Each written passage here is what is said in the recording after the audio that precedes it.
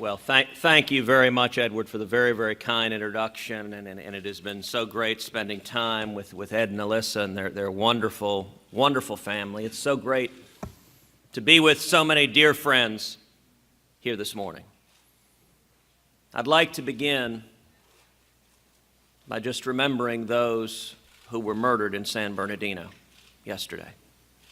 And I would ask if we could observe a moment of silence in their honor.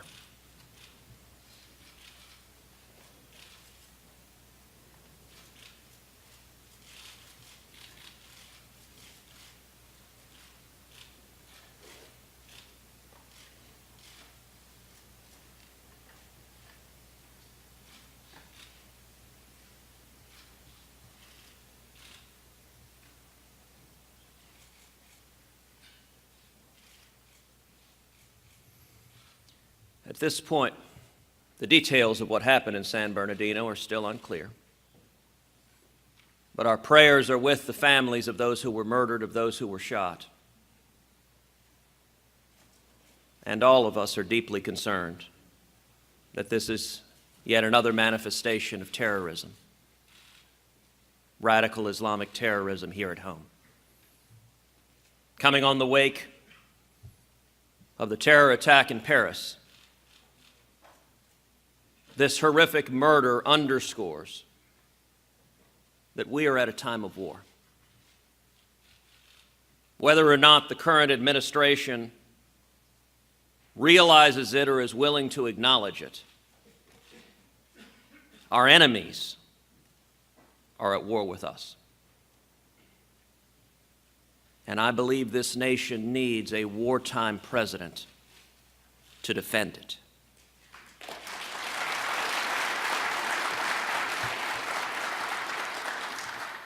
In recent weeks, President Obama traveled abroad to explain that he doesn't believe in American leadership, that he doesn't believe in America winning. Quote, "I don't have time for that." You know, I've got to say, FDR and JFK and Ronald Reagan were spinning in their graves to hear an American president say he doesn't believe in American leadership or America winning. I'll tell you, when it comes to radical Islamic terrorism, I think our strategy, to borrow a page from Ronald Reagan in the Cold War, should be very simple. We win, they lose.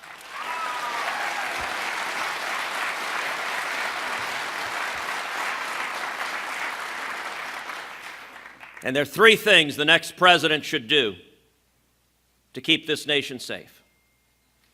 The first is speak the truth.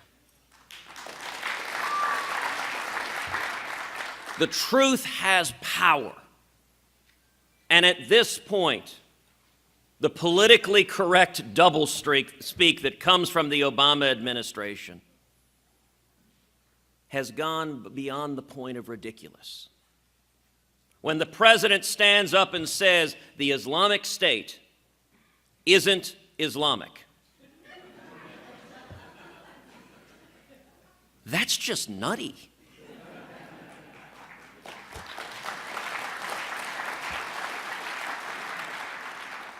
We need a president who will call the enemy by its name, radical Islamic terrorism, and we will defeat it.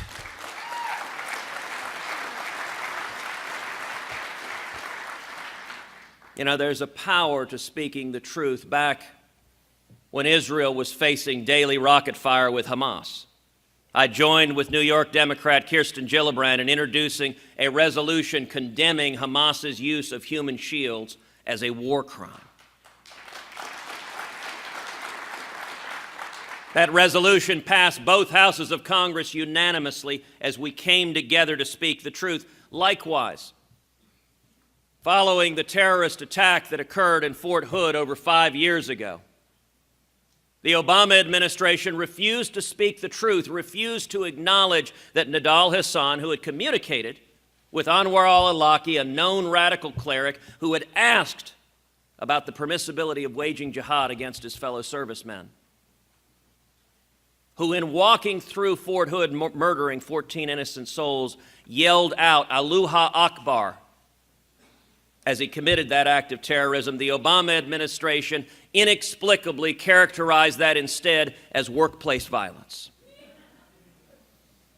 One of the things I'm most proud about in my tenure in the Senate is that I introduced the legislation to mandate that the Purple Heart be awarded to those soldiers who were murdered.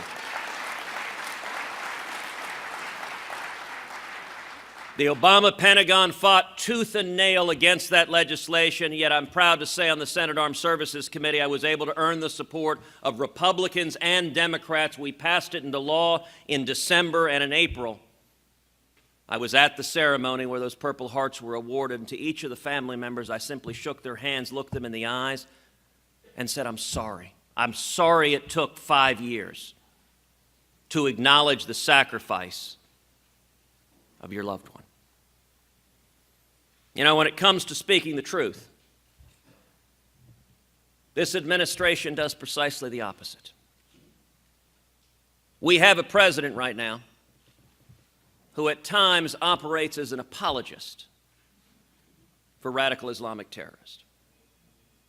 Now, I don't use that word lightly. The word apologist has a very specific meaning. It's someone that gives a rationalization, a justification for the conduct. I was at the last National Prayer Breakfast.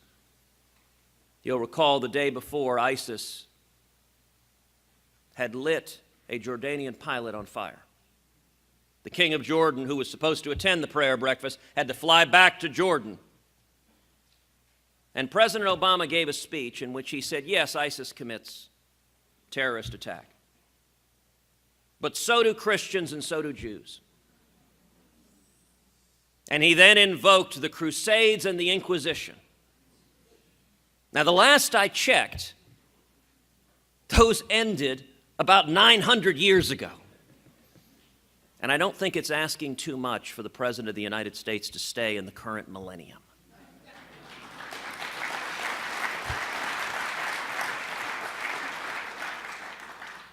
And the argument, this is just like the Crusades and the Inquisition, is exactly the argument that ISIS and the terrorists use.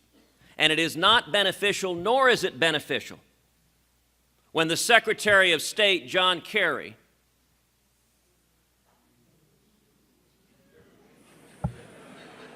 you know him well, suggests some months ago that Israel could become an apartheid state. Or when the Secretary of State, John Kerry, also says that the terrorist attack against Charlie Hebdo was understandable. The United States of America should not be trying to rationalize radical Islamic terrorists. I'll tell you, when John Kerry was nominated, only 3 senators voted against his confirmation. Never have I been prouder to have been in that gang of 3.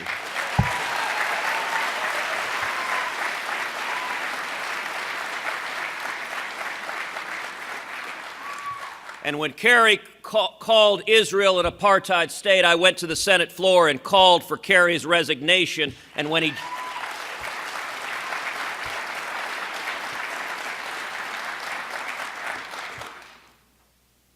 And I would note that we need more senators, both Republicans and Democrats, that likewise call for accountability when the Secretary of State uses language that undermines the safety and security of our allies.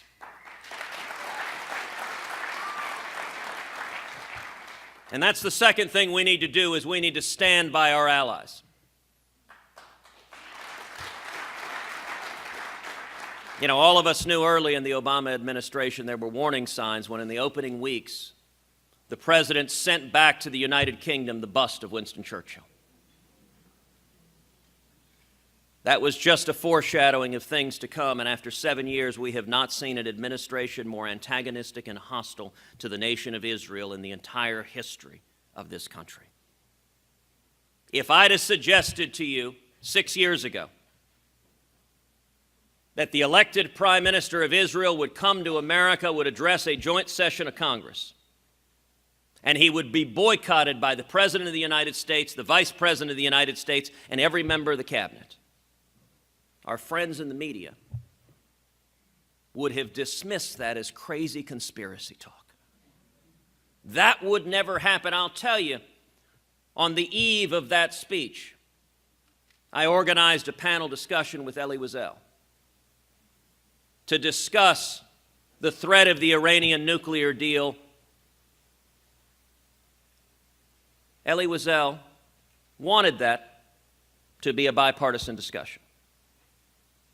So I invited one Democrat after another Democrat after another Democrat after another Democrat. We invited roughly a dozen Democrats, and not a single Democrat was willing to stand on a stage with Elie Wiesel and discuss the Iranian nuclear deal.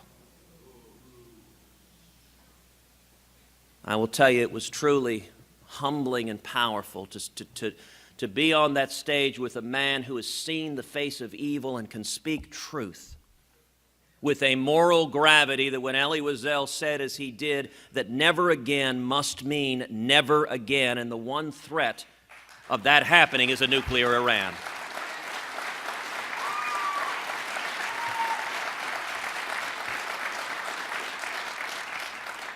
We need a president who will stand unapologetically with the nation of Israel.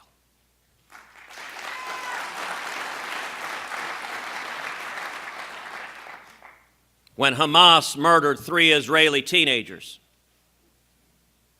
I joined with New Jersey Democrat Bob Menendez to introduce legislation providing a $5 million reward for information leading to the capture of the terrorist who had kidnapped and murdered Naftali Frankel, one of the 3. Naftali was a dual Israeli-U.S. citizen. That legislation passed the Senate unanimously. Thankfully, they captured the terrorist before the House could take it up. Just in the past couple of weeks, I put together a bipartisan coalition of some 30 senators to write to the EU to oppose their plan to require labeling on products coming out of Israel.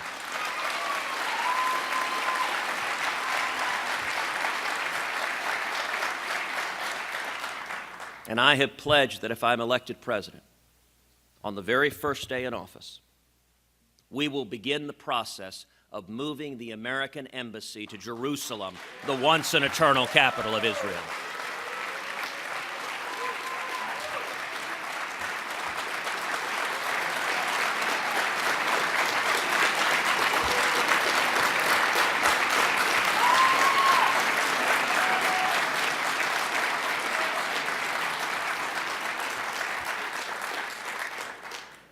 And let me tell you now, as we see the global BDS movement, unfortunately, get more and more momentum behind it, in a Cruz administration, any university that supports the BDS movement will find its federal funds stripped away.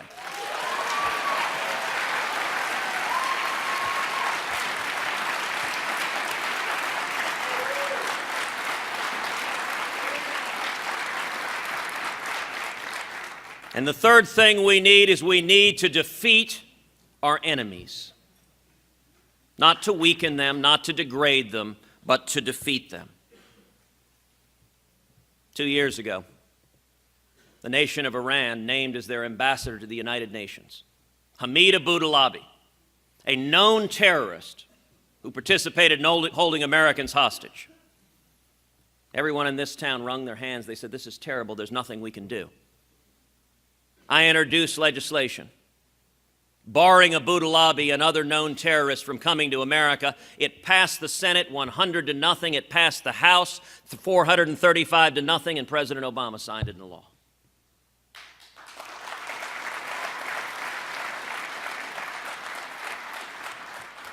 Part of defeating our enemies is understanding who they are. And that means not going down the misguided foreign policy of Barack Obama and Hillary Clinton, and unfortunately too many Republicans in this town. In 2009, Hillary Clinton and Barack Obama led the effort to topple the government in Libya. The consequence of that, Libya has been handed over to radical Islamic terrorists fighting in a war zone. Shortly thereafter, the Obama administration led the effort to topple Mubarak in Egypt. The consequence of that, the Muslim Brotherhood, a terrorist organization, became the government in Egypt. And now we see the Obama administration, with the support of politicians in both parties, trying to topple the government in Syria with no plan for what will replace it. If we are to defeat our enemies, we need to be clear-eyed that toppling a government and allowing radical Islamic terrorists to take over a nation is not benefiting our national security interests. Putting ISIS or Al-Qaeda or the Muslim Brotherhood in charge of yet another state in the Middle East is not benefiting our national security. Instead, we need a president who focuses clearly and says we will utterly destroy ISIS.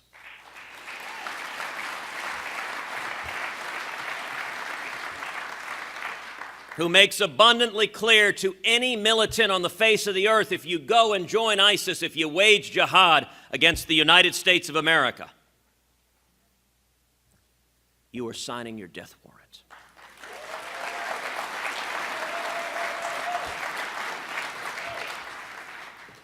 And then finally, we have the Iranian nuclear deal. If I am elected president, I have pledged on the very first day in office to rip to shreds this catastrophic Iranian nuclear deal.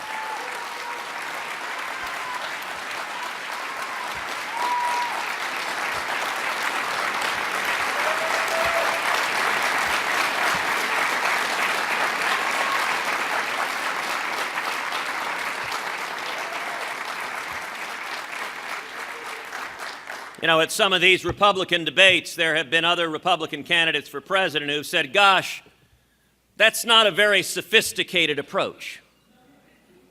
You don't understand. We need to wait and see if we can trust the Iranians. Well, let me tell you what, I do trust the Iranians. When the Ayatollah Khamenei burns American and Israeli flags and says death to America, I trust him that he means it.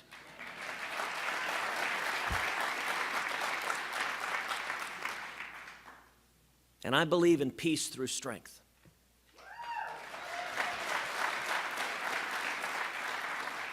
We are facing a moment like Munich in 1938. And President Obama, like Chamberlain, has come back from Tehran promising peace in our time.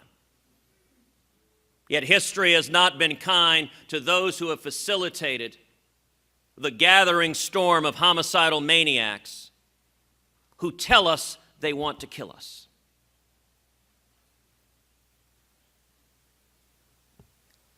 The next president needs to have the fortitude to say to the Ayatollah Khamenei in no uncertain terms, either you will stop your nuclear weapons program or we will stop it for you.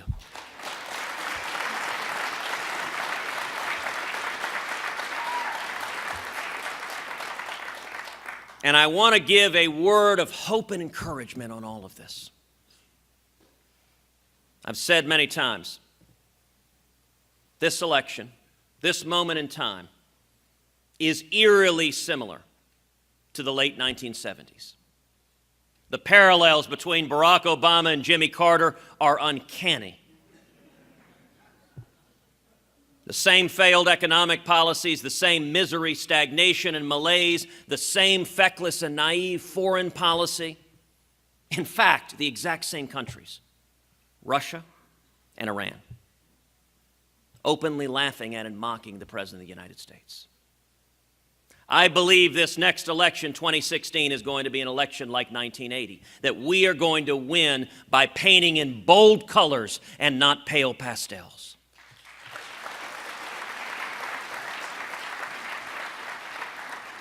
The manifest failures of the Carter administration set the stage for the Reagan Revolution, which came from millions of Americans across this country. It was a grassroots movement. It didn't come from Washington. Washington despised Reagan.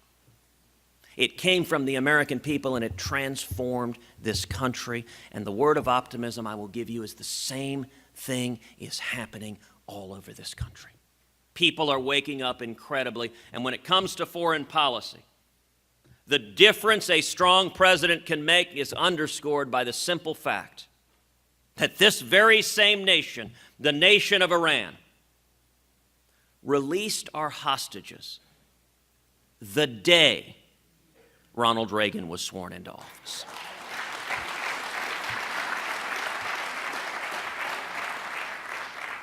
And with that, Matt,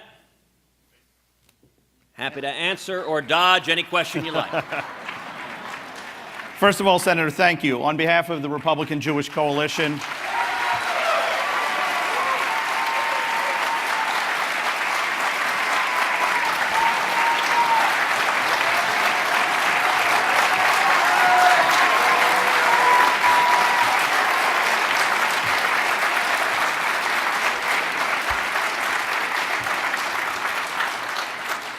this is great. I've never gotten a standing ovation before. I've got a couple questions. We have been collecting questions over the last couple weeks, and I've curated a bunch of them, and I know you touched on a bunch of your remarks. But one of the things that comes up, and my apologies in advance for this comparison, but a number of people have asked that much has been made of Barack Obama coming into office as a first-term senator with no foreign policy experience. How do you respond to those who raise the same concerns about you? Well, I'll say two things. When the media asks, gosh, aren't you like Barack Obama? My reaction to reporters is, I thought you thought that was a good thing.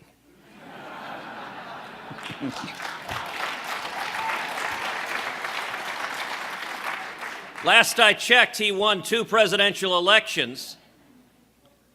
And listen, Barack Obama is not a bad president because he was a senator. Barack Obama is a bad president because he's an unmitigated socialist who won't stand up and defend the United States of America.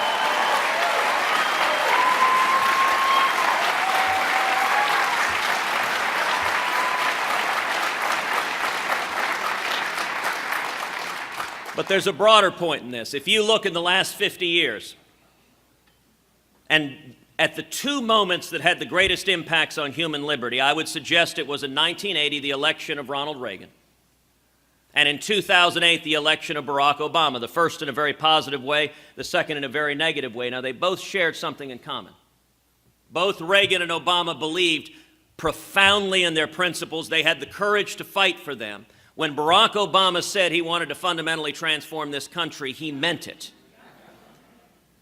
And the damage that has been done in the last 7 years is enormous, and I believe the only way to undo the damage is, as Republicans, we need to nominate a candidate for president as committed to conservative principles as Barack Obama is to liberal principles.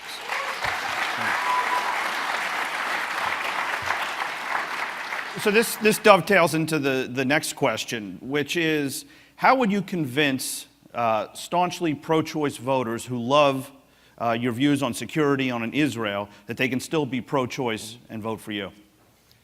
Well, you know, that's a question that comes up a lot, and the simple reality is to win. Every one of us wants to win.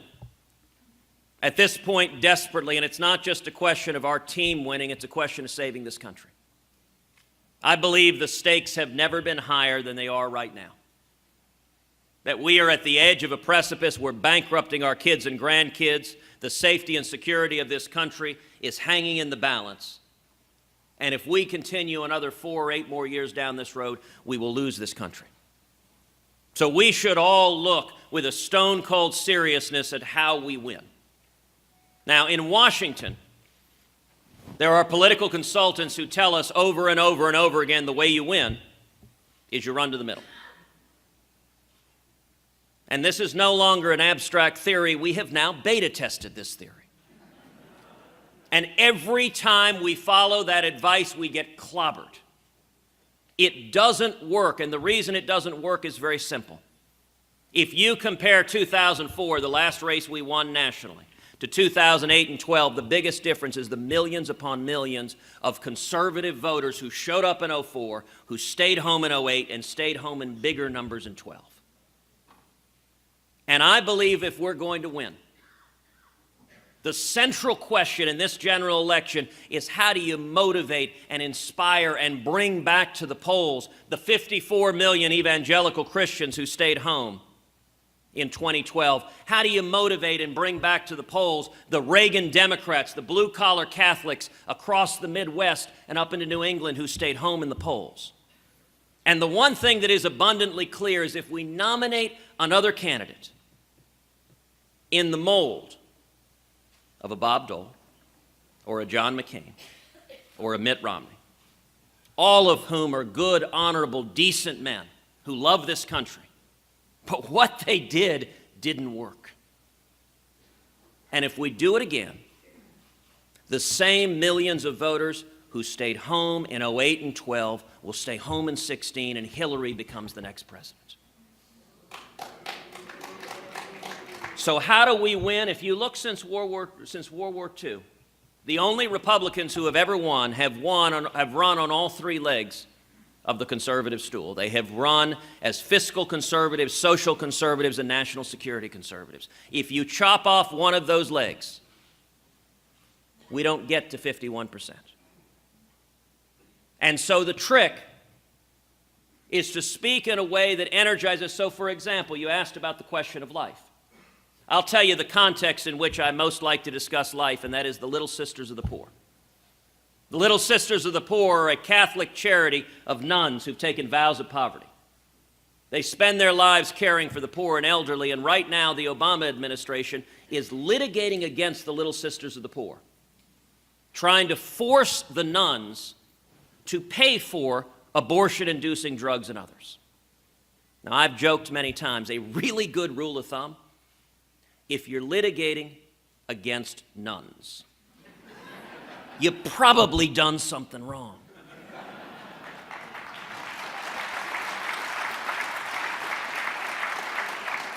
If we focus on values that unify us, that bring us together, bringing back jobs and growth and opportunity, defending our constitutional rights, and restoring America's leadership in the world, that in 1980 is how the Reagan Revolution rose up. It's what brought millions of people to the polls who had never voted again, and it's what we're seeing happening now.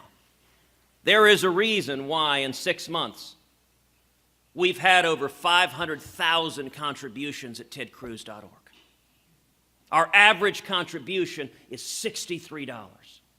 There is a reason why when we do rallies, a couple of weeks ago we were in Kalamazoo, Michigan, 9 a.m. on a Monday morning in a hockey rink. 800 people came out, almost all Reagan Democrats. Irish Catholic Union members, working men and women, the people getting hammered by the Obama economy. If we're going to win, we run a populist campaign of hard-working men and women who want to believe again in the promise of America, and we run it against the bipartisan corruption of Washington that Hillary Clinton embodies. And let me say one final thing, Matt, which is I cannot wait to stand on a debate stage with Hillary Clinton.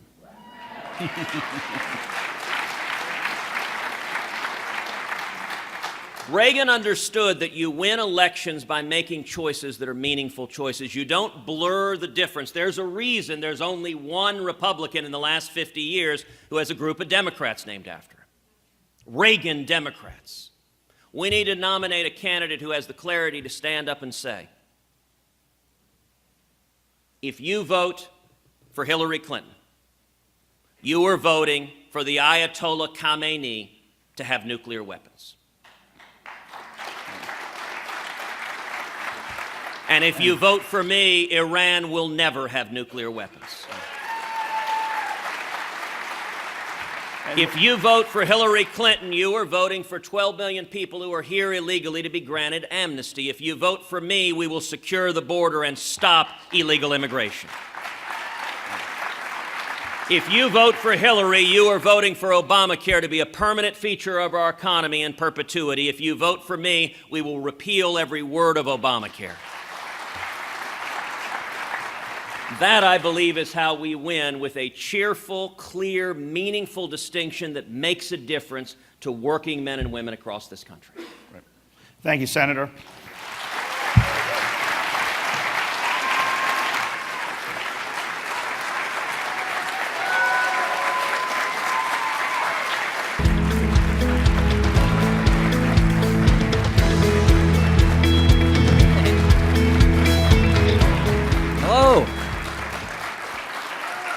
you. I'm from the federal government here to help you. So the RJC is 30 years old, right? You never look better. You don't look a day over 20. Don't you feel like you're more relevant than ever? Don't you feel like that what you've been trying to tell people is coming true? So I want to thank you all for helping me all these many years. I'm from South Carolina, as you might can tell. And the last election for Senate, I had 6 primary opponents, from mildly disturbed to completely insane. And it's the insane guy I was worried the most about. You rallied to my side.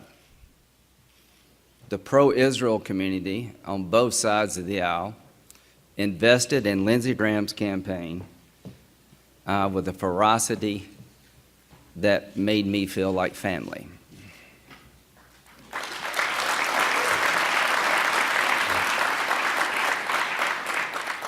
We are family.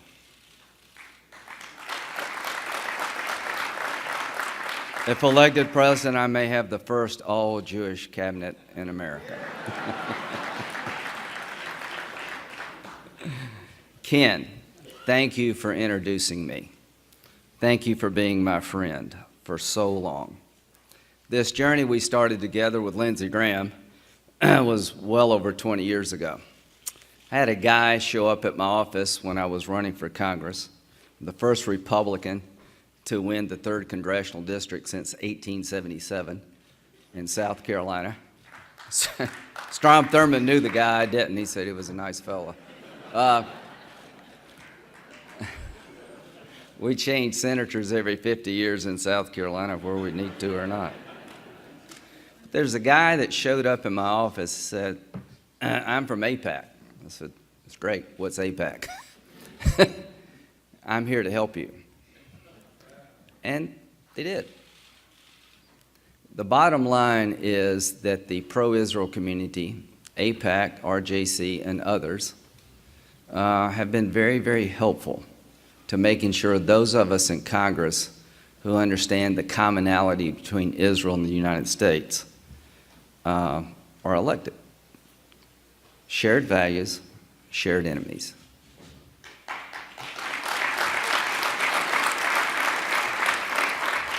I'm the first in my family to go to college. Anybody in that boat? Neither one of my parents finished high school. My dad owned a liquor store, a bar, and a pool room. This is why I would be a good president for you. I grew up in the back of a bar until I was in high school. We lived in one room. My mom, my dad, my sister, who was 9 years younger than I am. Life was pretty good. If you own your own business, you go to work every day whether you feel like it or not. Does that sound familiar? You can't get sick. I ran the pool room as a kid. This is why I would be good regarding the Iranians. I know a liar when I see one.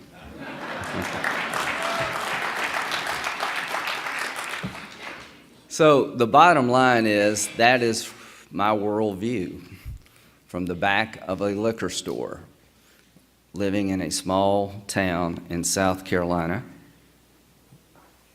being raised by wonderful parents who cared a lot but not well educated. But they gave me the one thing that is essential: unconditional love.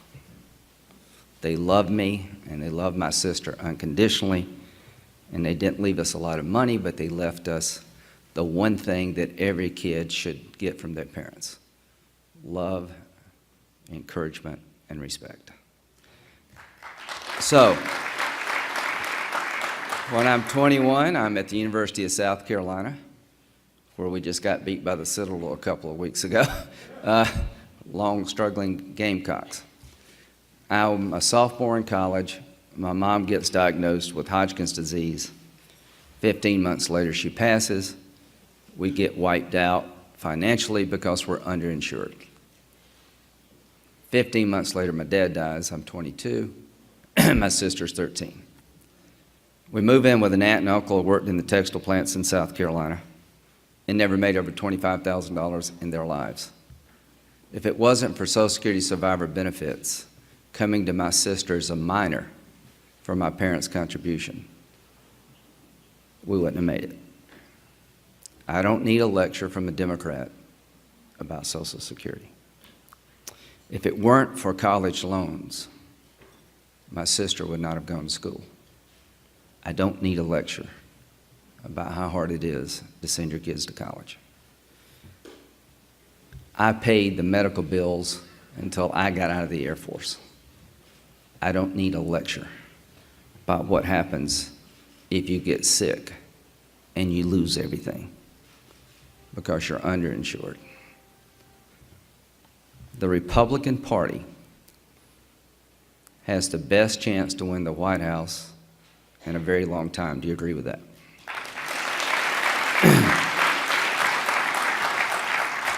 I heard Senator Cruz mention a couple of things that I'm going to take issue with. Why we lose. How many of you believe that we have issue with? Why we lose. How many of you believe that we're losing elections because we're not hard-ass enough on immigration?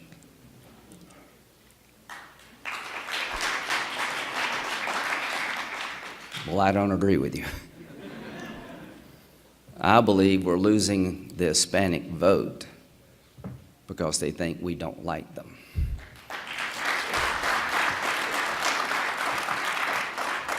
I believe that it's not about turning out evangelical Christians. It's about repairing the damage done by incredibly hateful rhetoric, driving a wall between us and the fastest growing demographic in America, who should be Republicans. I believe Donald Trump is destroying the Republican Party's chance to win an election that we can't afford to lose. Let me tell you about life in America as it really is. 25 years ago, a young man and young woman came over from Mexico. They seek a better life. We have two borders, one with Mexico and one with Canada. I've yet to meet an illegal Canadian, and I'm looking for them all over the place in New Hampshire. I can't find them. There may be one out there. Isn't it kind of odd we are not run over by illegal Canadians? Rule of law country, sound economy, not a bad place to live. The Canadians come to Myrtle Beach in March and they go swimming. We're glad to have them. Too damn cold for us to swim in March, so we have Canadian Week. They leave on Sunday. The people come here illegally usually come from poor and corrupt countries, and some of them are bad, but most of them are good. So 25 years ago, a couple came here with one child. They've had 2 cents. They're U.S. citizens under our law. That's just the way the law is. You want to revisit that, count me in. But we're not going to retroactively change it. The bottom line is those 2 children have no place to call home other than America. This is where they've been raised. They've gone to school. One's joined the Marine Corps. The highest percentage of minorities in the Marine Corps are Hispanics. He's done a tour of duty in Afghanistan, maybe one in Iraq. He comes home and he hears, hey, where's mom? You haven't heard she's walking back to Mexico. That's self-deportation. Mitt Romney's one of the finest men I've ever met. He's a wonderful man. When he embraced self-deportation, he made a mistake because he exposed our party to a concept that most Americans don't buy and very few Hispanics buy at all. But that's not good enough. In 2016, we got to go a little further. Now it's not self-deportation, it's forced deportation. We're literally going to round them up. That sound familiar to you? Every one of them, including their American citizen children. That's the leader of the Republican Party. You think you're going to win an election with that kind of garbage? undercut everything you've worked for. So if you think it's about turning out more people and staying on this path, then you're setting this party up for oblivion. It's not about turning out more people. It's about getting more people involved in our cause.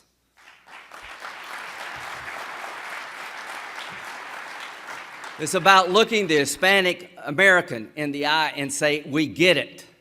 You're pro-life, you're entrepreneurial, you're very hardworking, you're very patriotic.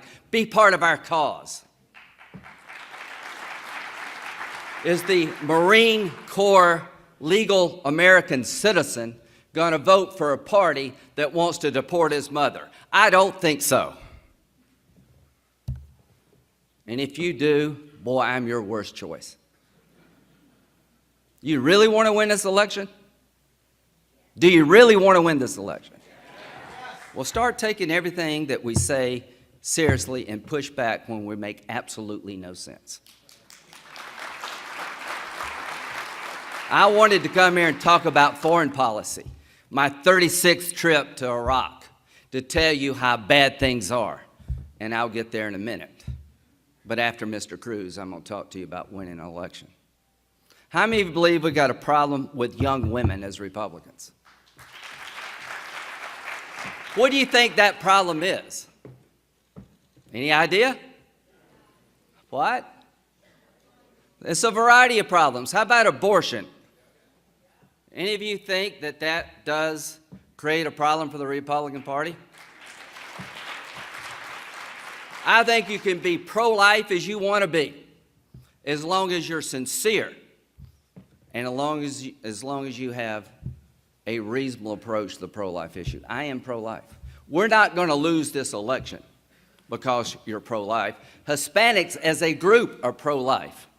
African Americans are more supportive of traditional marriage than any demographic in the country. It's not because of social issues that we will lose. It's positions we take regarding social issues that can disconnect us from America at large. How many of you believe that there should be an exception for a woman who has been a victim of a rape and has become pregnant? I don't believe you can be pro-life and win an election. But if you're going to tell a woman who's been raped she has to carry the child of the rapist, you're losing most Americans. And you asked a question to Ted Cruz. How do you get a pro-choice person to vote for you? Let me tell you what I will do. I am pro-life, you're pro-choice. ISIL is neither. The tax code is a monstrosity for all of us. But if you don't understand the following, then we're making a big mistake, and here's the following. If the nominee of the Republican Party will not allow for an exception for rape and incest, they will not win. Ted Cruz doesn't have an exception for rape or incest. He says the debate's going to be about the little sisters of the poor. He's going to take the fight to the Democrats about their wanting to impose social policy on charitable organizations. It will be about rape. And if you don't think that, then you just don't understand what they will do. It will be about the nominee of the Republican Party telling a woman who's been raped, you got to carry the child of the rapist. Good luck with that.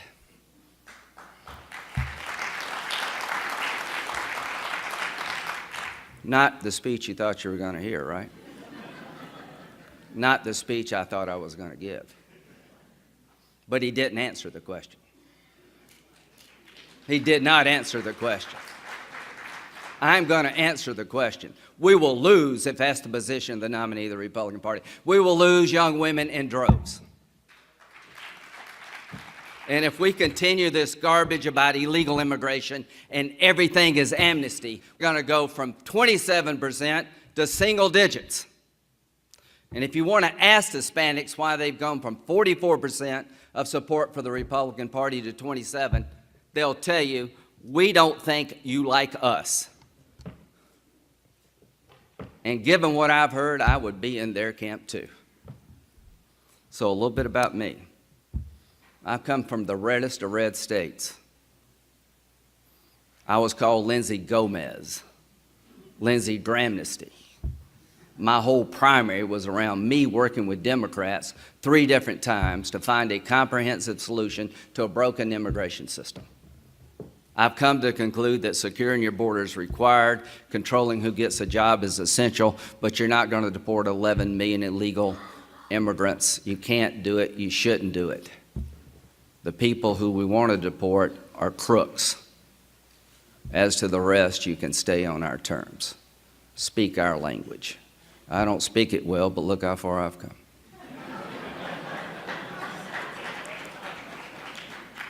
Pay a fine because you did break the law. Don't cut in front of those who've been doing it right. Wait 10 years before you can even thinking about applying for a green card. That will sell. My goal is not to have a third wave. I've taken a beating over this issue. Let me tell you why I can beat Hillary Clinton. Her definition of flat, broke, and mine are a bit different.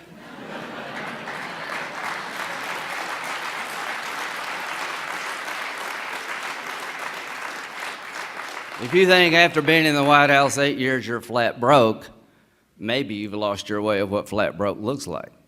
Maybe that's why they stole the China. If you want to change Barack Obama's foreign policy, why would you pick his Secretary of State? You want to be Commander-in-Chief? Where the hell were you when people in Benghazi needed your help? How could you have an ambassador in Libya and not talk to him for a year when the whole place is falling apart? How could you not know that 600 requests for security came to the headquarters and none of them were honored? How could you tell your own daughter, well, this wasn't a protest caused by video, it was a terrorist attack, and 2 days later, tell the families of the fallen, we're going to get the guy who made that video?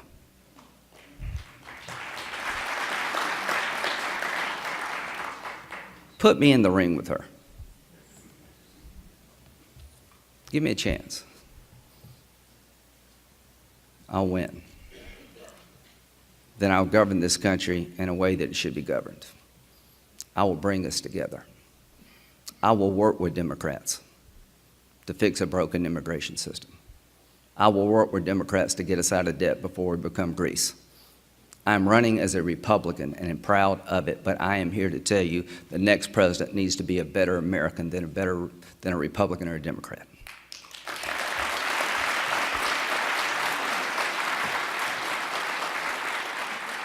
How are you going to bring us together if your whole career has been about dividing us? I got one general rule of thumb. If a law is named after the president who's still in office, you're probably not going to repeal it. So this idea of shutting the government down to get Obama to repeal Obamacare never made a whole lot of sense to me. I am tired of that crap. I want to put an agenda forward that actually makes sense to the average American. I embrace working with the other side because the next president has to. I embrace what Ronald Reagan did with Tip O'Neill. Start drinking together.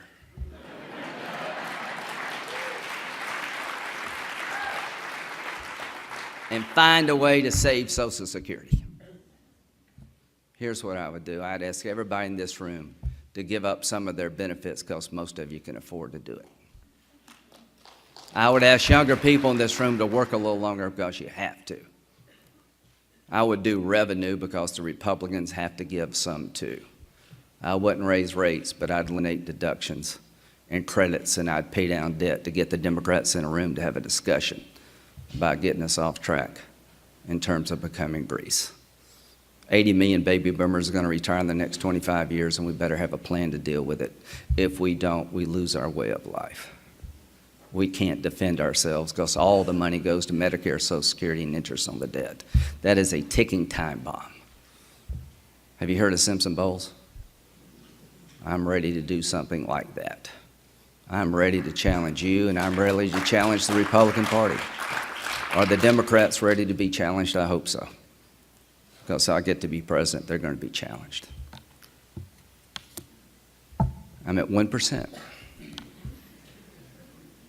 The election is still a long way away. Help me stay in this race.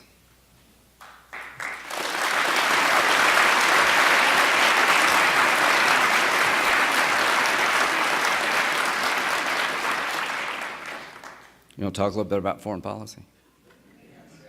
Do you think I even need to talk to you about my support for Israel? No. I'm the first guy to go to the RJC event and never mention Israel in 15 minutes. You know why? Because I don't have to.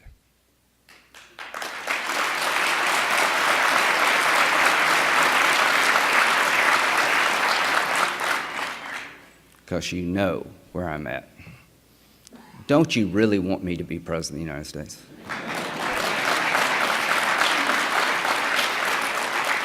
In your heart of hearts, don't you want me to be by Bibi's side?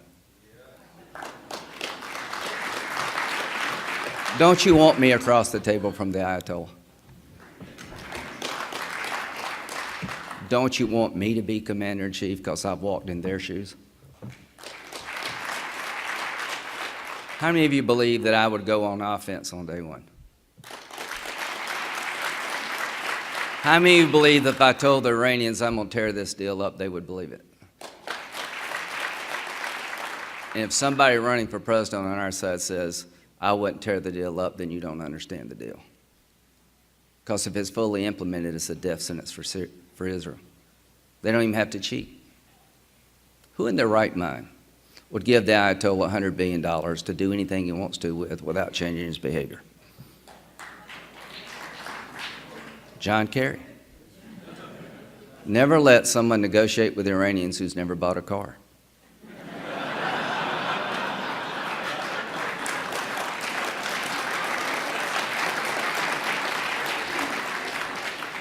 I would tear the deal up because it's unworkable. And I would do the following. I'd call the Congress and say, give me one piece of legislation as leverage. If you do business with Iran, you're not going to use American banks. The phone would ring. Then I'd get you a better deal.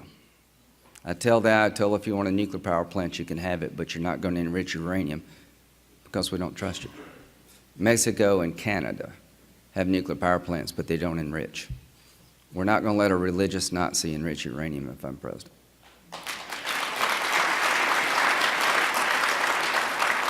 You're not going to get a penny of money and another weapon until you stop becoming the largest state sponsor of terrorism. If you try to break out, I will stop you. If you want a war, you will lose it. My goal is to take off the table the nightmare of all nightmares, a weapon of mass destruction in the hands of a radical Islamist who would use it. That's the number one threat to mankind. It's the way the second Holocaust becomes a reality. If you don't stop this deal and replace it with something else, every Arab in the region is going to want their own nuke. And our friends in Israel are in an untenable position. I understand why this is a bad deal, but I have the credibility in the region to get you a better deal. I've been there 40 times in the last 10 years. I know everybody worth knowing. I am intent on stopping this deal and stopping this regime before it's too late. Ted Cruz says he'd keep Assad in power. I sure as hell will not. I am not going to give Damascus to the Iranians, Baghdad to the Iranians. There's a corridor between Damascus to deep in the heart of Lebanon where Hezbollah can transport weapons that are going to be used against our friends in Israel. As long as Assad's around, Hezbollah has a partner. Do you agree with that? If I'm president, Assad's going standing up or laying down, but he is going. ISIL will be destroyed. I'm the one guy that can go to every Arab leader in Turkey and say, we're going to use your armies, and we're going to go in and pull the caliphate up by the roots and kill every one of these bastards we can find, and we're not leaving until the job is done. They will follow me. They trust me. Then we'll turn to Assad, Russia, and Iran and say the following. We're going to let Syrians pick the next leader of Syria, not the Ayatollah, not Putin. And if Russia and Iran wants to fight the entire Arab world, Turkey, and Western powers, they're welcome to do so. If you want to fight for the butcher of Damascus, be my guest, Putin. You got 18 planes and 6 of them can't fly. He's got a pair of twos and we got a full house and he's kicking our ass because we got somebody that doesn't know how to play cards.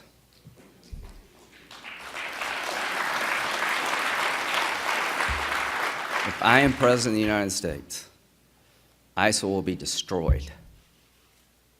Iran will be defamed. And the UN will be put on notice that if you can't continue to come after our friends in Israel, you won't get a dime of money from the American taxpayer.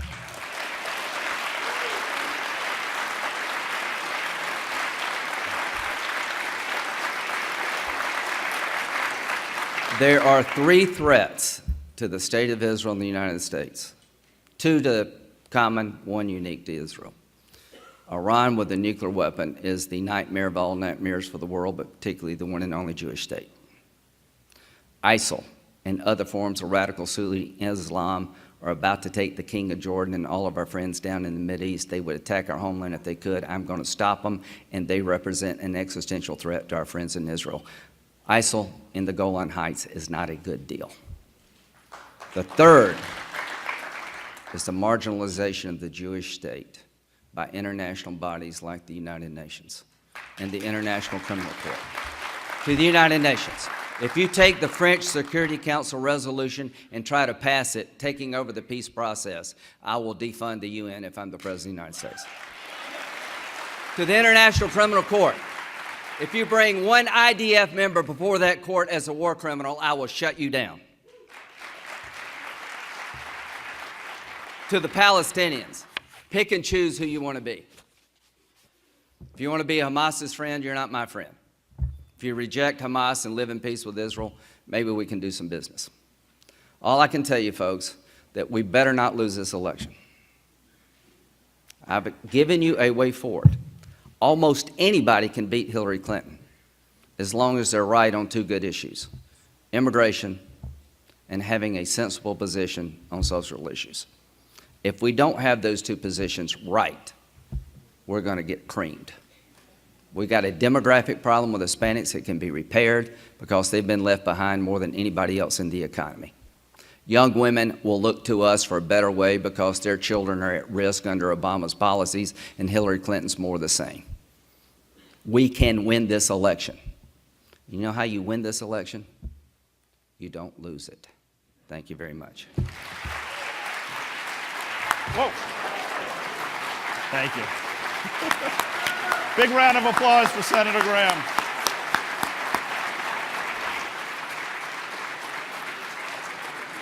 Please welcome RJC board member Wayne Berman. Thank you very much. Thank you. Thank you. Thank you. I appreciate it. Thank you. Thank you for being brief, Wayne, although as he told me on the way out, you've only been alive 44 years. How much is there to say? So thank you very much. We begin today by, of course, our thoughts, our prayers are with those that have been impacted by the attacks in California last night. We are still gathering details. We don't know all the facts yet, but we certainly have learned some facts that are concerning and weigh on our minds in the aftermath of what we see happening in the world. And so we begin with that acknowledgement and the understanding that we live in a very different world than the one I grew up in, the world you grew up in, the world we had not long ago.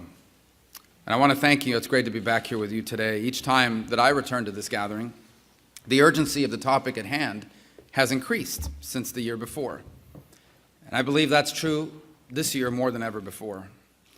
The threats facing our country and Israel have grown dramatically in recent months, in large part because our president has placed his own legacy ahead of our mutual security. But of course, when we gather here a year from now, we will have a new president-elect. And depending on, you can clap, depending on who that is, it will have either taken a significant step towards reviving American leadership in the world and in the process advancing Israel's security, or we will have slid even further towards weakness and disengagement. I think one of the things that's become most obvious over the last year is the devastating cost of a foreign policy that lacks moral clarity. Moral clarity means that we stand by our principles and by our commitments. It means we speak up for what's right and speak out against those who are wrong, even if that opens us up to criticism. It means our allies trust us and our adversaries respect us. It is common sense that American leadership should look like this. In fact, presidents across both parties have led with moral clarity, from Kennedy to Reagan until now. Now, we have a president who leaves our allies feeling betrayed and our adversaries feeling emboldened. And there is no better example of that happening than what is happening now in the Middle East. I always point out that in the entire region, in the entire Middle East, there is only one pro-American, free enterprise, democratic nation. And that, of course, is the Jewish state of Israel. America has strong ties to Israel on cultural, personal, political, and economic levels. It is everything we wish and want the Middle East to look like in the future: free, tolerant, democratic, peace-loving, and desirous of a better future. And today, Israel stands on the front lines of our civilizational struggle against radical, apocalyptic Islam. And this term, apocalyptic Islam, it is not an attempt to be provocative. It is an attempt to be accurate. It is descriptive of the true beliefs of the leaders of both Iran and the Islamic State, that they are living in end times and that mass genocide is their way to honor God. This enemy hates our two nations, both liberal democracies, both products of the Judeo-Christian tradition, for the exact same reason. And the first requirement of fighting for our common security is standing together. We must not separate the threat to Jerusalem and Tel Aviv from the threat to Paris or London or New York or Washington or even Miami. In fact, I can think of no nation whose security is as closely tied to our own more than Israel. For any time there is daylight between America and Israel, it emboldens Israel's enemies to take action, first against the Jewish state, but then against the rest of the free world. Last month, we saw how quickly terror can spread from the Middle East into the heart of Europe. Too many in Washington fail to understand this. They wonder why we should trouble ourselves with a small country thousands of miles away. They fail to see the connection to our national security and our moral character. They fail to understand the danger of sending a message to the world that America is an unreliable ally. And so they argue we should distance ourselves from Israel, abandon it to its multitude of eager enemies. I believe that, deep down, those who wish for this know what it would mean. It would mean we leave Israel's enemies to face alone the terror of rockets falling on their homes, the existential threat of the Iranian nuclear weapons program, which President Obama has now exacerbated, the death march of the Iranian proxy Hezbollah on Israel's northern border, an Iranian-backed jihadist who indiscriminately kill Israelis on the streets of Jerusalem, Tel Aviv, and yes, even in Judea and Samaria. Those in Washington who wish America would abandon Israel also understand something else. The threat of physical violence is not the only threat Israel would be left to face alone. There is also a growing political and diplomatic threat.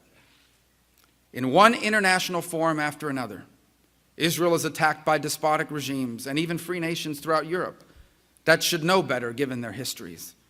It is singled out for condemnation relentlessly, a bullying to which no other nation on earth is subjected. Normally, the United States stops these attacks and shames the attackers. Normally, the United States speaks with confidence and clarity about the regimes that hijack international bodies to distract the world from their own wrongdoing. Normally. But not under Barack Obama. President Obama, and I'm afraid Hillary Clinton, have a very different policy. They call it engagement, but what it really should be called is abandonment. Instead of standing up to those who single out Israel, the Obama administration takes the path of least resistance. It throws up its hands and says, in essence, not our problem. Consider this. Just weeks ago, Palestinian Authority President Mahmoud Abbas began a speech to a UN body by asking, quote, this is his quote, "For how long will this protracted Israeli occupation of our land last?" End quote. After 67 years, how long? End quote. As we all know, 67 years ago was 1948, the year of Israel's creation. And so the man who is supposed to be Israel's partner for peace has just said that all of Israel is illegitimate and that the Jewish state is an occupation of someone else's land. Now, this is not unusual rhetoric for a Palestinian leader, but what matters is that it should have provoked a harsh condemnation from the United States.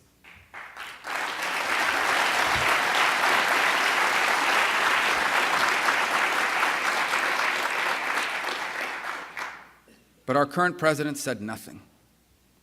By his silence, our government emboldened those who seek Israel's destruction and made ourselves a bystander to a poisonous lie. Similarly, over the last 3 months of Palestinian terror attacks, our administration has refused over and over again to do anything more than call on both sides for restraint, as if there were no difference between aggression and self-defense. The Palestinian attacks are being incited by lies knowingly promoted about Jewish threats to the Al-Aqsa Mosque in Jerusalem and spread through a vicious campaign of anti-Semitism in Palestinian media. Or consider the European Union's recent approval of a new trade rule that requires special labeling of products produced in what the EU now considers Israeli-occupied territories. The goal of this is to encourage Europeans to boycott goods from Israel. The rule applies to no other country in the world, not to Russia, who invaded Georgia and Ukraine, nor China, which occupies Tibet. The EU is singling out only Israel.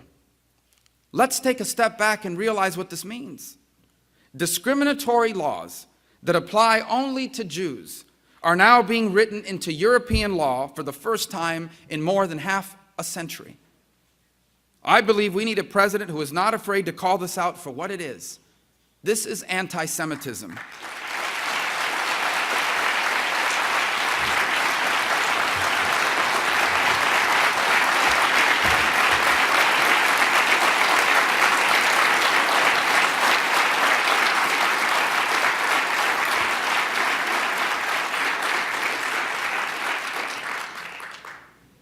Today, anti-Semitism hides behind the label of anti-Israel. We need a president that will call it that, and I will be that president. I will take a very different approach to the United Nations. There will be no more complicity in attacks on Israel. Dictators, rogues, and terror sponsors will be publicly shamed. The United States will leave and defund UN entities that attack Israel or promote anti-Semitism.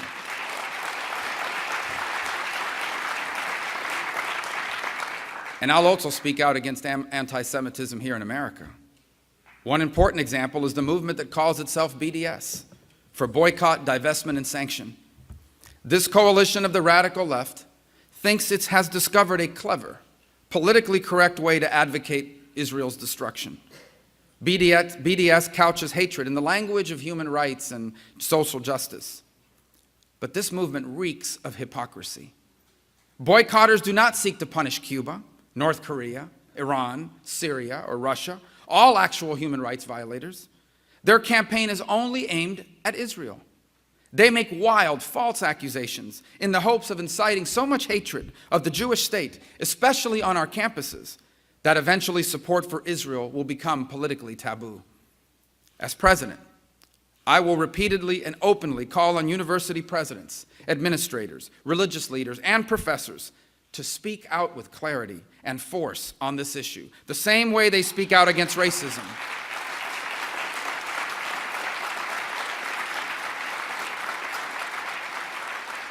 The same way they speak out against racism and other forms of bigotry. I will make clear that calling for the destruction of Israel is the same as calling for the death of Jews.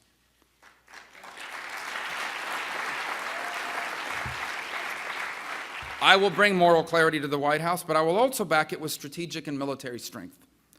When I am commander-in-chief, I will fortify our alliance with Israel.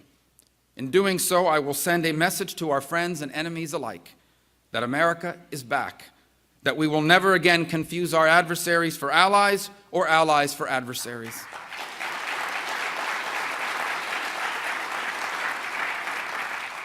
So let me be loud and clear about how I will begin. I will immediately shred this president's disastrous deal with Iran. You know, news reports out of Vienna this week indicate that Iran will not even be required to come clean about its past nuclear work. This makes a bad deal worse. And those who are now rushing to do business with Iran need to know that upon taking office, I will reimpose the sanctions that President Obama plans to waive over congressional objection. The days of giving the Ayatollah of Iran more respect than the Prime Minister of Israel will be over on my first day in office.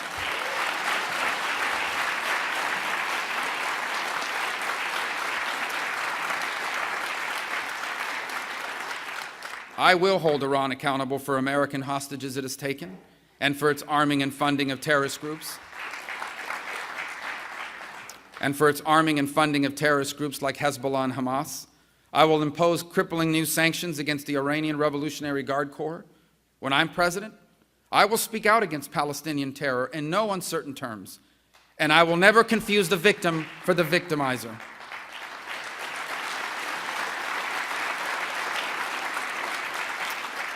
And this means that as part of rebuilding our alliance with Israel, I will put the peace process in perspective.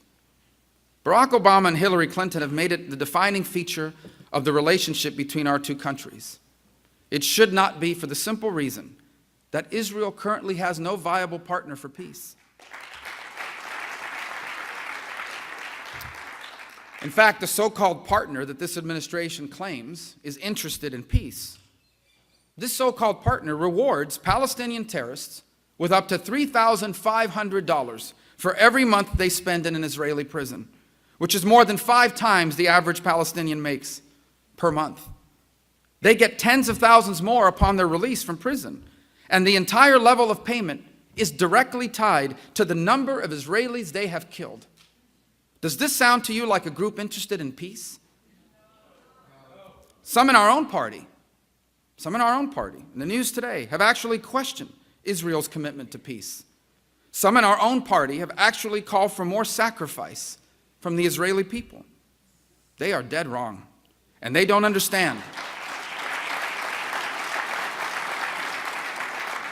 They are dead wrong, and they don't understand the enduring bond between Israel and America. Generation after generation of Israelis have struggled and sacrificed to find peace with an enemy seeking only war and death. I know and honor these sacrifices, and I reject those who believe that Israel is an impediment to peace. Let me be crystal clear. There is no moral equivalence between Israel and its enemies.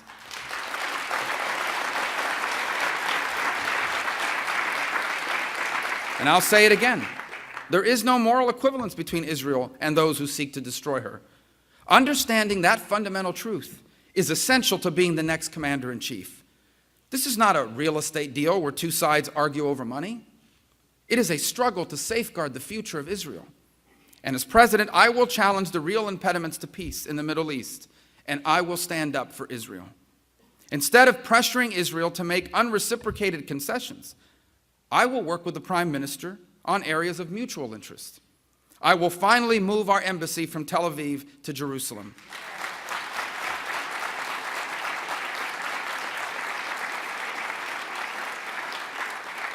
I will help ensure that Jerusalem remains the Jewish state's undivided and eternal capital.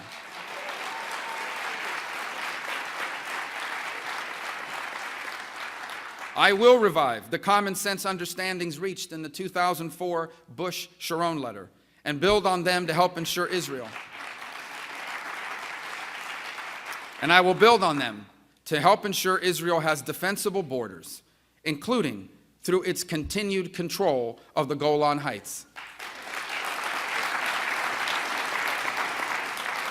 And this is only the beginning of what I will do as president in support of Israel, but it is far from the beginning of my efforts on this issue as a public servant. Throughout my time in the Senate, I have worked to strengthen and deepen our alliance. Just recently, I passed new sanctions against Hezbollah. Last year, I passed a budget amendment to move our embassy from Tel Aviv to Jerusalem, and I fought to require Iran to recognize Israel's right to exist. I've proposed crushing sanctions on Iran for its ongoing support for terrorism and human rights abuses.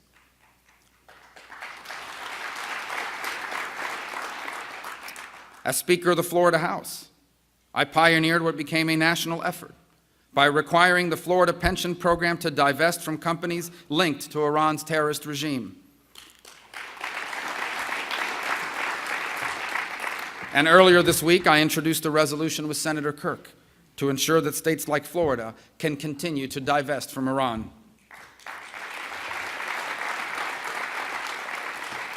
I've also led efforts in the Senate to pressure the Palestinian Authority to end its partnership with Hamas. I attempted to defund UN agencies that attack Israel and supported legislation to force Europe to stop its despicable anti-Semitic boycotting of Israeli products. And I've been a staunch supporter of our military assistance to the Jewish state, especially the Iron Dome system that has saved countless lives. In fact, these programs have ended up benefiting America by leading to the technological innovations now used by the U.S. military itself. In choosing a president, we need to look at what candidates do, not just what they say. Just a few short years ago, many in my own party were trying to derail the post-war consensus about America's role in the world. They will never call themselves isolationists, but that's exactly what they are.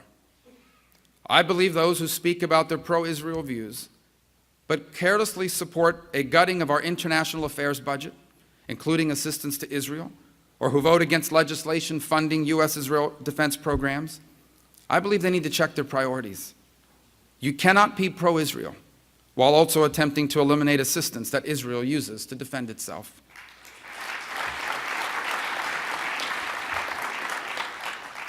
I'd like to leave some time to take your questions, so let me just close with this point. One thing that inspires me about Israel is that in the face of so much adversity, there is no nation that wants peace more. No nation has shown greater restraint towards its enemies.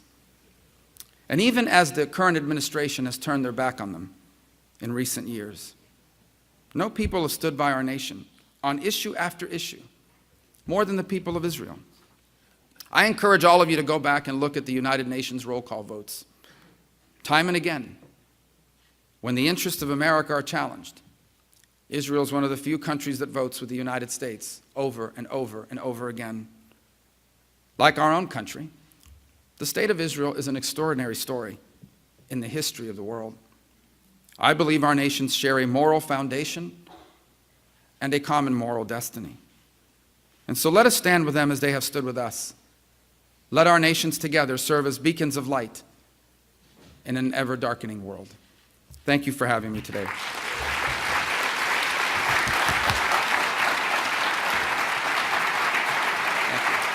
you very much. Thank you. Yeah, we have 9 minutes. So we have about 9 minutes for some questions. And Senator, these are questions that we have curated over the last week or so from our members and our attendees across the country. The troubling thing is that you answered about 85% of them in the course of your terrific speech. So we're going to try and find some things that we can address that you haven't touched on. First of all, obviously you laid out a very concrete set of proposals and a vision for your foreign policy as president. Obviously, you need a team to assist you once you become president. Can you share with our group some of the folks that you would consider potentially to be a Secretary of State in your administration? Well, I would think, I think it's premature to actually begin to cite specific individuals. Suffice it to say that I do believe in the Republican Party and across the conservative movement, we have a handful of new voices that are very strong on the issues that I care deeply about. And it's important, for example, the Secretary of State oftentimes, if you appoint the wrong person, becomes captive to the Foreign Service and the professional bureaucracy of the State Department. People that have been there for long periods of time who think they can wait you out, sometimes flat out ignore your orders, or in the implementation, undermine the directives of the President and the White House. So the most important thing you need in a Secretary of State is a strong leader who becomes the President's representative at the State Department, not the State Department's representative to the President.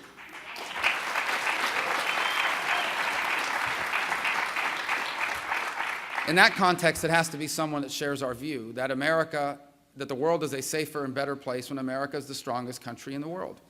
The best.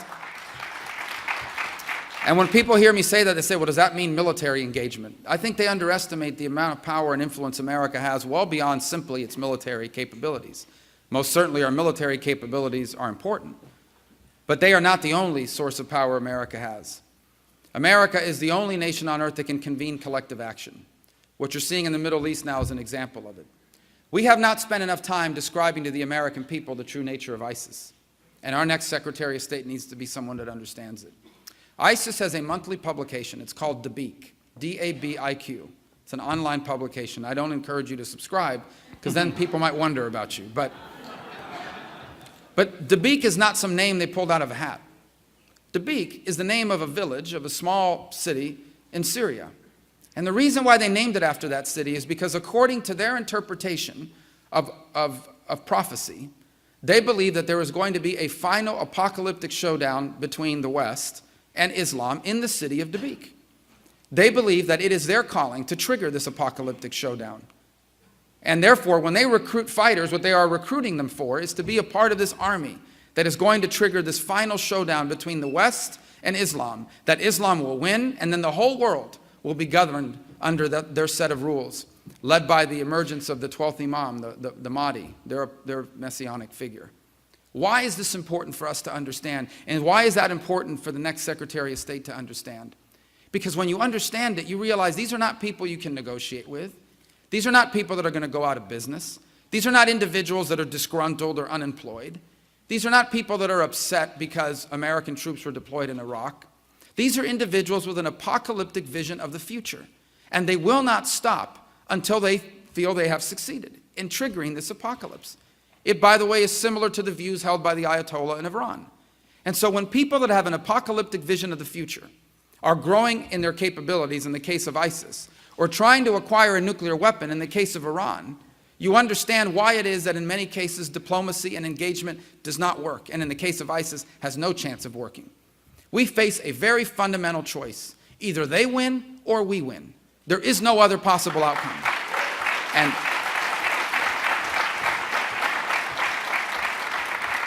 the next Secretary of State better be someone that understands this.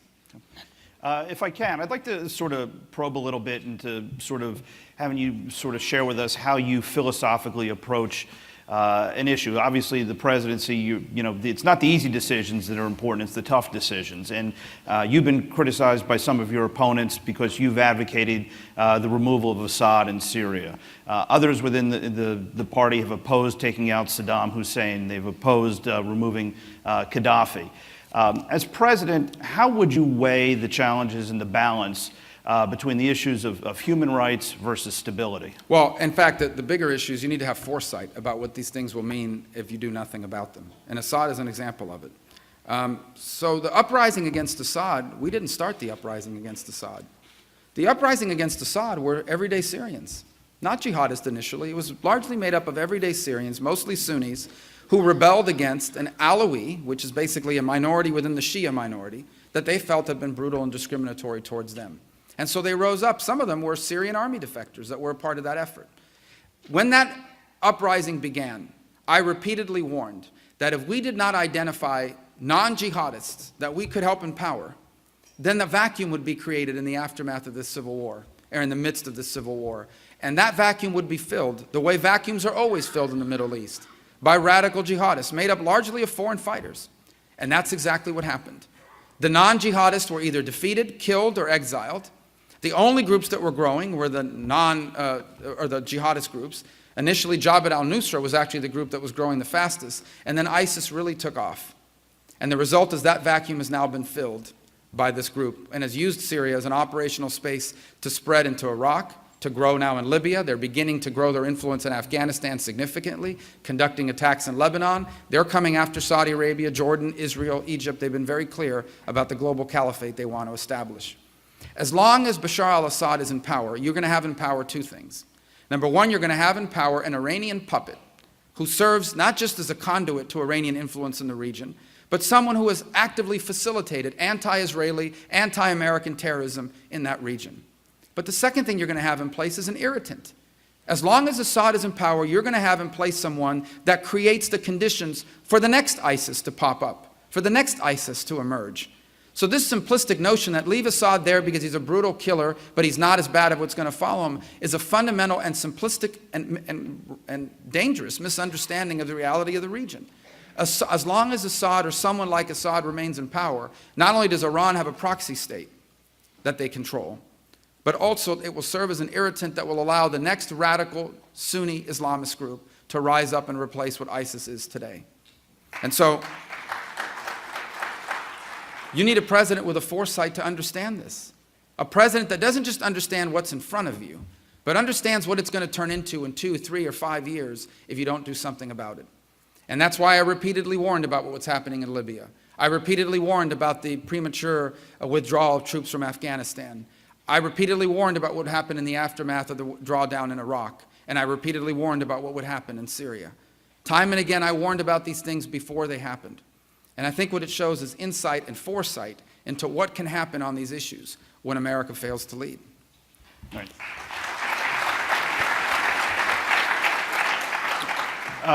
We've got 1 minute left. Let me ask you a quick question to follow up on your comments about the money that the Palestinian Authority uses to support terrorists and the families of terrorists. Would you condition, we give hundreds of millions of dollars to the Palestinian Authority, would you condition further U.S. aid specifically on a cessation of them funding yes, but not just terrorists? Absolutely, but not just that. Obviously, that is an atrocious fact that most Americans are not even aware of, but that's just the beginning of it. What about the indoctrination of children as young as possible? When you have a governing authority whose school curriculum is largely built on instilling in their children the hatred for Jews and how glorious it is to kill Jews, how can you possibly hope for peace? When you have an organization that actively teaches children that killing people because they are Jewish is a glorious thing that should be held up as an attribute, how could you possibly consider them a partner for peace? So I would say absolutely the payment to terrorists, but not just the payment to terrorists. Israel has no partner for peace right now in this conflict. I wish it were different, and so do the Israelis. And so in the absence of a partner for peace, what we must ensure is stability and security until hopefully at some point in our history in the future, perhaps a partner will emerge, but we don't have one now. Great. Senator, thank you very much. Thank you. I appreciate it. Big round of applause. Thank you. Watch your step. Thank you very much. Thank you. Thank you. 16. I want to start this morning by commenting a little on the San Bernardino tragedy of yesterday. We don't know the circumstances yet for sure, whether or not it involved terrorism or not. We do know it was a horrible, horrible planned assault. But let me tell you what else we do know. We do know that the Boston Marathon bombing was carried out by radical jihadists here in America. We do know that the Fort Hood massacre of our soldiers was carried out by a radical jihadist here in America. We do know that the Garland, Texas attacks that almost took place and would have massacred dozens of innocent Americans had they not been stopped by a Texas police officer was a radical jihadist radicalized here in America. We know that the Chattanooga murder of the Marine recruiters was carried out by a radical jihadist here in America. The Obama administration's response to that murder of those Marine recruiters was for them to take off their uniforms.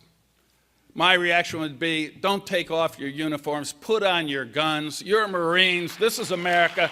We're not going to live in fear in the United States of America. But there's a broader point here. Every one of those attacks, terrorist attacks on American soil here since Barack Obama was president, have been carried out by people who have been radicalized to engage in a warped view of jihad. Obama was president, have been carried out by people who have been radicalized to engage in a warped view of jihad. We do not have to tolerate that type of speech or action here in America. You know, I'm a great believer in our Constitution, particularly the First Amendment. What is happening in some of our universities is completely crazy. But there is a rule of law in this country. The First Amendment does not allow you to shout fire in a crowded theater. You cannot call on Americans to engage in violent jihad against their fellow Americans and claim it's protected by the First Amendment. It is not. It is shouting fire in a crowded theater. We have got to shut down every effort of Islamists to radicalize people here in America, whether it's happening in a mosque, on the internet, through social media, or in community hall meetings. No radicalization in America. It is not protected speech. It is a crime, and we must stop it before there are more attacks here on American soil. Now, let me just say, I'm sure as you were scrolling through the program for today, you saw all the different candidates, and I heard and saw Lindsey Graham and Senator Rubio, and you come to Pataki, and you go, Pataki, you know, well, maybe I can take a bathroom break. Or maybe I can go out in the hall and try to finish that deal I'm working on. Why is he in this race? You know, yeah, he was governor of New York. He seems like a nice guy, but he's been out of office for 8 years. We have 1 million candidates. Why is he there? Well, let me tell you seriously why I am here. There are 2 things I know about 2016. We have to win the race. It is that simple.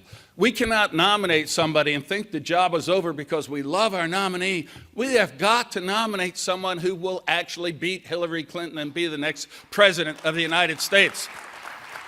And you know, I don't think there's a person in this room who doesn't understand Mitt Romney would have been a far better president than Barack Obama. No question about it. But he didn't win. He didn't win. So we have to win the next race. And the second thing is we have to elect someone who isn't just going to talk about all the things they're going to do, but actually go out there and get it done. Do the job. You know, 2 of our leading candidates today never held public office. And part of the reason is Republicans, Americans are fed up with politicians. Oh, I'm going to do this. Oh, I'm going to do that. But nothing seems to change. And it's I'm sure it's hard to change things in Washington. But we need to elect someone who isn't just going to talk about what they're going to do. When they have the chance to lead this country, they have got to be able to actually change government in a dramatic and important way. So why am I running? Well, I got elected in New York 3 times in a state with 3 million more Democrats. You know, if that doesn't matter, maybe I shouldn't be in the race. I got reelected twice with the largest margins for any Republican ever in the history of New York State. If that doesn't matter, maybe I shouldn't be in the race. I got a plurality of the Dominican and Puerto Rican vote in New York State, and the Latino vote is critical for the next race. If that doesn't matter, perhaps I shouldn't be in the race. And by the way, I ran as an unabashed conservative. I didn't just run on the Republican line. I ran on the Republican and conservative party line.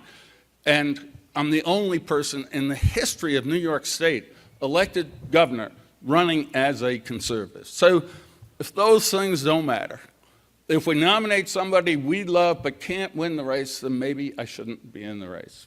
But I am in the race because if I get the nomination, let me tell you one thing, I will beat Hillary Clinton in November of 2016. And the second point is getting things done. You know, I didn't just hold office for 12 years. I changed and put in place the most sweeping conservative agenda of any state in America. When I took office, we were the most dangerous state in America. When I left, we were the fourth safest. If that doesn't matter, maybe I shouldn't be in the race. When I took office, we were dead last in taxes, had the lowest credit rating, and $5 billion in debt when it mattered, $5 billion. When I left, we had the highest credit rating in the state's history, billions in surplus. And by the way, I had cut taxes by $143 billion, more than the other 49 states combined. If that doesn't matter, maybe I shouldn't stay in this race. But I think it does matter. And most importantly, our party has always been about replacing dependency with opportunity. Their party, big government, great policies to support and help the poor. So many policies to help the poor, they end up creating more of them. And when I took office in New York, 1 in 11 of every man, woman, and child in the state of New York was on welfare. When I left office, we had over 1 million fewer people on welfare and the lowest unemployment rate in the history of New York State. If that doesn't matter, maybe I shouldn't be in the race. But I think it does matter. We need to nominate someone who can win, and when they win, can change the direction of Washington. Now, why is it so critical we win this race? Well, you know, the Democratic Party is no longer a liberal party. It is a leftist party. It is a party that believes that Washington has the wisdom and certainly the power to dictate how we live our lives, to dictate everything from how we get health care, to how our kids are educated, to how we run our business, to how we live our lives. It's not about what the tax rate is going to be in 2016. It's the nature of America. Are we going to be in America where a group of elites in Washington dictate how we live our lives? Or are we going to be Americans who choose our own destiny and tell the politicians what we want them to do as opposed to them telling us what we have to do? That's what this election is about, the character of America, and we have got to win. And let me tell you a few of the things I would do. I will shrink the size of the federal government by 15%. You know, people are going to say, how can you do it? When I left in New York, the government had 15%, more than 15% fewer workers than when I took office. We're going to get rid of Obamacare and get rid of those people in the health department. We're going to get rid of Common Core and get rid of the people working on that in the education department. We're going to scale back the EPA and its ridiculous regulations that are strangling our economy and energy in America. And by the way, I'm going to take every IRS employee involved in the illegal, unconstitutional, barbaric targeting of Republicans and conservative groups and not just fire them, but do my best to put them in jail, which is where they belong. So we're going to reduce the size of the government by at least 15%. I'm going to throw out a corrupt tax code. You know, it is so absurd. Our taxes are so high that American companies constantly are looking to move overseas, not because they like it better, but because they can't afford to compete with our tax structure. A great New York company, founded almost 200 years ago, Pfizer, a big drug company, just last week announced a merger with a much smaller company, not because they wanted to be taken over, but because they're going to move their headquarters to Ireland. Instead of paying 39%, they will pay 12.5% taxes. That is absurd. This administration, the Democrats' view, is we have got to keep those companies here They're not going to build a fence to keep out illegal immigrants, but they want to build a virtual wall to force American companies to stay here. It's kind of like the policies that worked so well in East Germany, where they actually had a wall to keep Germans from leaving. We don't need a wall to keep American companies from leaving. All we need to do is dramatically lower the tax rate, make us competitive here in America, and we will create jobs and opportunity in this country again. And by the way, I want to see us make things in America again. And one of the proposals I have in my tax proposal is to cut the rate on manufacturing from today, the highest in the world, to 12%, the lowest in the world. Democrats talk about income inequality, and then they drive all the good jobs offshore. Manufacturing are great jobs. We have entrepreneurs. We have capitalists. We have a great work ethic and workforce. We can outcompete anybody in the world if we get our government policies right. Let's make things in America again. Let's have manufacturing and factories here. I worked in college, Christmas and summer vacations in a factory. These are the jobs of the 21st century that can make our middle class strong again. Just get Washington out of the way, and we are going to build things again here in America. So let's revitalize Washington, shrink its power, give power back to the people and the individuals and the states. And I guarantee you that instead of the anemic growth we've seen for the last 7 years, the American economy will take off like a rocket. 2.1% average under Obama, over 7% growth during Ronald Reagan's term. We can do that again here in America. But as passionate as I am about our domestic policy, like you, I share your overriding concern about foreign policy. I know the most important thing government does is provide for the security and safety of its people. It's that simple. If you can't do that, everything else fails. And I've seen our government not succeed in providing for the security and safety of our people. To do that, we have to do, in my view, 3 things. First, we have to rebuild our military. It is absurd, thank you, it is absurd that in these times, when you see an overly aggressive China in the South China Sea, when you see Russia looking to reconstitute the Russian Empire, when you see Iran getting hundreds of billions in economic relief and looking to continue its support for state-sponsored terror, when you see radical Islam doing its horrible acts across Africa and the Middle East. It is not a time to reduce the size of the American military to pre-World War II levels. It's a time to reinvest in the American military, to build it, to strengthen it, invest in personnel, in training, in technology. And by the way, one of the technologies I would put back on the table and start right away is an anti-missile defense system, the Star Wars system that Ronald Reagan fought for. With radical Islam out there, we have got to be able to protect ourselves. Second thing I would do is stand with our allies. And that's something you think would be self-evident to the President of the United States. And yet, it hasn't been that way with Hillary Clinton as Secretary of State or Barack Obama as President. I'd sit down with the Poles and say, remember those missiles you wanted to defend you from a potentially resurgent Russia that Hillary and Obama pulled out? Well, we're going to put them back in so you can defend yourselves and defend Europe. Look at a country like Egypt, where this administration, Hillary and Obama, embraced the Muslim Brotherhood that immediately starts taking aggressive action against Israel. And then when al-Sisi leads a counter-revolution that creates a stable pro-Western Egypt, they are ignored and cut off by this administration. That is wrong. He is fighting ISIS in the Sinai. We should embrace him, support his military efforts and his efforts to reform Islam. Stand with our allies. And by the way, I'll get to Israel, which I think is, if not the, certainly one of the strongest allies this country has ever had. And the third thing is we have to destroy radical Islam. It is that simple. You heard Earl Mack talk about the fact that I was governor on September 11th. Well, I tell you, I learned a lesson that day that I thought all Americans had learned and no one would ever forget. Think back. Al-Qaeda was isolated. They were in Afghanistan.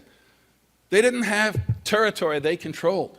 They didn't have mass media or social media capability. They didn't have hundreds of millions of dollars. They didn't have sophisticated weapons. All they had were box cutters. They didn't have thousands of Westerners with passports. And yet they were able to carry out the most barbaric and horrible attacks on American soil ever. Now look at ISIS today. They control territory, hundreds of millions of dollars, sophisticated weapons, social media capability that we see in action all the time. Tragically, we cannot think that because ISIS is in the Middle East, that they're not actively trying to attack us here. They will. We have got to destroy them over there before they have the chance to attack us here. Now, let me tell you specifically what I would do. First of all, no 10-year war, no nation building, no $1 trillion trying to create a democracy where none has ever existed. But we know where their training camps, recruiting centers, planning hubs, social media sites are. We should work first with the troops on the ground, the Kurdish Peshmerga, and supply them with the sophisticated weapons, financing, and training that they have not gotten from this administration. And they have not gotten it from this administration because this ridiculous policy of this administration is everything has to go through Baghdad, which is largely controlled by Iran, and they don't want the Kurds to have a strong, independent fighting force, but we do.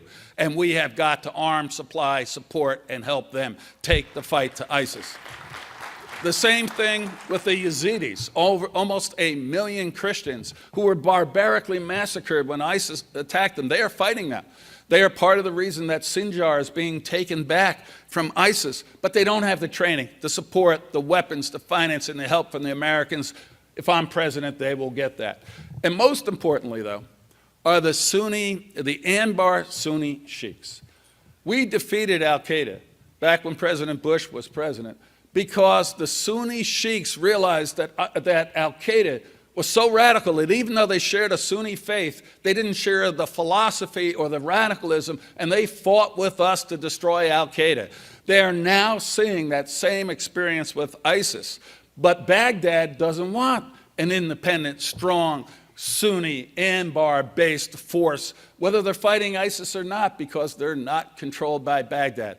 Well, let me say this, as president, I don't care if Baghdad doesn't want the Sunnis on the ground to be able to fight ISIS and help us destroy their training camps. We will supply, support, train, finance, and help them have safe areas where they can mount their attacks on the ground against ISIS.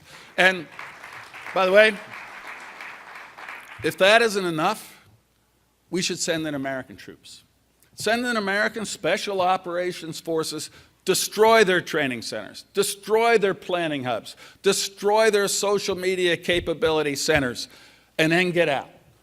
Not so that we can stay there for 10 years, but so that we can send a clear and convincing message to the world that when we say we're going to destroy and degrade ISIS over time isn't in the next century, over time is in the next year, and ISIS will be destroyed and degraded. Now, I don't want to sound like a militarist here, but I know how important this is. And I also know what it's like to have loved ones in harm's way. I have 2 sons. My older son, when he graduated from Yale, went into the Marines and became a lieutenant. Thank you. Thank you. Became a lieutenant and served for a year in Anbar. My younger son got out of Cornell and went into the 10th Mountain Division. And he just got back from Afghanistan in September. He got back from Afghanistan in September where he served as a lieutenant. You know, my wife and I know what it's like when you're lying in bed and the phone rings at 2 or 3 in the morning and all of a sudden you get this feeling in your stomach, oh my God, I hope it's not the call, when your loved one is in harm's way. I do not want one American family to have to go through that, to have to worry about their loved one being overseas in harm's way, unless it's absolutely necessary. But it is necessary to destroy ISIS, destroy their ability to attack us here over there, because if we don't do that, they are going to attack us again here in America. It is that simple. So we have to destroy radical Islam. and we have to take the fight to them overseas, using as limited American troops on the ground as possible, but if necessary, using them along with our allies.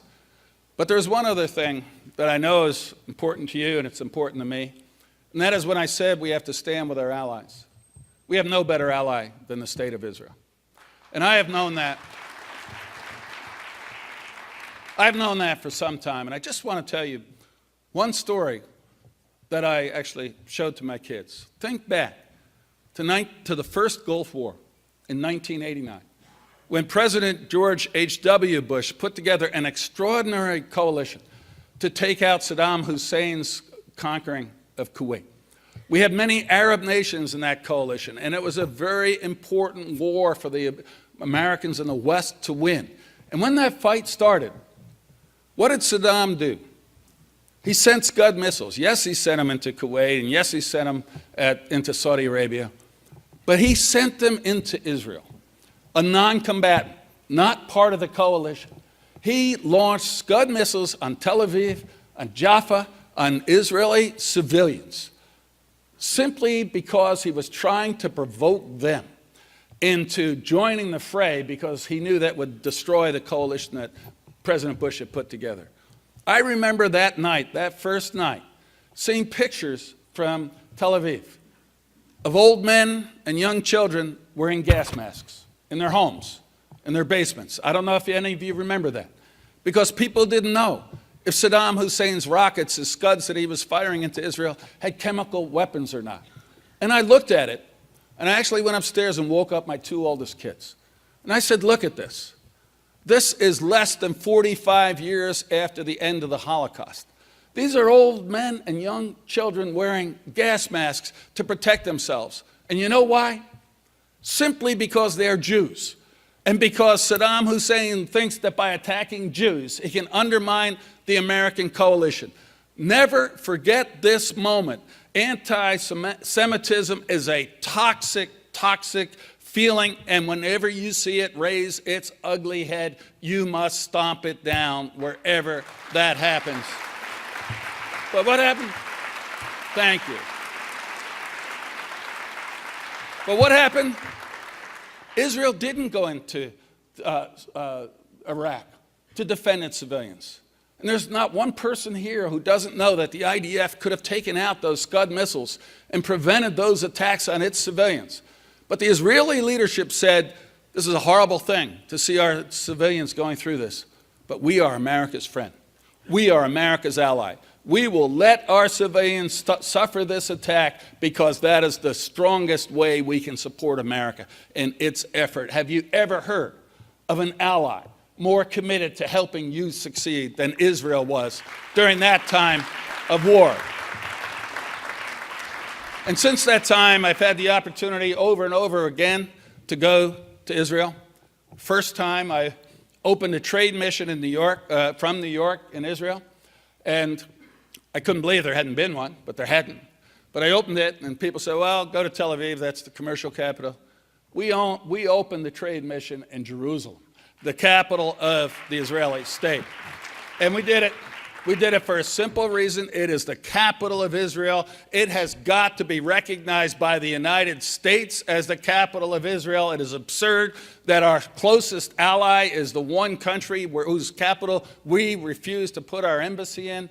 We will recognize it, move the embassy.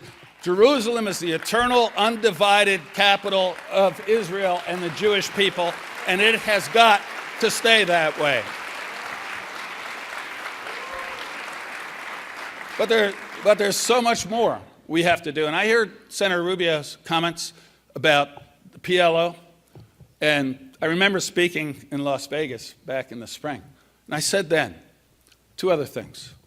When you have an entity like the PLO that is paying bonuses to the families of mass murdering suicide terrorists, they should not get one nickel of taxpayer funding from the United States, zero money to the PLO so long as it supports those terrorist activities. And second of all, not only does the PLO give funding to terrorists, their charter, and they do not even recognize today Israel's right to exist as a state. You cannot have a partner for peace when one of them denies your existence. No more wasting time. No more wasting time with the Secretary of State tramping around trying to get Israel to make concessions to an organization that doesn't even acknowledge Israel's right to exist. No more negotiations. PLO, you change your charter, you acknowledge Israel's right to exist, and then we can sit down and have a talk. Finally, just one last thing. I'm running out of time. The Iranian deal has got to be killed. I think the Iranians have already violated it by testing long-range missiles and by sending Soleimani to Russia in violation of sanctions to buy missiles and weapons. There will be no Iranian deal or nuclear weapons. But one last thing. Anti-Semitism, in addition to radical Islam, is something that, as a Roman Catholic, has troubled me enormously. And we see it today not just with radical Islamists and jihad. We see it in communities and on college campuses in America, in the absurd movement called BDS, Boycott, Divest, and Sanction Israel. Think about it for a minute.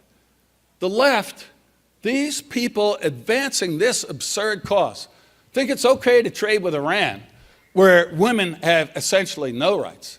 It's fine to trade with Russia, where homosexuality is a crime and they put you in jail. It's fine to trade with Cuba, where if you say something a little disagreeable to the powers, you go to jail for life.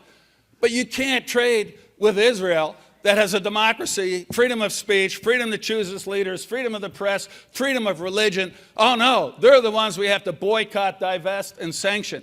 That is absurd. BDS is not a human rights movement. It is an anti-Semitic movement, and it must be stopped whenever it raises its ugly head. So, thank you. So I've run out. Thank you. So I've run out of time, but I just want to say one more thing.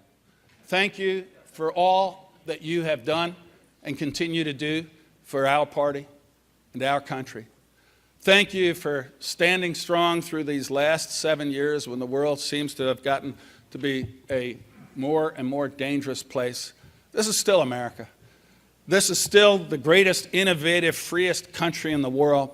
With the right leadership in 2016, we're going to see an end to Alzheimer's, a cure to cancer.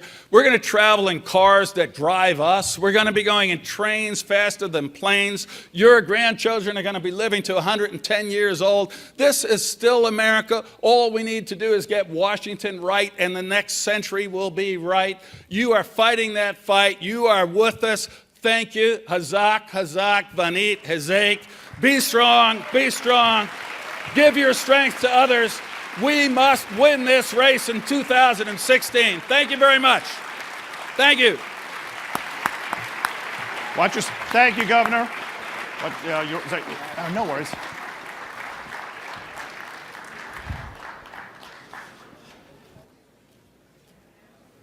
Please welcome RJC leader Brad Caston.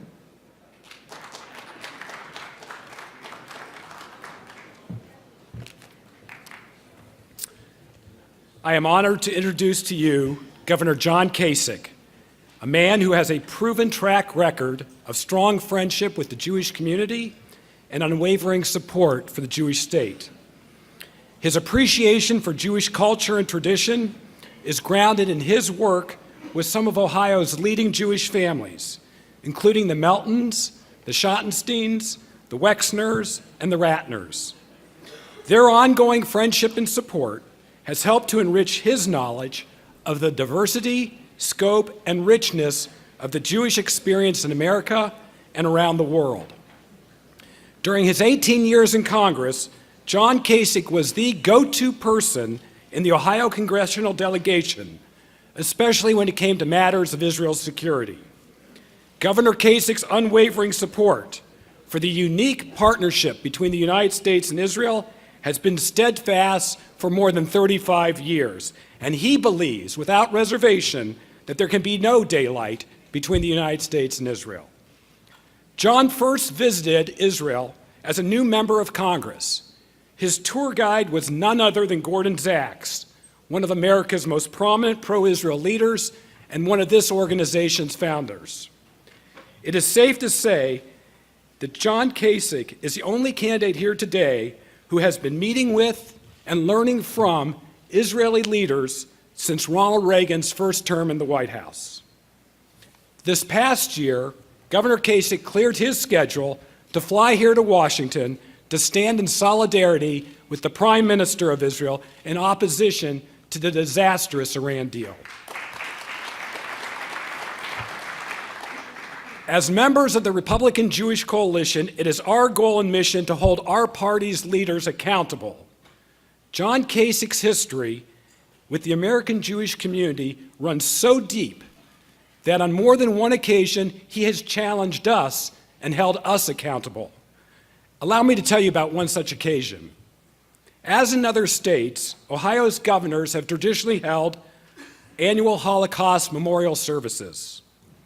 While delivering his remarks at his first Holocaust memorial service as governor, John Kasich turned to the Jewish community leaders and said that while the ceremony of remembrance was important, John felt that the community and the state needed to do more to share the lessons of the Holocaust. He then announced his intent to construct a permanent Holocaust memorial on Ohio's State House grounds, which would be the first of its kind in our nation. Subsequently, he led a 3-year effort to build the extraordinary Daniel Libeskind-designed Holocaust and Liberators Memorial. As he travels the nation, I often hear John quote the Talmudic line that is emblazoned across the memorial: "If you save one life, it is as if you have saved the entire world."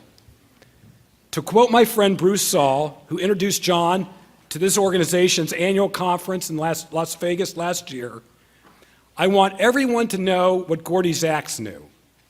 John Kasich is a special and trusted friend of the Jewish community, not just because of his head, but especially because of his heart. Not just because of what he says, but especially because of what he has done." Please join me in welcoming my governor and our friend, John Kasich.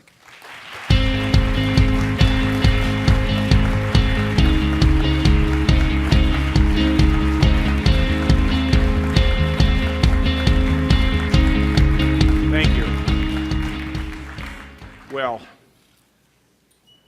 I'd like to just tell you a little bit about my motivations, and I'm going to try to be as short as I can so I can take your questions. But I suppose I could trace my relationships with the members of the Jewish community. They're just not members of the Jewish community, they're my friends. Back to something that my mother once told me. My mother was a pretty smart woman. Her mother could barely speak English. She was married to a man whose father was a coal miner. So they'd understood their share of struggles. And my mother told me one time, she said, "Johnny," when I was a very young man, she said, "Johnny, if you want to look for a really good friend, get somebody who's Jewish." And you know why she said that? She said, no matter what happens to you, your friend, your Jewish friend, will stick by your side and fight right with you and stand by you. I never forgot that from my mother, and my mother was right. So deep inside of my soul has been a sense of the Jewish community and the Jewish people. You know, when I think about what the Jewish family represents and what the culture represents, it could be the most important set of values and cultures in America. You know, and I'll tell you why. Because I've observed throughout my adult lifetime that as a Jew, you're supposed to live a life greater than yourself. The life is not just about you. It's about the people around you. It's about the community. Don't you think that's what our country needs? A sense, and not just our country, but in the West, that life is not just about ourselves, that life is about something bigger than ourselves. And this is a message that needs to be communicated to give people meaning. My great friend Brad Caston talked about my trip to Israel with Gordon Zaks, one of the great Jewish leaders. I agreed to go with Gordon to Israel soon after I was elected. I was about the age of 30 years old. And Gordon went on and on and on the airplane about how great it was going to be when we got to Jerusalem. And I'm like, Gordon, I've agreed to go on this trip with you, but I mean, can we knock it off already on the travel conversation we're having? And then we landed, and we got in the car, and we drove to Jerusalem. Have you ever seen a more magnificent city in the world? And I can't wait for the day for me to take my young 15-year-old daughters to Jerusalem, because it is a shining city, and it represents so much of human history. And what a great trip I had. And on that trip, after we'd moved through large parts of Israel, we were at the King David Hotel. And I had gone up to my room, and I came down, and there was a woman sitting at the table with Gordon. I said, who are you? She said, well, my name is Avital Sharansky. I said, well, who are you? She said, well, I'm on my way to Washington to meet with President Reagan to plead for the release of my husband, Anatoly, who's been locked in a Soviet prison because he dared be a refusenik. I looked at her and I said, you're going to go to Washington. Why don't we have a rally right on the steps of the Capitol and send a double message to the president and to the Soviets about your husband? And we did. And we did. But I had never met Anatoly Sharansky in person until I read one of the most remarkable books I've ever read in my lifetime, called Fear of Evil. Sharansky I'd never met, but I wanted so much to meet him, and one time Gordon Zaks gave me the opportunity to talk to him in a phone conversation. And I expressed my admiration, because as we all know, the Soviets told Sharansky, repent. After all, take back what you said. After all, Galileo did it. And in his book, Fear No Evil, Sharansky writes that if they used Galileo against me, they will not use Sharansky against another prisoner of conscience. And I wanted to meet this man. Gordon Zaks died. There was a funeral service. There were 3 speakers scheduled. Richard Allen, the former National Security Advisor to President Reagan, John Kasich, the governor of Ohio, and Anatoly Sharansky. I called one of my friends and said, I can't make this talk. How can I stand on a podium with a guy like Sharansky and Richard Allen? What do I do? He said, be short. Well, God must have had mercy. Sharansky was delayed. But I got to meet him, shake his hand, and give him a hug at the burial site of Gordon Zaks. That's what life is all about, and meaning and purpose. Now, folks, I know that you know this, but when we think about 9/11, when we think about Chattanooga and Fort Hood, when we think about Charlie Hebdo, when we think about the slaughter at the Jewish delicatessen, and then we look at Paris, there can be no doubt that this is an effort to destroy our very way of life, to destroy civilization, to destroy respect for women, to destroy the sense of education and progress and science and civilization, and to destroy the concept that we should live a life greater than ourselves. The President went to Paris and said we were going to fight terrorism by taking on climate change.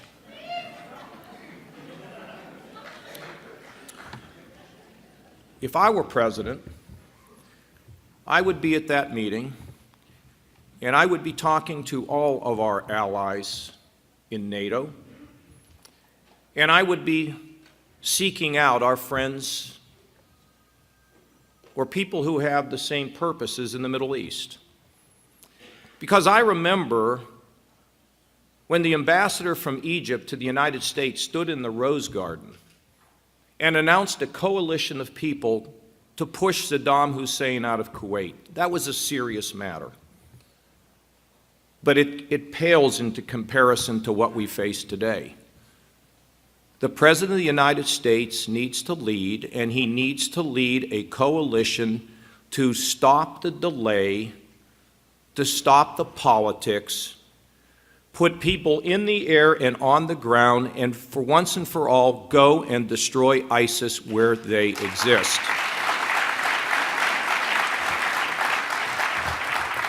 You know, you come to an event like this and you expected, kind of political talk. This is not politics, folks. I've got those young daughters, and I know what is at stake here. And since last February, I have been arguing for an effort to destroy these people. So you'll mark my words. Someday we will have boots on the ground. Someday we will have a coalition. But the longer we wait, the higher price we will pay. And this is a fight about our existence. This is existential. Now, at the same time, I know the President has said, or his administration has said, we need to lead from behind. And you know what happens when we lead from behind? Well, we have a situation where we didn't support the rebels in Syria. We see the Russians building an S-400 air defense system that frankly limits the flexibility, the ability, and the strategic needs, not just of the United States, but Turkey and Israel. Just an article today about the impact on Israel with the S-400 because there was a void. We've not created no-fly zones. We've not created sanctuaries. We have not armed the Kurds to the degree that we should so we could work with them to do more effective work against ISIS, the only group in the Middle East that's actually working that way. And the void means that it's filled by forces that are not in our interests, and our interests are only in the interest of opportunity, the free world, equality, not repression, not dictatorship. You know, America and the West was founded on principles of respect for life, the belief that we can change the world, as Mr. Kasten referred to, that sits on that Holocaust memorial. These are serious matters.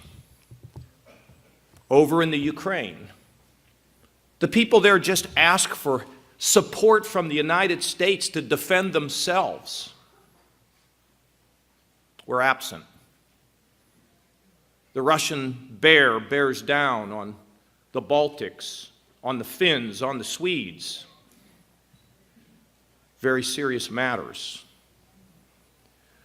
We look at China and their ability to hack and to launch cyber attacks against us, and we can't seem to deal with that. We have to lead, because when America leads, people follow, and that doesn't mean it's easy. That means you need to sit and listen and negotiate and work and ultimately convince people of the need to take collective action to continue to support the ideals of the West. And that is not inconsistent with the moderate Arabs. Because, you know, they know in Jordan, and they know in Saudi, and they know in the Gulf states, and they know in Egypt, it's just a matter of time until this evil tries to take and is effective in taking them down. We can unite. We can get this done. and we have to rebuild our military. And we can rebuild our military, but I have to also tell you, we need to reform that building over there, that Pentagon, so that we're not spending money on overhead or duplication or waste and depriving our men and women in the military of the resources they need. But aside from all of that, doesn't it trouble you that America cannot seem to be able to solve problems? We can't seem to get our spending in line. We can't seem to balance a budget. We can't seem to clean up a tax code.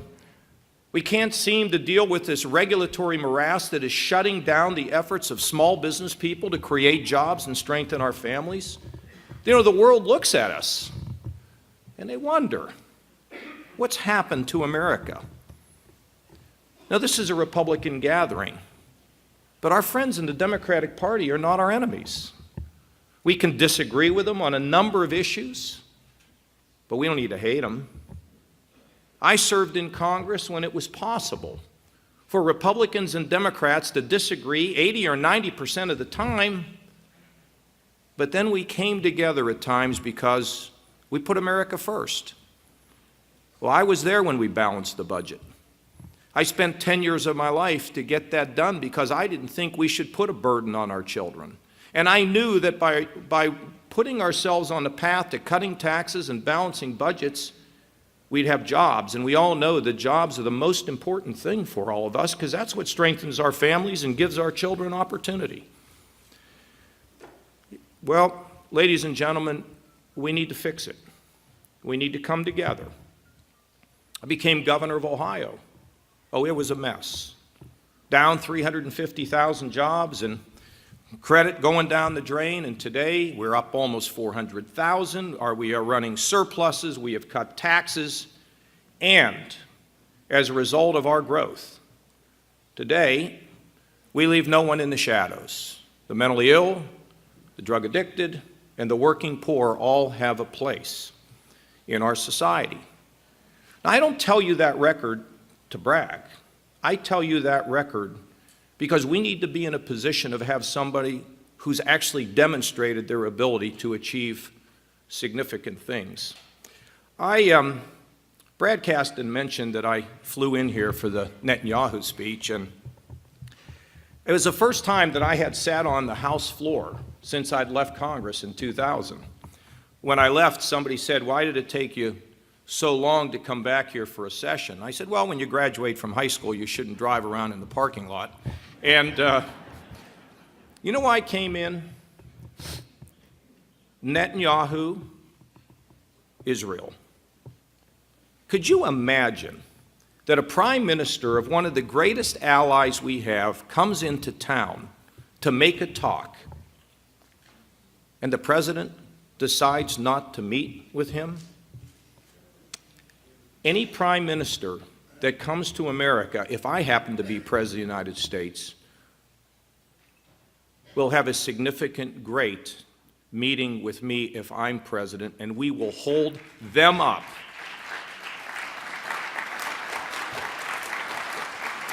You know, sometimes we are a little tougher on our family, right, than we are on people we don't know. And sometimes we're a little tougher on our friends than we are on our enemies. That's got to stop. That's got to stop. You know, I guess I could, just about 9 minutes left. I guess I could launch into a lot of good rhetoric, but I want you to understand something from me. You tell me where we have a better ally that has more guts, more courage, more strength, more values than the State of Israel. And you know, the State of Israel is also great because it's underpinned by you. They asked me before I came in here, what about the Republican Jewish Coalition? What is that all about? Can you say something good? You know what it is? You're educated, you're smart, you're passionate, you're strong, and you believe in things. You believe in things that really matter here in the 21st century. And I want you to know something. So do I. and I will stand with you as long as I am a public official, and when I am not, I will continue to stand with you any way I can, because standing with you means standing for the future. It means standing for humanity. It means all the right things about how we exist in the world, on the globe, and assuring future generations peace and prosperity and faith. Thank you.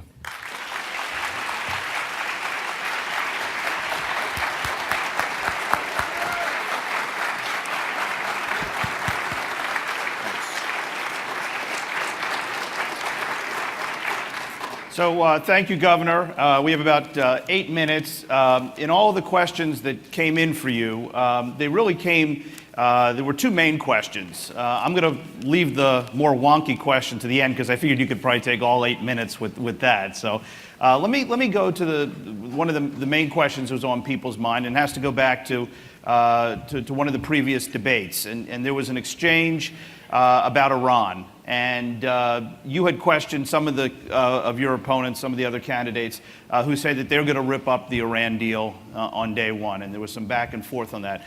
Can you share with our folks where you? Yeah. Well, look. First of all, it's a ridiculous deal because what happened was they were in search of an agreement, regardless of what the agreement was.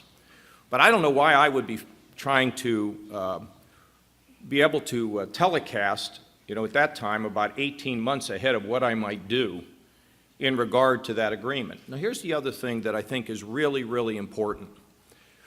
I believe that we can act stronger when we can be a collective group. I want the Brits and the French and the Germans and the Belgians and the Spanish, I want them to be part of who we are, because in a group, collectively, we are stronger than when we go alone. Now, I'm prepared to go alone. If the Iranians violate this agreement, which it looks like maybe perhaps they already have, or that they probably will, then we withdraw and we slap on sanctions. But let me ask you a question. If America slaps on sanctions, is it as effective as when we slap on sanctions and everyone in the West does? I believe that it means more. And I'd do it unilaterally. But I think collectively we are much stronger. And I believe at this point the President of the United States ought to be talking to our folks also about if that deal is violated, we're going to move, and we're going to move quickly. No ifs, ands, or buts. Now, the other thing I would tell you is if I had information or intelligence that they were building a nuclear weapon, we wouldn't be in favor in any way, shape, or form of them having that kind of a weapon. Now, I guess if you're inexperienced, you say, I'm going to go and blow the place up. But when you're an executive and a commander-in-chief, your words are clear. Somebody said, well, if you put a no-fly zone in Syria and they fly in, what would you do? I said, well, if they flew in the first time, I might let them fly out. If they flew in the second time, they wouldn't be flying out. But I don't have to go and use that kind of fiery rhetoric. Executives have to be calm, tough, firm, and decisive. If you notice, the leaders of this world who are the most effective, that's how they operate. And by the way, when you're an executive, I used to be a congressman 18 years. I've been governor now. The difference between an executive and a legislative, not that big a difference. Only the difference between day and night. And as an executive in a big state, by the way, the last time I checked, no Republican had ever been elected president if they didn't win Ohio. As an executive in a big state, over the course of the years that I've been in, I've dealt with one crisis after another. And each time you deal with one, you learn. And you get better. And you get stronger. And you calm people that are around you. That's what's so important about being an executive, because as President of the United States, every day, every single day, it's another thing that flies at you. You don't learn on the job. You got to have dealt with these things to be the most effective you can be. Right. And then finally, the more wonky question, going back to your past tenure as chairman of the Budget Committee. Folks want to know how it is that you're going to cut the debt, deal with entitlements, and at the same time rebuild Perfect. our I military. can do that really, really short. Okay.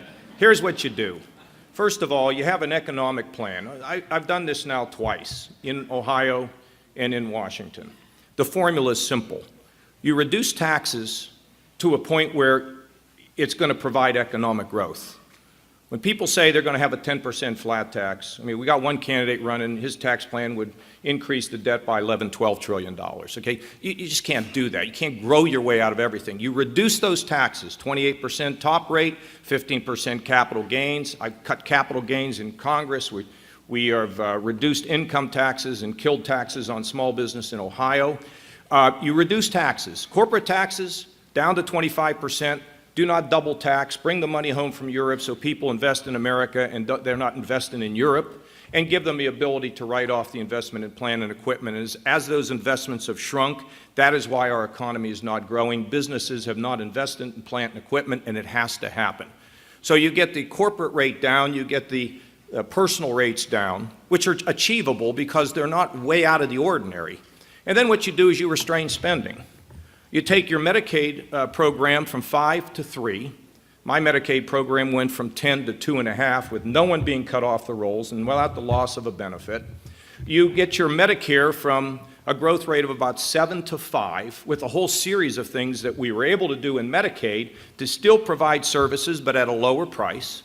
You freeze all non-defense discretionary. You shift some of these programs out of Washington, like education, like Medicaid, like transportation, like job training, and at the same time you boost your spending in defense. And then you freeze regulations for a year and you begin to put some rhyme and reason in the way we regulate. That would contribute to us about a 3.9% economic growth. We would have a balanced budget. We're officially saying in 8 years, some people say you could do it in 4. Give me a break. Okay, we could do it maybe in 7, maybe in 6 if we get the economic growth we anticipate.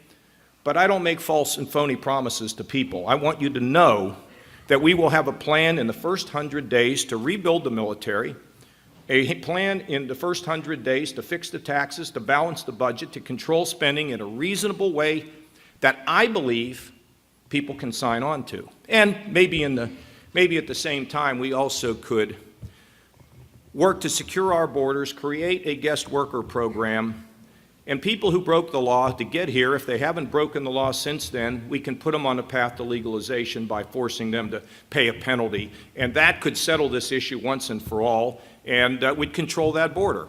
Now, all those things, I believe, can be presented in the first 100 days. Now, you have 3 months, 4 months, Gary, for a leader to put an agenda on the table that can unite both wings of the party and perhaps even bring in some of my friends in the Democratic Party to lift America. We can't keep fumbling and fighting and being unable to solve our problems. And by the way, some of you will be skeptical about this, but if there's one single thing we need a constitutional amendment to require a federally balanced budget so politicians will do their job in Washington, okay?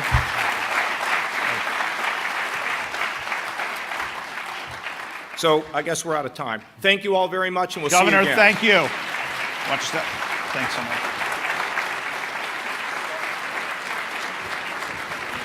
Ladies and gentlemen, there has been a change to the morning's program, and Ben Carson will be speaking before lunch. Please welcome RJC board member Abby Friedman.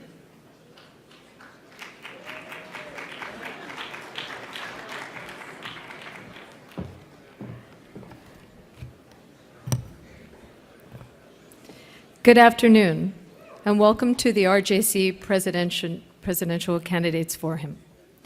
My name is Abby Friedman, and I'm a national board member of the RJC from Las Vegas, Nevada. As you know, Yiddish is a great language. It expresses feeling and character. 2 Yiddish words that don't often appear in the same sentence, nevertheless seem to capture the unique nature of the leading candidate for the Republican presidential nomination. Donald Trump is a mensch with chutzpah. I met Donald Trump 30 years ago through my work as an attorney in the Atlantic City gaming industry. So I know that while chutzpah gets the headlines, he is also a mensch at heart. I saw this personally when 3 key senior executives of Trump's gaming companies tragically died in a helicopter crash in 1989. Donald Trump stood with a completely devastated community with extraordinary compassion, generosity, and bold character behind the headlines, earning the title of mensch. As for chutzpah, really? Donald Trump's candidacy is built on chutzpah, on a fearless ability and tenacity to tell it like he sees it, even if some people don't want to hear it, especially when people don't want to hear it. Among the presidential Republican candidates, Donald Trump may also be the most closely connected to the Jewish people. His daughter and his 2 grandchildren are Jewish. I guess theoretically it makes him mishpucha. Yes. He's also a vocal supporter of Israel and its great leader, Prime Minister Netanyahu. He has raised his voice often and loudly in support of Israel's safety and security. For that, we are extremely grateful. Donald Trump says what has to be said to whomever needs to hear it. Right now, America needs to hear it because America has to be said to whomever needs to hear it. Right now, America needs to hear it because America is in trouble. And it's going to take a whole lot of chutzpah to make it great again. And so, it is my honor to introduce the front runner for the Republican presidential nomination, a captain of industry, investor, author, public personality, and candidate for the President of the United States, a mensch with a lot of chutzpah, ladies and gentlemen, Donald Trump.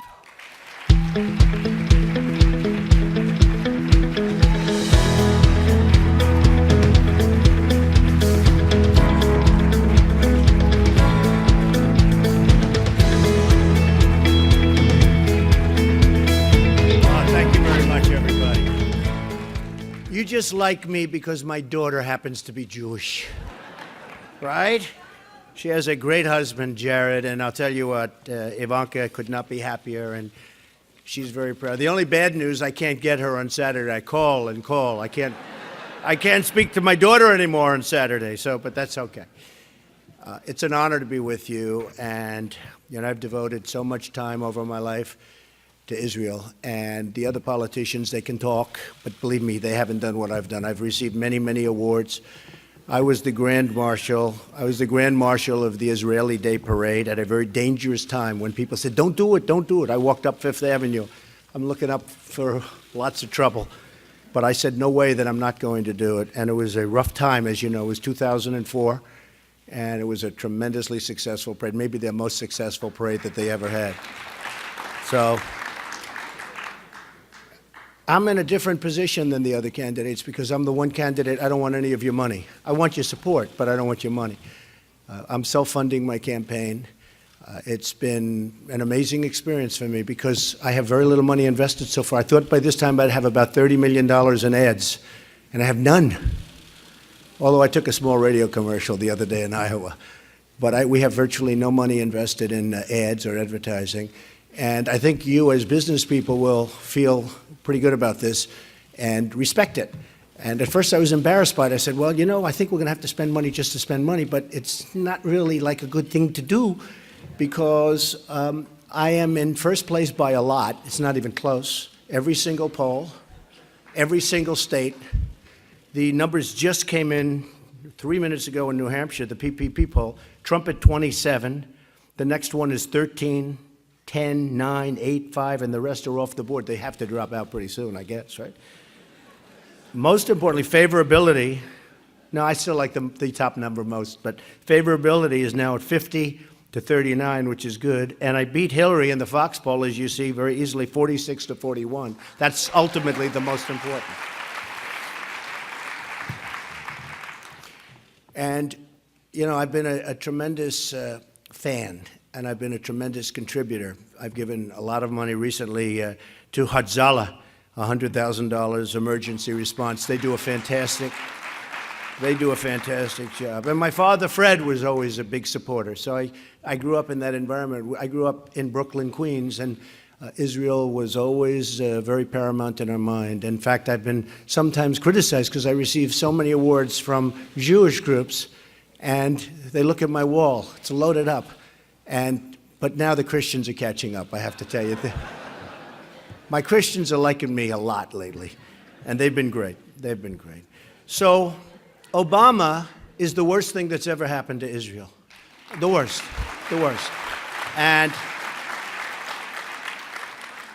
when I see great friends of mine who are very, very pro-Israel, they love Israel. They love it with passion. And they're having fundraisers for Obama. I say, what are you doing? And it's almost like they answer me, they say, we don't know. He comes to New York, we don't know. We don't know. I say he's a disaster. I really believe the Iran deal. Look, I'm a negotiator like you folks. We're negotiators. We don't build gas stations in the middle of, as you know, Afghanistan for $43 million. Can you imagine this? A small gas station. $43 million. And then they use the wrong kind of terminal because they don't sell that type of gas. Okay? $43 million for a gas station. How many think they could have done it for less? Would you raise your hand, please? But I look at Obama, I look at that deal where we gave to Iran $150 billion. They don't need to develop nuclear weapons. They can buy them. They can buy them. It's true. Why do they have to develop them? They can buy them. We gave them $150 billion. They go out, and in terms of, surveillance, they have the right to self-inspect. How about that? On their the most dangerous, they can self-inspect. We're going to let them self-inspect. And then you have, of course, the 24 days. But the 24 days, we're all good with contracts. Don't start until such and such happens. It could be forever before you ever go in to inspect. And we don't even get our prisoners back. And now they want to start a negotiation to get the prisoners back. And they want 19 people for hour 3. They don't want to give us our 4. You know, we're 4. But they only want to talk 3. Now, that should have been negotiated right at the beginning, 3 years ago. And maybe better than any audience. I mean, the people in this room understand what I'm saying. It should have been, you walk in. By the way, did you ever see a negotiation take so long? And we conceded on every single, we didn't win anything. We didn't win anything. But that should have been with our prisoners. Day one, whatever it is, years ago, we have to get our prisoners back. You don't want them. We need them. It'll make us look better. Everybody's going to like us more. With the American public, any deal we strike, it's going to look good. And you say that. We have to get our prisoners back. Day one. They're going to say, no, we're not giving. And we're going to say, bye-bye, bye. Call us when you're ready. And then we go out and double up and triple up the sanctions. I guarantee you within 48 hours they're calling, begging us to come back to the table, and you have your prisoners back. It's so easy. Now, the president, you saw that, and John Kerry, who is probably the worst negotiator I've ever seen. No, he's the worst negotiator I've ever seen. He did not read The Art of the Deal, folks, I can tell you that. No, he's one of the few. He's one of the biggest selling of all time, a business book of all time. He didn't read it. And Obama definitely didn't read it. Obama, ay, ay, ay. Oh. But they said, this is hard to believe, but this is what they said. A lot of press back there, so I have to say everything exactly correct, because if I don't, I end up with it. They said we didn't want to complicate the negotiations by asking for the prisoners. It's really complicated. We want our prisoners back. Oh, so complicated. They said they didn't want to come. So now we're going to end up making a new deal probably at some point. I tell you this. Look, I just tell you this. If I win, before I take office, I guarantee those prisoners are going to be back. They're going to be back. I guarantee you that. They're going to be back. Now, our president doesn't want to use the term. We had another event which probably was The one yesterday probably was related. It always happens, but probably was. When I heard about it, I figured maybe not, but it turns out probably was related. Radical Islamic terrorism. And I'll tell you what, we have a president that refuses to use the term. He refuses to say it. There's something going on with him that we don't know about.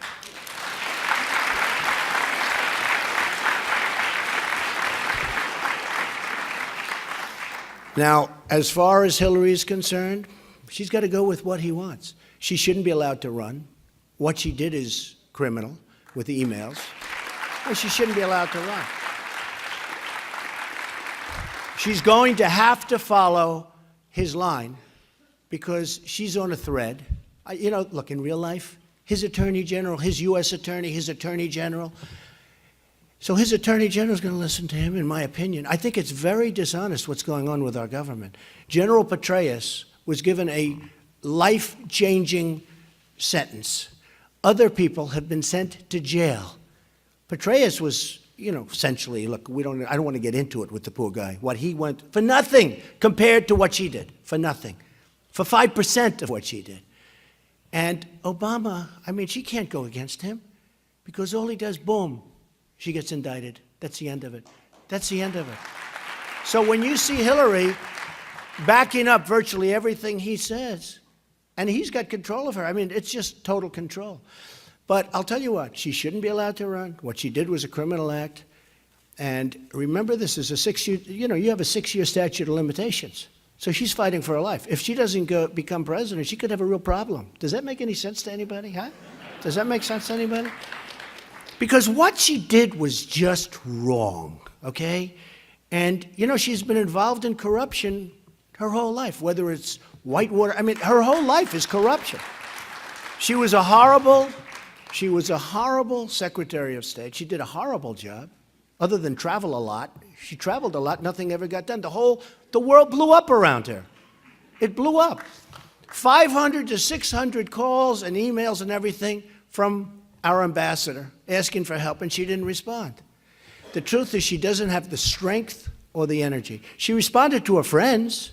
You know the friends we're talking about. Some of those friends are, sort of an interesting friend going on there. But she responded. Yeah, you get that, right? A lot of people don't get that. But she responded to a friend, but she doesn't respond to an ambassador that's asking for help. Hundreds of requests, and she doesn't respond. Now remember this, I go every night I'm someplace. Yesterday I was in Manassas, Virginia. We had an unbelievable crowd. The other day I was in Florida. We had 12,000 people in Sarasota at 12 o'clock in the afternoon with the football games going on. 12,000 people. The convention center held 5,000. So we had thousands outside. I made a speech outside. I made 2 speeches. I had to do 2 speeches. I said, you can't get me a larger convention center so I can do 1 speech? My people said, no, this is the biggest one. We set a record, a big record. We set a record everywhere. In one of the centers, we beat the record of Elton John. It's true. Elton John. I'm no longer competing with politicians. I'm competing with musical talent. One of the great musicians said, you get the largest crowds of any single human being on earth without a guitar, meaning who doesn't count on music. So it's true. We've had tremendous response. We've had incredible response. And I think, if you look at what's going on, and I think based on the response, based on the polls, I don't want your money, therefore you're probably not going to support me, because stupidly you want to give money. Trump doesn't want money. Therefore we can't, even though he's better than all these guys, even though he's going to do more for Israel than anybody else, even though Bibi Netanyahu asked me to do a commercial for him, and I did, and he won his race, so I was very happy about that. But he asked me to do a commercial. And they said I was only celebrity. I don't know if that's, but they said I'm the only celebrity. I don't know. I'm not a celebrity. See, now I'm a politician. I'm so embarrassed by that term. My whole life I've been a businessman, I've been a developer, I've been somebody, I've employed tens of thousands of people over my lifetime. I have unbelievable statements, an unbelievable company. A lot of people said, oh, he'll never file. This you'll get a kick out of it. He'll never run because he'll never want to file various papers. And then he'll never file this and that. And then you have to sign your life away. The first paper, we all know about first papers. You sign your life away. They'll say, he did it. Then they say, well, he'll never sign and he'll never file his financials because who knows, maybe he's not as rich as people think. So I filed my financials, almost 100 pages, the biggest ever filed by the federal elections. And everybody said, oh my, he's much bigger, much stronger, and holy mackerel, look at these numbers. And what they don't know, if I didn't run, I probably would have filed anyway because I built a great company. And I like to brag about it whenever possible. It's true. Some of the greatest assets, Doral, you know Doral, and Turnberry in Scotland, and Trump Tower, and many buildings in Manhattan. Just many buildings. Bank of America building in San Francisco with a great partner, and so many other buildings and things. And it's just a much bigger and stronger. And the reason I bring that up is because that's the kind of thinking we need. And I don't bring it up as braggadocio. I bring it up because that's the kind of thinking we need in this country to bring us back. We have people that don't know the first thing about the word negotiation. I can take anybody in this office, believe me, and they're better than Obama, and they're better than Kerry, and they're better than the foolish people, the foolish people. It's so embarrassing when you see what happens. Sergeant Bergdahl, all right? Sergeant Bergdahl, we get a traitor. They get 5 of the greatest killers that they've wanted for 9 years. You know, the deal was 5 for 1. And they knew he was a traitor before we made the deal. You know about Sergeant Bergdahl. He deserted. 6 people were killed trying to get him back. They were looking for him. A general and a colonel went to see all those people. They said, no, he deserted. He was a traitor. And we still made the deal. So we get a traitor, we can give him back. Do you want to renegotiate deals? Some of us renegotiate deals. I would say about 99.9. Is there anybody that doesn't renegotiate deals in this room? This room negotiates. I want to renegotiate this room. Perhaps more than any room I've ever spoken to. Maybe more. It's okay. I've been called on that a couple of times too. But the fact is, I want to renegotiate that deal. I want to drop him right smack in the middle of where he came from. The hell with they can have him. Even if we don't get the 5 guys back, because that's not going to happen. Because you know where they are right now? They're right now all in the battlefield fighting us and trying to kill us and killing anybody that gets near them. So they get their 5 guys that they've wanted. For 9 years they've wanted them. And we get a dirty, rotten traitor. But that's the way our people negotiate. They're stupid people. Okay? They're stupid people. It's very sad. It's very sad. So I just tell you that I'm going to win. I am going to win.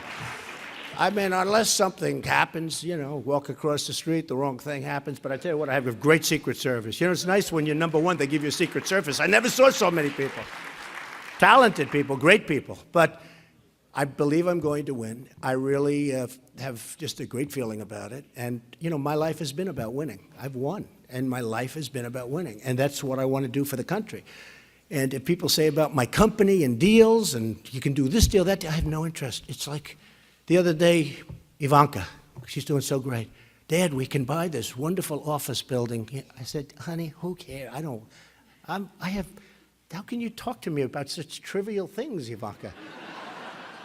It's amazing. See, now I'm dealing in trillions. I never heard of trillions before. With this, we owe $19 trillion. We just signed a budget that's so bad. And the Republicans, we know where the Democrats are coming from. But these Republican politicians, they go to Washington, and they're going to end Obamacare, which I'm doing, by the way. I'm terminating. It's going to be repealed and replaced with something much better. But they go to Washington, and they're going to do this, and they're going to do budgets. Like, I heard the guy before me, we're going to work in the budget.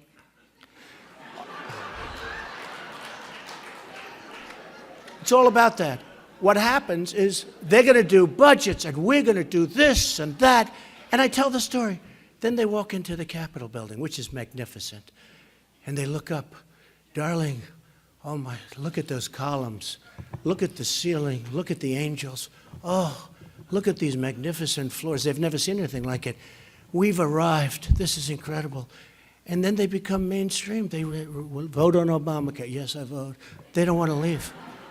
They lose all of their courage. I want to use a nice word because otherwise I get reported for foul language.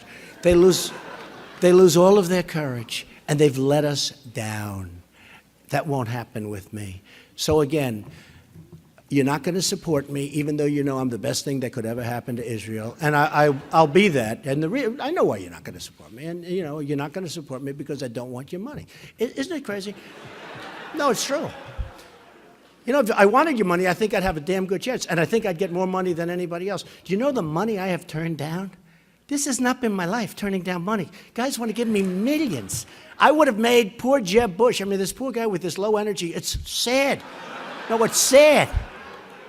I came up with that term. It became so defining. It's like having it on his forehead. I am low. No, it's sad. He raised $125 million, which means he's controlled totally controlled by the people that gave him the money. That's why you don't want to give me money, okay? But that's okay. You want to control your own politician. That's fine. Good. But I will think about that, folks. Don't worry about it. I understand. Hey, 5 months ago, I was with you. Who was better than me? Who is better than me? I gave $350,000 to the Republican Governors Association. I never even got a letter of thank you. It's true.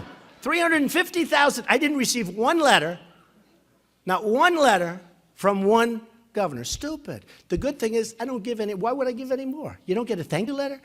Politicians, remember this, politicians forget. Politicians generally aren't competent.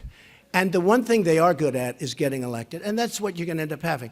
But I would love your support, but I don't want your money, and I appreciate it. Now let's take some questions, okay? Good.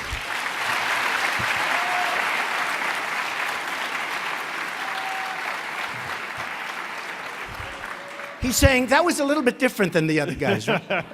So I got to tell you. And he does a great job, by the way. Thank you.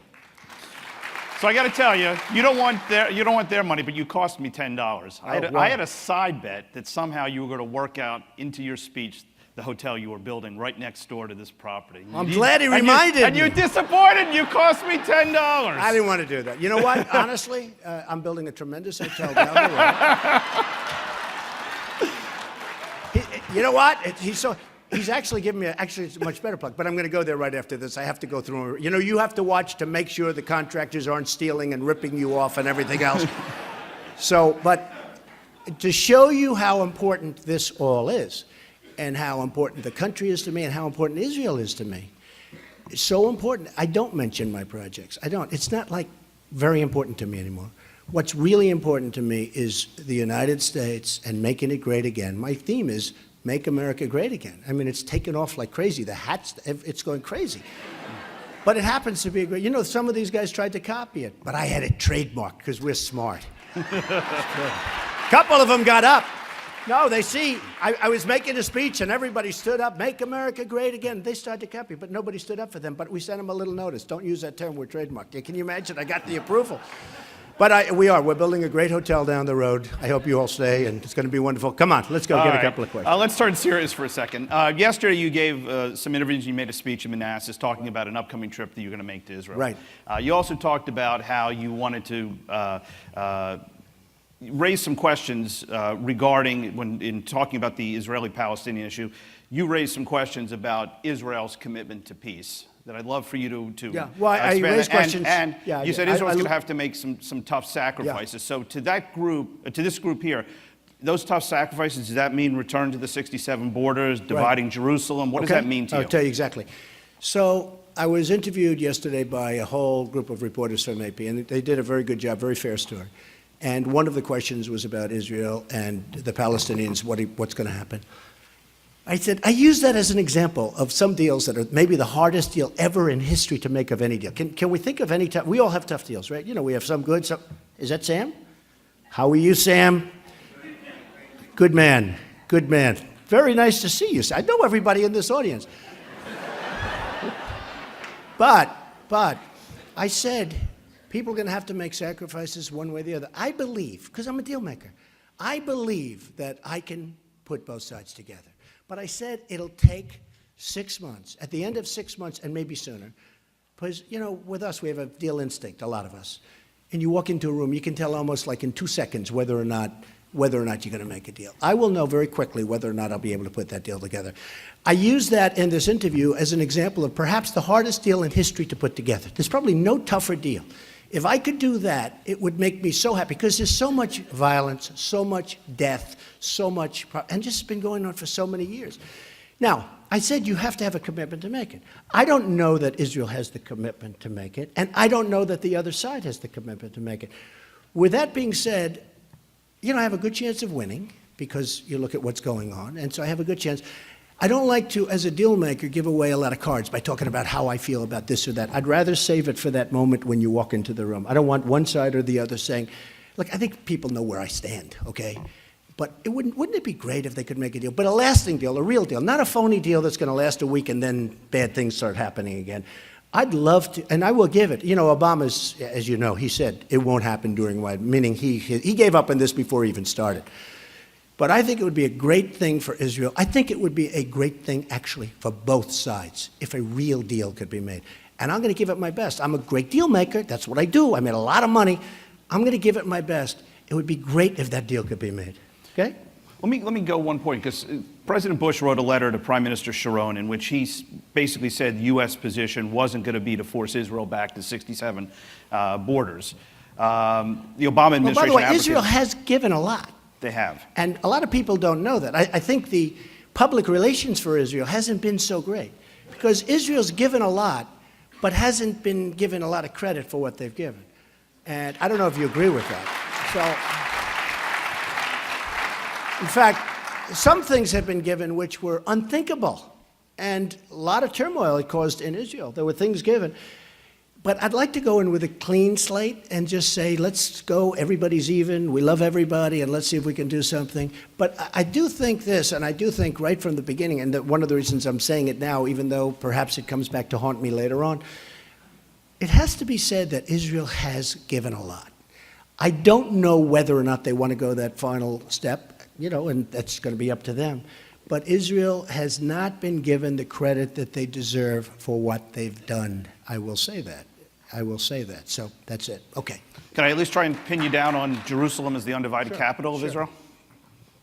Yeah, go ahead. No, is that a position you support? You know what I want to do? I want to wait till I meet with Bibi. You know, I'm leaving for Israel in a very short period of time. I know what you're saying. You're not going to be on, you're not going to be, who's the wise guy? Okay. Do me a favor. Just relax, okay? You'll like me very much, believe me, okay? Then you wonder why you get yourself in trouble, all right? You're going to like me very much. It's going to be fine. But again, you can't go in with that. If you're going to make a deal, and you can make a great deal, you can't go in with the attitude, we're going to shove it down. You got to go in and get it and do it nicely so everyone's happy. Don't worry about it. You're going to be very happy, okay? Don't worry about it. Go ahead. Obviously, you know, you've been an outspoken defender of Prime Minister Netanyahu. As we said, you've made a TV commercial I think for he's a him. very good man. I think he's been treated very badly. I think that our president has been unbelievably rude to Bibi. I don't know how many people like Bibi, but I think he's been unbelievably rude. And, I mean, we'll talk about deals after the fact, which is a shame, but I think the Iran deal is the worst single thing. Perhaps it'll go down, and I've been pretty good at predicting things. I think it's going to go down as the worst single thing that's ever happened to Israel. I think it's a catastrophe for Israel, and I think the fact that Obama was willing to make that deal for anybody that loves Israel to support this guy, or even the Democratic Party, is impossible to believe. I think it will be one of the great catastrophes. But if I get in, I will straighten it out, believe me. It's going to be straightened out. It's going to be straightened out tough, and it's going to be straightened out fast. The one bad thing is, if I get in, the $150 billion is gone. That hurts me, and that hurts the people in this room. But the $150 billion is gone, because it'll be gone before you get there. You know, we're talking about a year and more, actually. Yep. Although the election, very quick, you know, it's coming up. It's now less than a year, and, you know, we have the Iowa starts on February 1st, and then we go right down the line, and it's very exciting. We're talking about a couple of months now for it to start, so it's really very, for a person like me, I mean, it's very exciting. Yep. So the other half of my question, so you obviously have a great relationship with Prime Minister Netanyahu. Which of the other Arab leaders do you either know or can you see yourself working with, and you think you could have a positive working relationship? Well, I haven't been working too much with the Arab leaders, to be honest with you. No.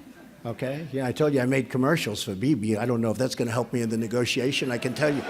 I'm trying to keep it nice and level, right? Then I get people screaming at me. But I'm trying to keep it as level as possible. But I, for the most part, don't know.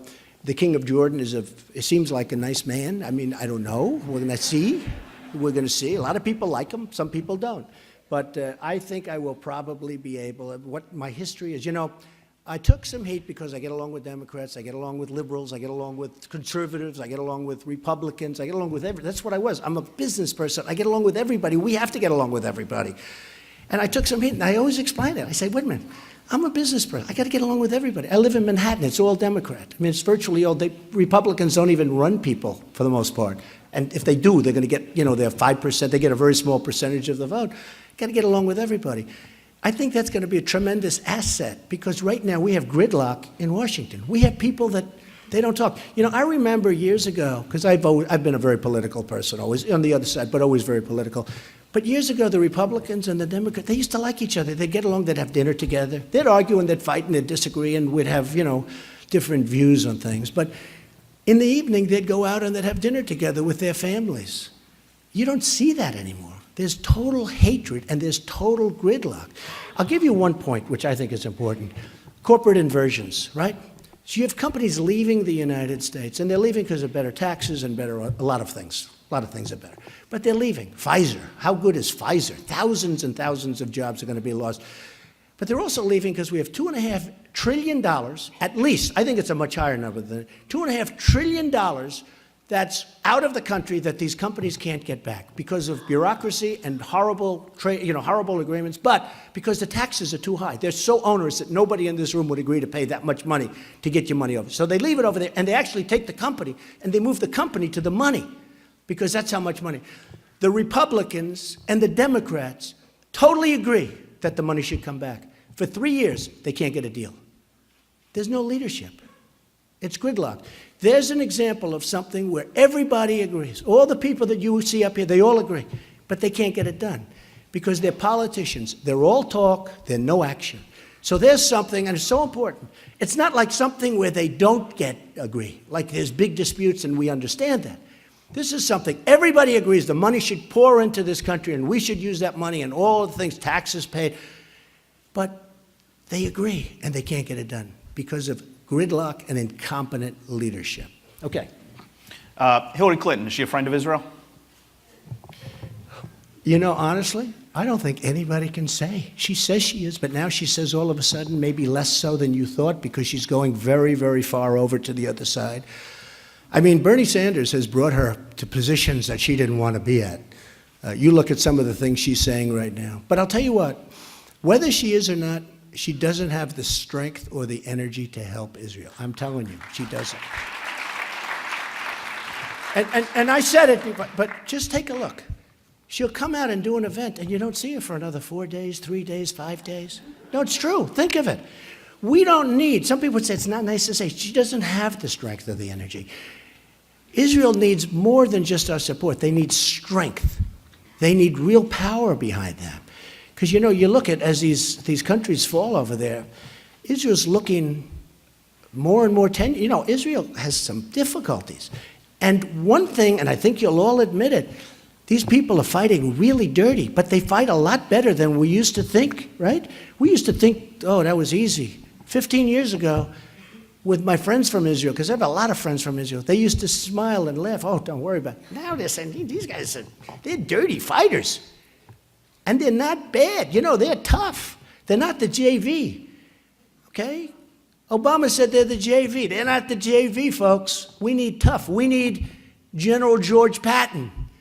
We need General MacArthur. We don't need the guys we have. I see them on television. Generals. I don't want my generals on television saying, well, ISIS is very tough. I saw a guy the other day. ISIS is very tough. I don't know. I don't need that. Do you think General George Patton? They don't like him because he was a foul-mouthed, vicious, horrible, brilliant guy. So he would never make it. They probably would have had him thrown out years ago. But we need Patton. We need a genius like MacArthur. And we have those people. We have those people. I'll find that person. But we're going to knock the crap out of them. I'll tell you what, we're going to win. We're going to win. We're going to win. Go ahead. Yeah. We're out of time, but last question. Rank and order, as you see it, the greatest challenges facing the United States: Russia, China, radical Islam. Well, I think radical Islam right now is, and I feel that's the greatest. And again, we have a president who refuses to use the term, but radical Islam is, I'll tell you the one thing I know isn't, is global warming. That's the one thing. No. That's the one thing I know isn't. I mean, we have a guy that just the other day said that, here, they want to blow it. This was right after Paris. They want to blow our cities up. They want to destroy our civilization. And he's worried about global warming, which a lot of people think is a hoax. Hey, by the way, I won so many environmental awards, shockingly. No, it's true. And you know what I do? I want really immaculate air. I want clean, crystal water. I want a lot of things, okay? I want a lot of things. But global warming, do you notice they changed the name? We go global warming, they go climate change, they go now it's sort of, I hear a lot of extreme weather. How can you miss with extreme weather, right? If it's cold, it's okay. If it's hot, it's okay. If it's windy, if it's hot, if you have to, everything's extreme. So now they use extreme weather. It is a disgrace what's going on. And to have this man embarrass us by standing up and saying that global warming is our biggest threat, we got to get him out so fast, and thank goodness we only have a year left. Thank you. Thank you very much, everybody. Thank you. Thank you. Thank you. Thank you, man. Thank you. Thank you, man. Thank you, everybody. Thank you. Thank you, Stan. Watch your step. Thank you, everybody.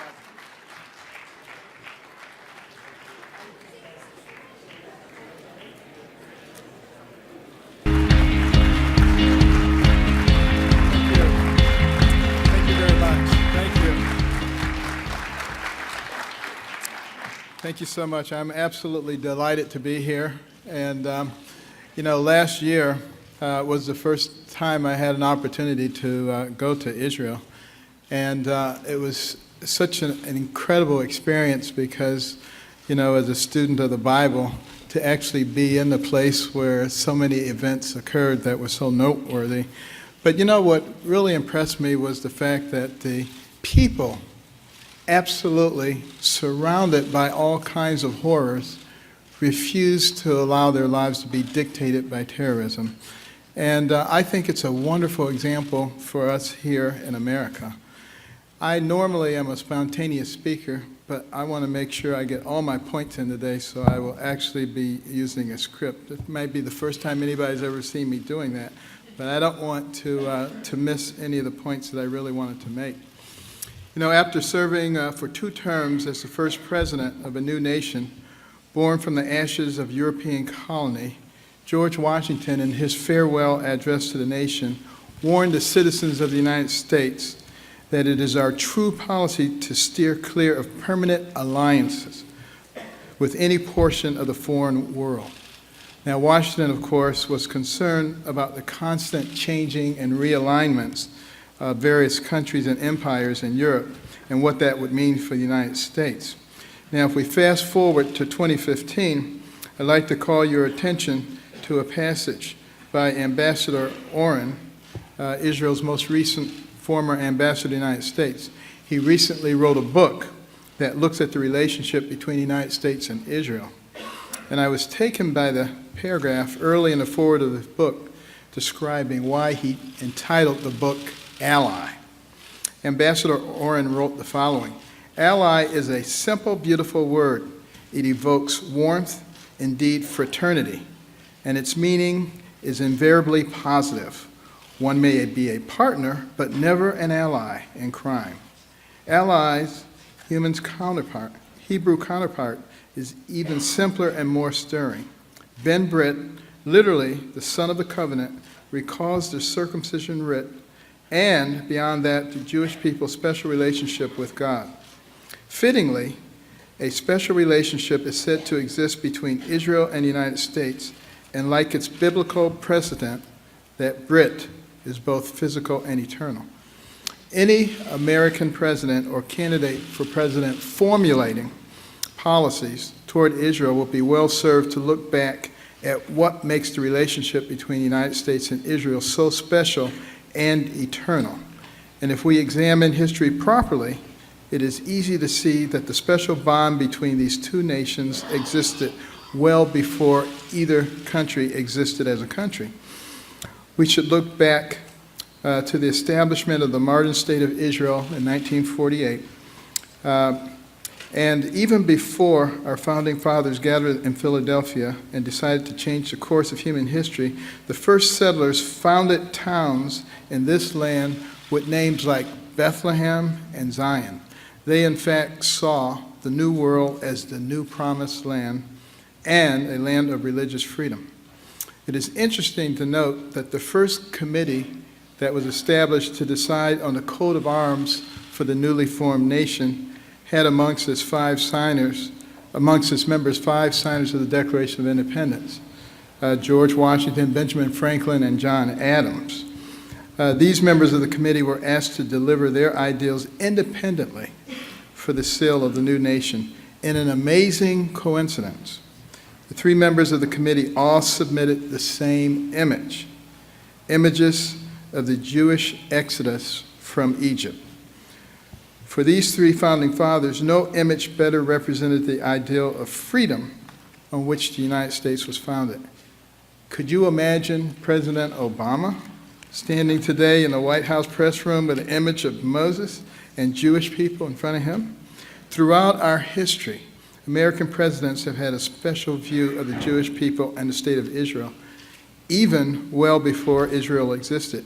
John Quincy Adams said, "I believe in the rebuilding of Judea as an independent nation," and Abraham Lincoln referred to Palestine as the national home of the Jews, said this was a noble dream and one shared by many Americans. Very few countries started out as democracies. Most of them evolved into democracies. Israel, however, was born a democracy and has stayed that way with fundamental tenets of democracy ever since. Now compare that to its neighbors. Many countries in the Middle East claim to be democracies, but I would put forth that elections won with 99% of the vote going to one candidate, or elections won under the shadow of dictatorships are not democratic. Regrettably, while Israel was born as a democracy, it was also born into a state of war that has remained in one form or another ever since May of 1948. Besides having fought the War of Independence in 1948, the War of Attrition in 1956, the Six-Day War in 1967, the Yom Kippur War in 1973, the war in Lebanon in 1982, and the 2 Gaza wars in 2007 and again last year in 2014, Israel has also been under the constant threat of tens of thousands of missiles from Hezbollah in southern Lebanon, faced 2 intifadas, and a nonstop threat of Islamic terrorism. Now, what is really sad is that all of this could have been avoided because UN Resolution 181, passed in November of 1947, called for the end of the British Mandate and a true partition plan for Palestine. Partition plan calls for the creation of a Jewish state and an Arab state. The plan was accepted by the Jews but rejected by the Arabs, and hence the ever-present state of war. Ariel Sharon, in one of his most famous speeches, became the first Israeli prime minister to openly acknowledge and call for the 2-state solution. Prime Ministers Ehud Olmert and Benjamin Netanyahu have subsequently joined him in publicly calling for a 2-state solution. And while I'm not here today to debate a 1-state or 2-state solution, it is something, I think, for the Israeli leadership to decide. But it amazes me that the United Nations, the European Union, the Israeli government, and even the Palestinian Authority are all pushing for a solution that the Arabs themselves rejected in 1947. Imagine how much blood could have been saved had the Arabs agreed 68 years ago to exactly what they want to try to achieve today. The role of the United States today should not be to force peace between Israel and the Palestinians, but rather to help enable an environment in which peace can be forged. And the next president of the United States should start with a focus on supporting Israel in its efforts to find a lasting peace. The key word here is lasting. For too long, as I followed the efforts by the United States and Europe to get the Israelis and Palestinians to agree to a peace deal, the focus has always been on what the future of the Palestinian state looks like. As president, my focus, first and foremost, would be to frame the debate as to what the future Israeli state would look like. After all, the goal of a lasting peace is not merely to give the Palestinians a state of their own and right to self-determination, but also to ensure that the state of Israel remains a Jewish state for the Jewish people forever.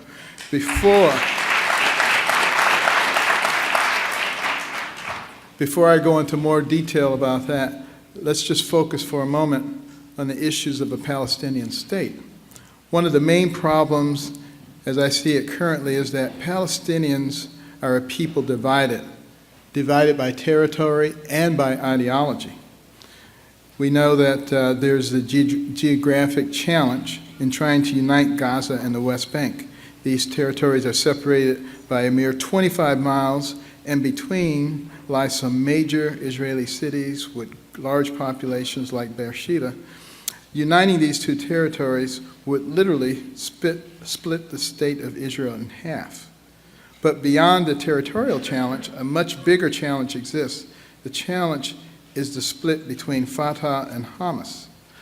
Fatah and Hamas operate in a constant state of conflict. Fatah rules the West Bank, Hamas rules the Gaza Strip.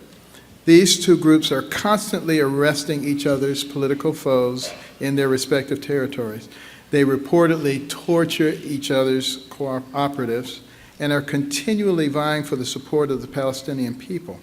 Part of the problem, of course, is that Fatah is largely a secular political movement, while Hamas is a deeply religious Islamic political movement. And while there have been many times in the past that the two groups tried to operate unity governments, this has always devolved into minor civil wars between the two. The bottom line is that even if the Israeli government today withdrew to the 1967 borders and gave up Jerusalem, there is no one Palestinian group representative of the Palestinian people that could ratify the agreement. Thus, no peace agreement can be reached until the Hamas-Fatah issue is resolved. But assuming for a moment that both the territorial issue between the West Bank and Gaza can be solved, as well as the internal conflict between Fatah and Hamas, then let's ask ourselves, what should the next U.S. president do to help preserve a viable Jewish state living within the terms of a lasting peace? Well, first and foremost, Jewish state must be Jewish. That may sound obvious, but if we look at the current international proposals for a two-state solution, as well as listen to the words of the Palestinian leadership, the two states to be created are first a uninational Palestinian state with no Jews living in it, and second, effectively a binational state, namely Israel, with a majority Jewish population and well over 20% Palestinian minority. One doesn't have to look too far into the future to see what the long-term outcome would be. Eventually, the Jewish state would lose its Jewish identity, and Palestinian birth rates continue to eclipse that of Jewish population. This would lead to a uninational Palestinian state eventually taking over the binational Jewish state as the Palestinian population in Israel continued to grow. In addition to this threat, there is the geographical threat created by basing a two-state solution on the 1967 borders. Now, if this were to occur, the result would be an Israel with sections of the country less than 10 miles wide and partly bordered on the west by Gaza and the east by the West Bank. The distance from the border between Israel and the West Bank on the east to countries like Iraq and Iran would be measured in the hundreds of miles. This gives Israel an almost zero ability to defend herself practically from any sort of armored attack. Moreover, the 1967 borders will give back the high ground to Syria and the Golan Heights. This has numerous potentially fatal effects for Israel. First, it would allow any enemy to launch from Syria missiles to easily rain down on major Israeli population centers. With ISIS, the Iranians, and others currently operating in Syria, one can only think of the sheer havoc that would be created with any one of these groups positioned in the Golan Heights overlooking Israel. Second, it would give Syria the ability to either control or pollute Israel's only freshwater supply, the Sea of Galilee. Looking past these major territorial issues, there also remains the issue of Gaza acting as a conduit for Iranian-backed weapons. Much outrage has been leveled against Israel for blockading Gaza, but the only blockade that actually exists is the blockade of weapons and missiles that are immediately used to target Israeli citizens. The delivery of food, medicine, building supplies has not been blockaded by Israel. In fact, it is a reality that much of the building supplies allowed into Gaza was used to build the Hamas tunnels of terror to infiltrate Israel and commit acts of terror. And I actually had a chance to go into some of those tunnels when I was there last year, although we were carefully looking for people who might be trying to shoot us when we came out. I raise these issues again to say simply that we look forward to an American president and a policy put forth by that president that backs the wishes and desires of the Israeli people and their government. Second, that policy must ensure that Israel comes out of these negotiations as a Jewish state for generations to come. Franklin Roosevelt, one of our nation's most revered Democratic presidents, said so eloquently, "The American people, ever zealous in the cause of human freedom, have watched with sympathetic interest the efforts of the Jews to renew in Palestine the ties of their ancient homeland and to reestablish Jewish culture in a place where for centuries it flourished and whence it was carried to the far corners of the world." However, let me be clear, I do not buy into the oft-heard refrain that in order to solve our problems in the Middle East, we must first solve the Israeli-Palestinian conflict. It's a complete red herring to claim that violence across the Middle East is a result of this conflict. I see some heads nodding, of course, and puzzled looks by the press, but let me elaborate. Several sources have looked at the levels of violence attributed to the various conflicts in the last half of the 20th century. It is interesting to note that since 1950, 2 years after the formation of Israel, there have been 67 conflicts throughout the world, resulting in 10,000 or more deaths. Number one on the list, at around 40 million, are the killings by the Red Chinese from 1949 to 1976. Last on the list is South Yemen Civil War, 1986, with 10,000 deaths. Now, where does the Arab-Israeli conflict rank on this list? 49th, 51,000 deaths. If one were to add the total number of deaths in all 67 conflicts since 1950, it would come to roughly 85 million. In other words, only 0.06% of the total number of deaths in all conflicts since 1950 are a result of Palestinian-Israeli conflict. But there's even more telling statistic. Since Israel's founding in 1948, there have been approximately 11 million Muslims killed in violent conflicts, but only 35,000 of them were the result of Palestinian-Israeli conflict. 35,000 Muslim deaths from the Arab-Israeli conflict means that only 0.3% of the Muslim deaths from various conflicts have been a result of this conflict. In fact, over 90% of the 11 million Muslims killed since 1948 have been killed as a result of Muslim violence and conflicts. I raise these statistics here because I deeply believe that problems facing the West currently are the result of turmoil in the Middle East, and that has almost nothing, however, to do with the Israeli-Palestinian issue.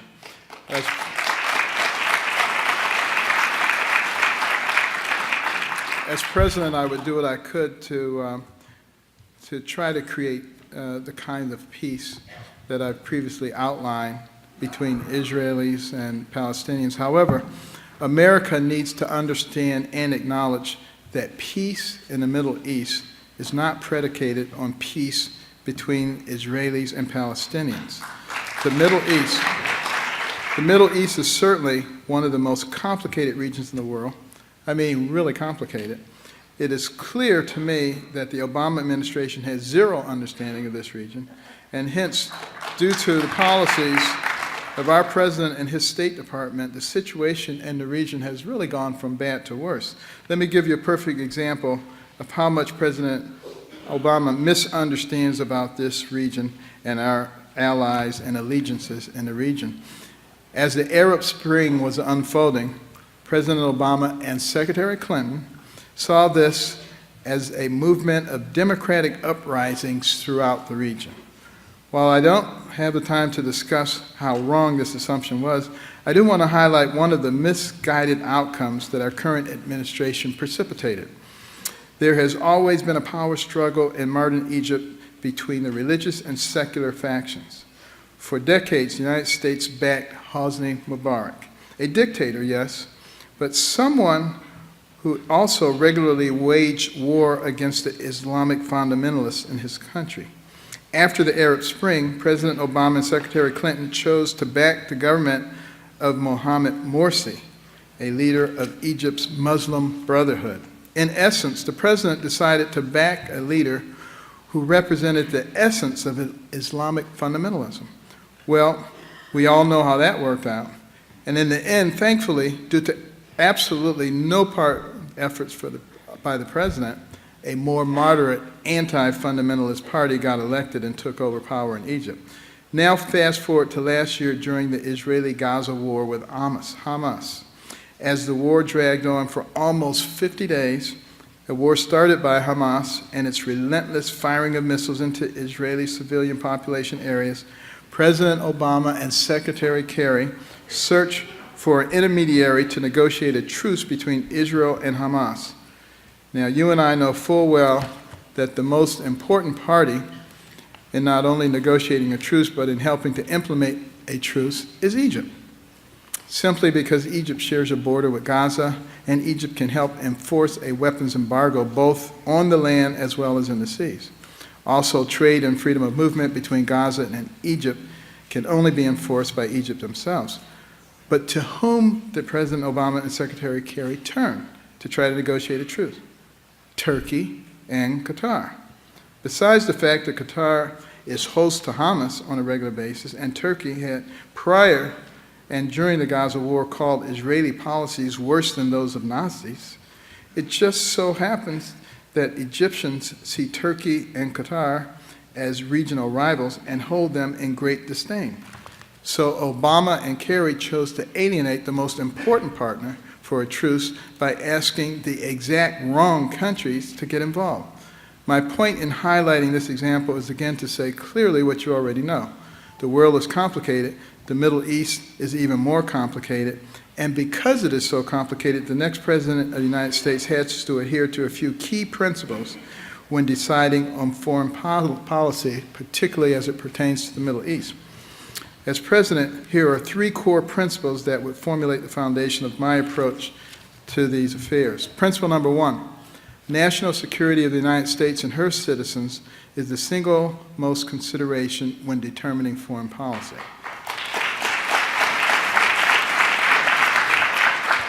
Not running for president of the, or secretary of the, Secretary General of the United Nations, or president of the European Union, or any other position, but rather for President of the United States, and would ultimately bear the responsibility for defending our nation and her interests. Hence, all foreign policy decisions must be viewed through the lens of our national security interests. Many of you know that I am a man of devout faith. That faith teaches compassion, morals, and ethics. I believe that if a particular foreign policy can both maintain our national security interests while also being able to take the moral and compassionate high ground, then we should pursue it. However, when those two things are at odds, national security must trump other considerations. As you high ground, then we should pursue it. However, when those two things are at odds, national security must trump other considerations. As you may have heard, I visited Syrian refugees in Jordan over the Thanksgiving weekend. My heart goes out to these people who simply want to live their lives. They want to send their kids to school, go to work, have dinner as a family, live without the shadow of war and terror hanging over them. It is the moral and compassionate instinct to open our arms and welcome them into our nation. However, we do not have the tools to properly vet every single one of these refugees. And from the standpoint of our national security, no U.S. president should adopt a policy that will likely allow terrorists to legally enter the United States via a refugee settlement program born out of our compassion. I believe the answer is to create safe havens for the refugees in Syria and to ensure their protection until the end of hostilities. And a lot of those safe havens exist already in places like Jordan. We, along with our regional allies, have the military power to keep them safe, and we have the resources available to provide shelter, clothing, food, and anything else necessary. This is a perfect example of how I would determine U.S. foreign policy in a way that puts our national security first, yet maintains a compassion and morality that we Americans are famous for. Principle 2, we are currently facing a clash of civilizations between fundamentalist Islam and Western values. I view Israel as both our canary in the coal mine, meaning that as Israel goes, so goes Western civilization, but also as the tip of the spear in this clash. Israel is a democracy in the true sense of the word. Where else in the Middle East do women have the same rights as men? Where else in the Middle East does the government allow gay pride parades? In Israel, there are Arabs who serve as doctors, lawyers, teachers. There's even an Arab Supreme Court justice. Arab citizens in Israel have the same rights to medical care, Social Security, the ballot box, as any Jew does. Arab members of the Israeli parliament are even allowed to serve without taking an oath of allegiance. I dare say there are probably more women fighter pilots in Israel than there are women with driver's license in Saudi Arabia.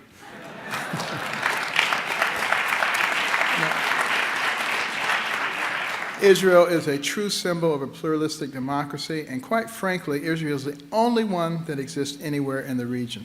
The United States must do everything to support Israel, embrace Israel, protect Israel, lift her up as an example to her neighbors as to what freedom really means and what that freedom can bring to a nation. If we as a country with a bond to Israel that goes back centuries do not make this a foreign policy priority, then I fear we may be dooming not just Israel, but Western civilization itself. Harry Truman, a Democratic president, in opposition to his own Secretary of State, made sure the United States was the first nation to recognize the modern state of Israel on May 14, 1948. It took him all of 11 minutes after David Ben-Gurion declared Israel's establishment to say, "I had faith in Israel before it was established. I have faith in it now." I too have faith in the state of Israel and have faith that it is one of the everlasting bastions of Western civilization. Principle 3, a strong economy makes for a strong foreign policy. If we look back at the post-World War II era, it seems clear that several presidents, including John F. Kennedy and Ronald Reagan, understood the simple principle. The basic logic is that by reducing the tax burden, one greatly stimulates the economy. And by stimulating the economy, one brings more revenue into the Treasury, even at a lower tax rate. More money into the Treasury means the government has more money to spend on the military. A larger military means the United States can project more power into the places that it needs to at the same time. A strong military is the best deterrent for war and the strongest insurer of peace. It will be my focus as President of the United States to stimulate the economy by reducing the tax burden on individuals and corporations, not just because I believe that it is a fair thing to do, but is the right thing to do. And I believe that by having the ability to project American strength anywhere in the world, anytime we need it, We will keep Americans safer at home, our allies stronger abroad, and make the world a safer place overall. And I think we need to always keep in mind that America may never have become a place if it had not been for Chaim Solomon. He was a wealthy Jewish merchant, and Washington's army was completely exhausted in terms of funding, and Solomon gave all of his funds in order to save the United States Army. And some say, and of course no one knows for sure, but that's the reason that there's a Star of David on the back of a $1 bill. But the fact of the matter is, Judeo-Christian values are the thing that distinguishes us from so many other people in the world. And that's why I rail so strongly against giving away those values for the sake of political correctness. Now,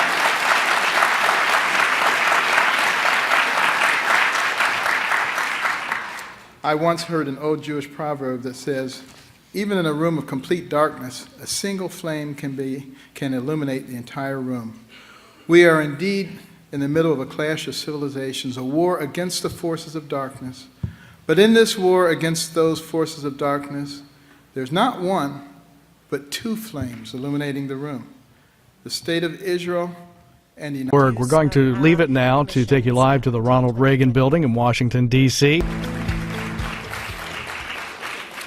Well, I do believe in miracles, and I'll tell you why. Because you all knew that I was the speaker right after lunch, and you came back anyway, and I'm deeply grateful for that. It is a delight to be with all of you today, and I want to say thank you. I also want to tell you how much I admire you. Anybody that'll listen to 14 different political speeches in a row, proof positive that there is a certain level of extraordinary patience and long-suffering with Jewish people, and you've proven that here today. I'm a Baptist, and I would never last that long, I can tell you right now. Well, as Lynn mentioned, I've been to Israel, and I don't want to say this like more than any other candidate, as if that somehow qualifies me to be an expert, qualifies me to be an advocate. But I am an advocate precisely because I have been someone who has gone to Israel for the past 42 years. My trips to Israel didn't start.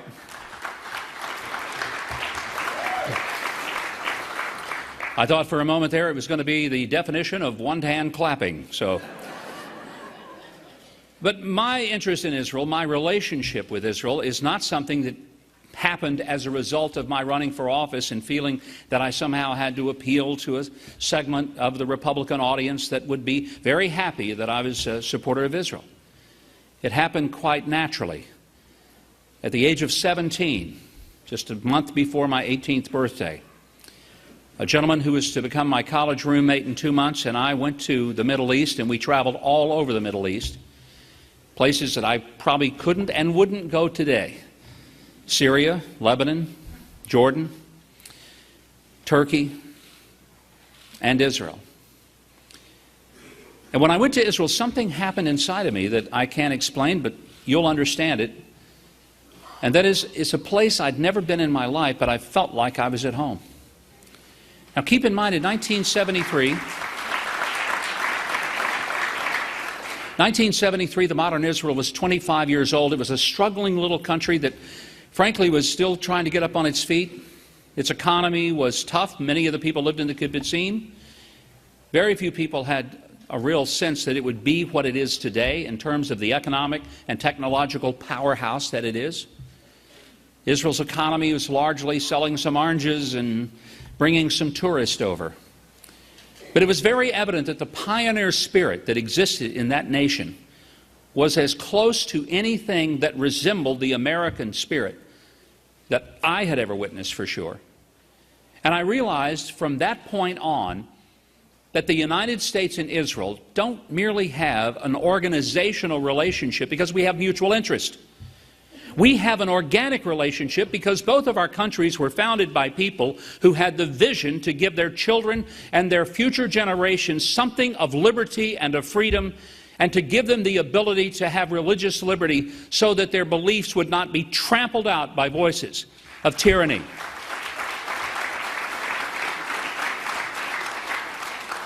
But there is something else about Israel that I believe mirrors that of the history of the United States. I do not believe that it is possible to understand, to even comprehend the United States of America without believing that it involved the providence of God. And I do not believe that it is possible for anybody to look at the remarkable, stunning history, not only of ancient Israel, but of the modern nation of Israel, and somehow believe that that could be without the providence and the hand of Almighty God. There is simply no other explanation. I am one who believes, and this is not a political view, this is deeply personal, and whether I'm in politics or not, I still hold this view. I held it when I was a teenager. I held it long before I ever got into politics, and 100 years from now, I will still hold it. In a different citizenship, no doubt, 100 years from now. And it's this belief that though we may break many of our promises to God, He never breaks His promises to us. Never, ever, ever. And for those of you who embrace and believe in the Bible, and I would assume that most of you in the RJC do, then I would have to say that I affirm the reality of Genesis chapter 12, verse 3. God says those who bless Israel will be blessed, and those who curse Israel will be cursed. That's either true or it is not. I believe it is true. Since 1973, when I was there for the first time, just a couple of months before the Yom Kippur War, I've been back dozens and dozens of times. I've lost track of just how many. I no longer keep a little running total because I was there twice this year, 3 times last year. I've literally escorted thousands of Americans to go to Israel because I want them to see it in person. I want them to understand not only the land and its people, but I want them to understand its history and its future, and for them to understand that if something happens to Israel and it loses its liberty and freedom, then the United States better buckle up because it's coming next to there. And that's what we have to consider every single day of our lives. The recent deal that was done with the Iranians is not a bad deal because it's a politically bad deal, not just a bad deal because it's a terrible idea for world peace. It's a terrible idea because it represents a direct threat to the United States, because in every situation, the Iranians have put the tip of their sword in Israel, but the full thrust of it will not be satisfied until it goes through the very heart of the United States of America. I sometimes hear people, even Republican candidates for presidents, who say things that I find just head-scratching. When they say, well, I think that there's possibility for peace in the Middle East, but only if Israel will sit down and try to work with the Palestinians. And I want to say, where have you been for the past 70 years? And I most certainly don't want to hear anybody say that the Israelis just need to give up some things and then they can have peace. I want to remind you that it is Israel that has consistently and repeatedly given up, given up, given up, and given up, and gotten nothing in return.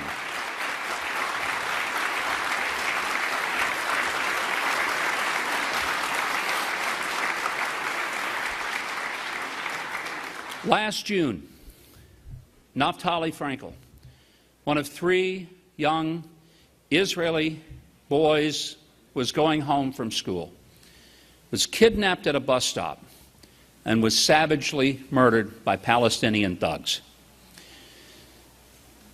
The day before they found his body, I was in the home of Naftali Frankel, just outside of Jerusalem, visiting with his absolutely amazing mother and father. I was there because I wanted to express to them not just my sympathy, but my support and my commitment that there cannot be ever a concession that Israel would be expected to continue to give up not just land, but to give up their sons and daughters as long as the Palestinians continue to teach their children in school books that it is okay to kill Jews. That is not a concession that any nation should ever be willing to make. And no American president should ever put the pressure on Israel to give up land that God gave them the title deed to, whether it's the land of Israel, and that includes Judea and Samaria.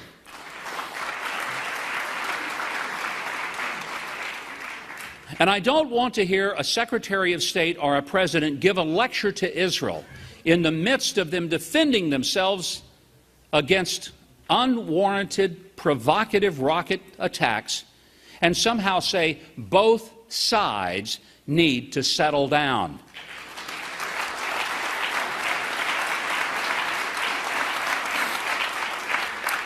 Again, my wife and I were in Israel last August when Hamas was firing rockets out of Gaza, aiming specifically, intentionally for civilian targets because they wanted to bring as much carnage as was possible to the innocents of Israel.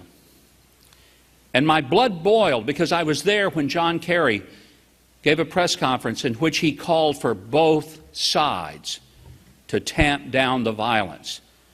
And I wanted to say, Mr. Kerry, maybe you should come and see what I'm seeing, because what I'm seeing is this.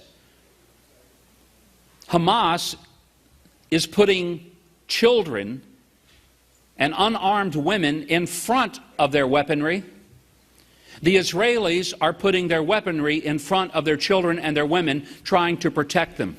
There is not an equivalency here. This is not sameness. This is not about both sides trying to somehow calm down. This is about one side trying to murder innocent people and another side trying to protect their families as they have a God-given right to do.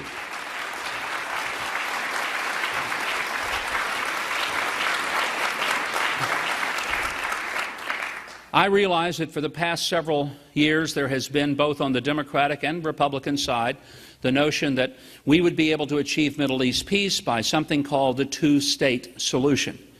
I want to be on record, and I know that this would not even be something that would be agreeable to some of you, because there are many Republicans who think that the two-state solution is in fact a solution. I consider it no solution whatsoever. There cannot be two states holding for the same piece of real estate, especially when one of those states does not believe the other one even has a right to exist, much less exist peacefully.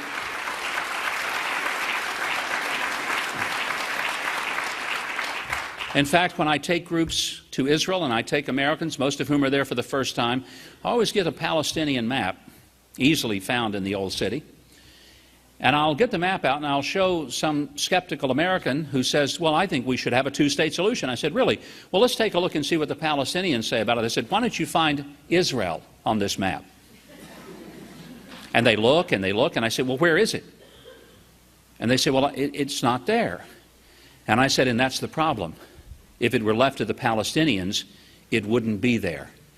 And that's why you can't have two governments wanting to own the same piece of real estate. So why don't we leave it in the hands of the government to whom it was originally given? And why don't we leave it into the hands of those who will protect not only the antiquities, but respect the religions, not only of the Jews, but also of the Muslims and of the Christians?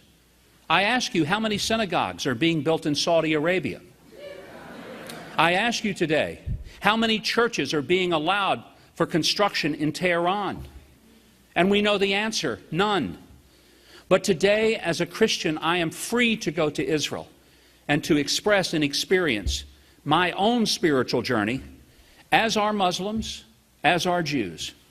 In no other country on this earth are religious traditions respected, appreciated, and protected like they are in Israel.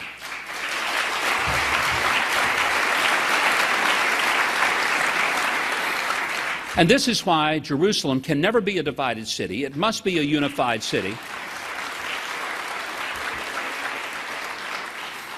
And it's why that the next President of the United States, if his name is Mike Huckabee, will do something that presidents have hinted about and talked about but have never done because they're afraid it's an act of provocation. My friend, act of provocation is when terrorist groups continue to fire rockets into civilian territory. The United States needs to finally make the definitive statement of who it's taking sides with and move its embassy to Jerusalem and once and for all declare we know who our peace partner in the Middle East is, and it is Israel.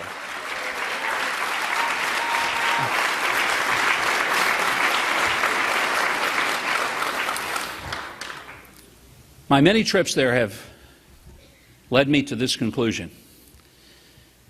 If I had never believed the Bible before, I'd have to believe it from the visits, because I have seen the dry bones come to life, and I have seen the desert bloom.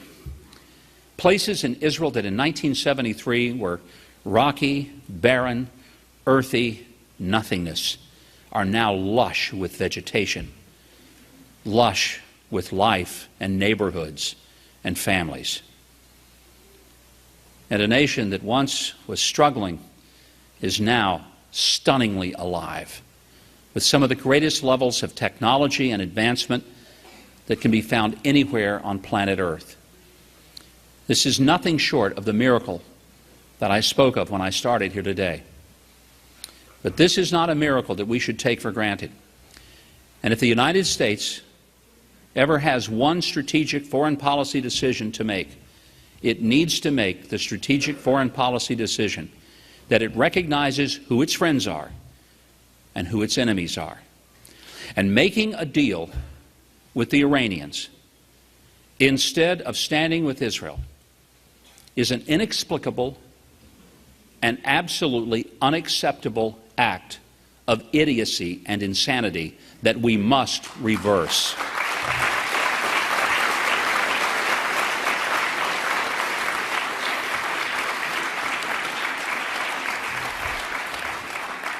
And I don't want to see another American president ever put more pressure on Israel to stop building bedrooms for its growing families in Judea and Samaria than it's putting on Iran to build bombs that would be used against those children growing up in Judea and Samaria. There's only one other thing I'd like to ask you to do today. Vote for me. And if you'd like to give generously to my campaign, okay, I'll accept. And with that, Matt's going to come, and I think the remainder of my time I'll use to answer your questions. And I may regret this, but we'll go for it anyway. In politics, we call this Q&A, Matt, which everyone thinks means questions and answers. If you've ever run for office, you know that it really means questions and avoidance. So, Matt, Governor, fire away. thank you. As I had mentioned in the early session, this is the result of the last couple weeks. We've been soliciting a whole bunch of questions from our members and our attendees, and we have curated them here. So let me take one of the ones that came up quite a bit, and it plays off of obviously a theme of what you were talking about before. The Democrats have played upon the fears of the Christian right by promoting the view that for many, support of Israel is based on a theological and a messianic foundation. Given your background, you're in a unique position as a minister to comment on this. How do you respond to those who say that support for Israel is based on a messianic foundation? Well, it's a wonderful question, Matt, and I've been to Israel many times with Jewish friends when I was the only I guess Goyim and the entire group. I was the oddity in the bunch. And I remember in one of the trips, it's been several years ago, and one of my Jewish friends with whom I'd made this trip, he said to me, he said, Mike, I don't understand something. Maybe you can help me figure this out. He said, evangelicals in the United States seem to be sometimes more supportive of Israel than American Jews. And I said, yes, I've noticed that. And he said, a lot of you have a greater fervor for the protection and the future of Israel than even many of the Jewish people do. He said, explain to me why. I said, it's really simple. I said, because you need to understand that as an evangelical, I embrace everything that you embrace in your faith. Your faith is the foundation of what I believe. And there wouldn't be a faith for me if it weren't for the faith that is built upon everything that is in the Jewish tradition. A person can be a Jew and not have any connection to a Christian. Perfectly possible.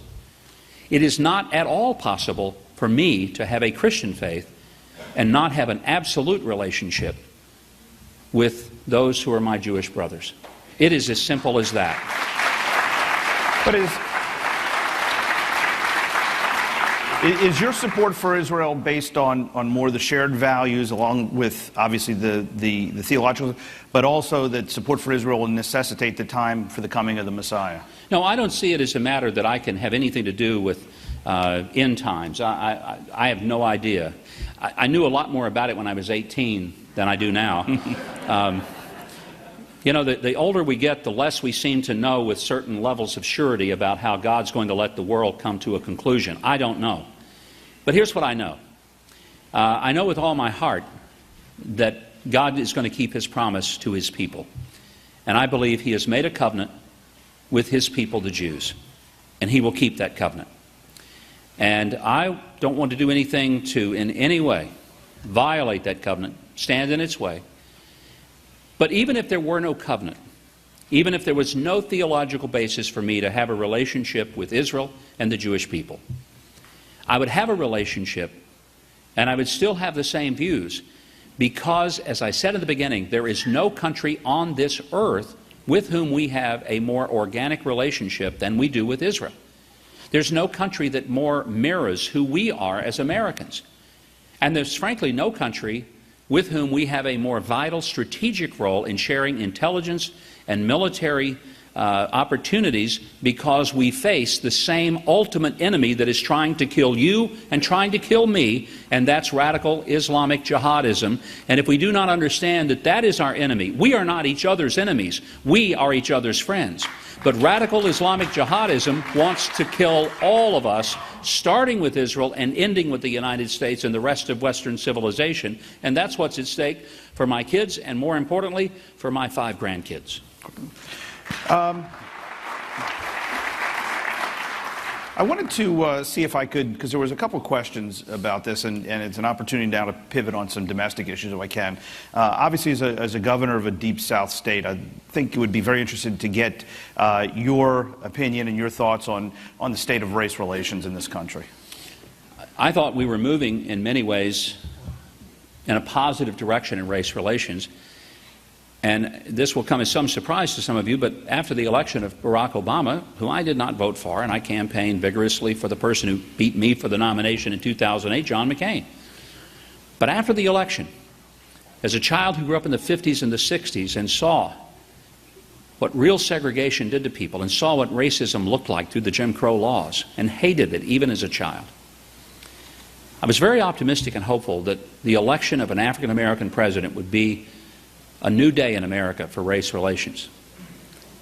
To be honest with you, I thought that in my lifetime as a kid, I never thought I'd live to see that day. And there was a part of me as an American, forget that I was a Republican, I'm an American first. And I was proud to see that our country had moved past judging people by the color of their skin. And I thought that this is an opportunity for America to move forward. And I think Barack Obama could have been one of the great presidents of all time. But he chose not to be. Because what he chose to do was to bring a divisive spirit and attitude to the job of president, the likes of which I've never seen in my lifetime. And today, I think that we are as divided on race as we have been in decades. I do not believe it is a permanent division, and I believe it can be repaired. But it has to be repaired because we go back to the dream of Dr. King that we will judge people not by the color of their skin, but by the character of their heart. And that ought to be the basis of all American relationships.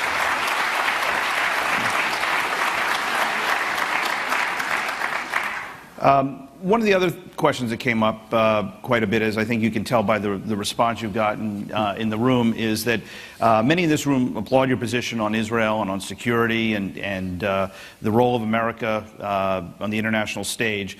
but may disagree with you on social issues such as pro-choice and gay marriage. How would you convince people who are staunchly pro-choice or pro-gay marriage to vote for you? I probably wouldn't. If those are the issues upon which you're going to select the president, and that's the determining factor, and you think that's the single most important factor in selecting a president, you're probably not going to vote for me.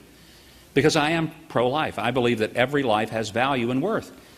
I think every life has intrinsic value that we should never deny. I don't think that the captain of the football team is more valuable than the Down syndrome child. I believe they both have equal worth and value. I don't think that there's such a thing as a human being that's expendable or disposable. I think it's a dangerous place for us to go as a culture and a civilization when we begin to evaluate the worth and the viability, the value of one human over another. And so my pro-life position is not just about the baby in the womb.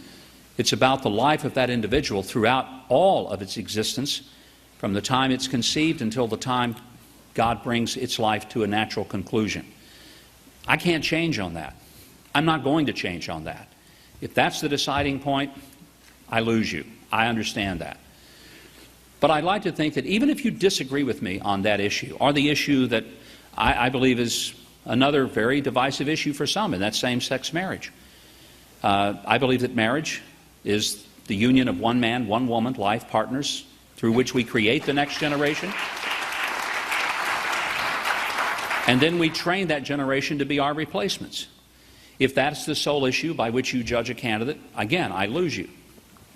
But on the other hand, if you look for a candidate who has those convictions because they're deeply held, and you know where I'm coming from, and you know that they're not political positions for me, and you'd rather have someone that you disagreed with, but someone that isn't going to change his mind every election cycle, like Barack Obama did when he said that his position on marriage was the same as mine in 2008, before he changed it 3.5 years later. So if you want consistency, I can give it to you. If you want someone who's going to change with the latest political poll, I'm quite certain you can look on the stage and you'll find somebody whose positions have shifted through the years and will shift for you for the right level of support. Look, I believe the next president has many jobs. One of them is to be the commander-in-chief, not the meteorologist-in-chief. Somebody who actually believes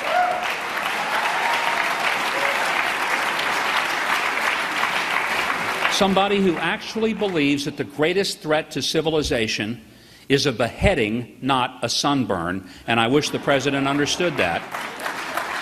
And someone who, if he goes to a foreign country, will not stand up at a podium and apologize for the prosperity and greatness of America, but will say, I will be happy to receive your thanks for the greatness and prosperity and generosity of America. Because it is precisely that generosity and that prosperity that bailed out the butts of so many of people across this world, whether it was famine, earthquake, tsunami, it didn't matter. It was always the Americans who showed up to help and to generously give of themselves. And instead of apologizing for who we are, I think we ought to be proud of who we are and say we are happy to be a light to the world. We're not part of the darkness, we're part of the light. We've got time for one last question. You had mentioned that without question you would move the embassy to Jerusalem. Yes. We have, as an organization, over the course of the years, had many candidates, and some who have even got elected president, who have come and said that, and it hasn't happened. Right. How can we know that you're going to really get it done? And also, as president, how concerned are you about the international, regional and international ramifications? Obviously, that would be an extremely controversial move. The excuse has always been offered that this would be provocative and it would evoke so many reactions. Let me just be blunt. The Iranians, and yes, even the Palestinians, already want to annihilate Israel, already hate Israel, already have nothing but contempt and disregard and disdain for Israel. Do we honestly think that there's anything we're going to do that will ameliorate those hatreds and fears and anxieties that have been directed toward the people of God for all these years? No. You wonder, well, how would we know you would be different? Because for me, this is not just a political issue. It is a deeply personal, a deeply spiritual. It's a matter of conviction. As I said, I didn't start building my relationship with Israel because I said, you know, someday I'm going to run for office. I might run for president. I've got to go up there and make all the Jewish Republicans really happy with me. I better say the right things. Maybe somebody can coach me on what I'm supposed to say and hand me some talking points. Folks, you've heard today what I believe. I back it up with 42 years of being an advocate of Israel. Long before I was in politics, I was taking the same stance for Israel. I have, I am, and I assure you that I will.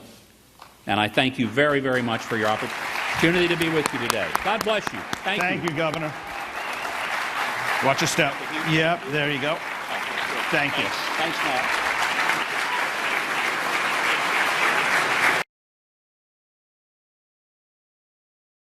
President should speak with grandiosity without backing it up. Should I be President of the United States, there won't be any red lines unless it's backed up. We're not going to call ISIS the JV team unless we're serious about taking them out. No more grandiose reset buttons and then never following it up and allowing for Putin to run wild while we pull back.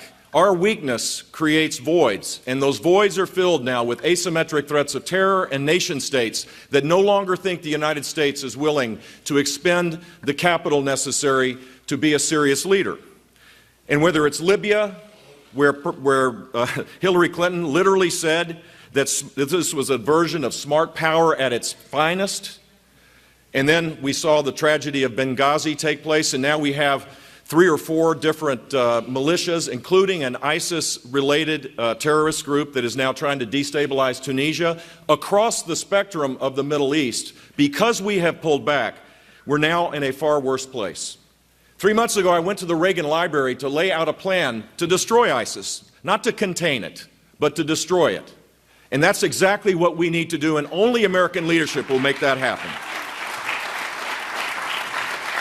What I said then is what I believe today, that we need a no-fly zone. And for those that are worried, well, Russia won't like that, Russia should be a little more worried about what we do rather than we being worried about what they do. We should create safe zones. I know people are deeply concerned about the refugee problems that exist with 4 million Syrians that are uprooted from their families, a tragedy of untold hardship for so many people. But the simple fact is, the way to deal with the refugee problem is to create safe zones there while we build an army with our support and our leadership that will take on ISIS and create a political settlement where Assad goes to wherever, someplace outside of Syria where we can create stability. We need more special forces. We need to arm the Kurds. We need to re-engage with the Sunni tribal leaders. We need to re-engage with the Sunni tribal leaders that were our partners when we built a fragile but secure Iraq the day that Barack Obama was elected. And he and his Secretary of State abandoned that. That created the void. They both admit now that Al-Qaeda in Iraq was wiped out. In its place now we have a caliphate the size of Indiana. 30,000 battle-tested terrorists that are organizing each and every day to create hardship for Europe, for the United States, and for the Middle East. We can have a plan, but it's going to require American leadership. The only way the Arab world will join forces if they believe that the United States is serious in providing the leadership that will happen. This administration is not serious. When they put restrictions on the warfighters, by having, for example, 75% of the sorties that are going out from our air bases, 75% go back with the munitions not launched. It's because you have to get approval from a lawyer in the Department of Defense before you do this. We don't have the intelligence capabilities, we don't have the will, and incrementally we're getting into a bigger mess. The next President of the United States is going to have to be a commander-in-chief that asks the military for options not to contain, but to destroy ISIS.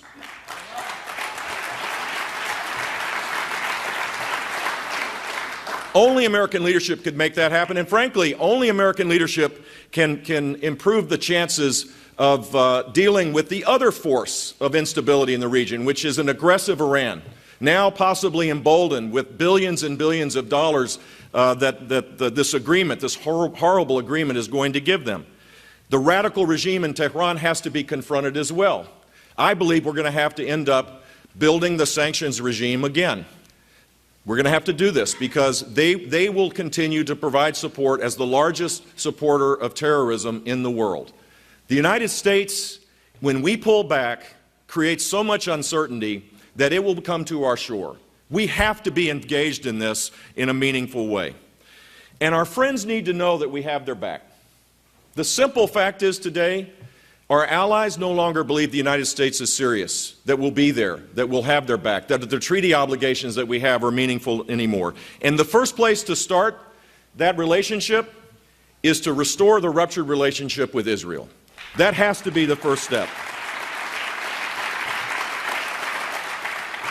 And the best way to do that is on day one to announce the next president, and should I be president, I will do this, that will move the United States Embassy to Jerusalem. And on day one, we will create a memorandum, extend the memorandum of understanding to provide U.S. security assistance over the long haul for Israel. It is important to make sure that we have that Israel has the qualitative military edge in the neighborhood to make sure that there is an environment of peace through strength. And we can do that in short order. On day one, we would make it clear that there will be no pressure from the United States on Israel as it relates to negotiating with the Palestinians until the Palestinian Authority and other entities inside of the political realm inside of the Palestinian Authority recognize the right of Israel to exist as a Jewish state with secure borders. There has to be a recognition by the next President of the United States that there's no moral equivalence between acts of terror against innocent people in Israel and Israel's efforts to create an environment of self-defense. On day one, I will work with the next Attorney General to stop the BDS movement in the United States, to use whatever resources that exist.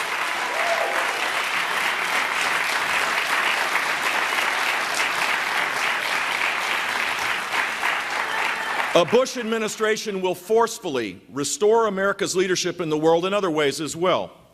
Our national security should be the first imperative of a foreign policy, for sure. But we also have, I believe, a duty to provide support for people that are oppressed.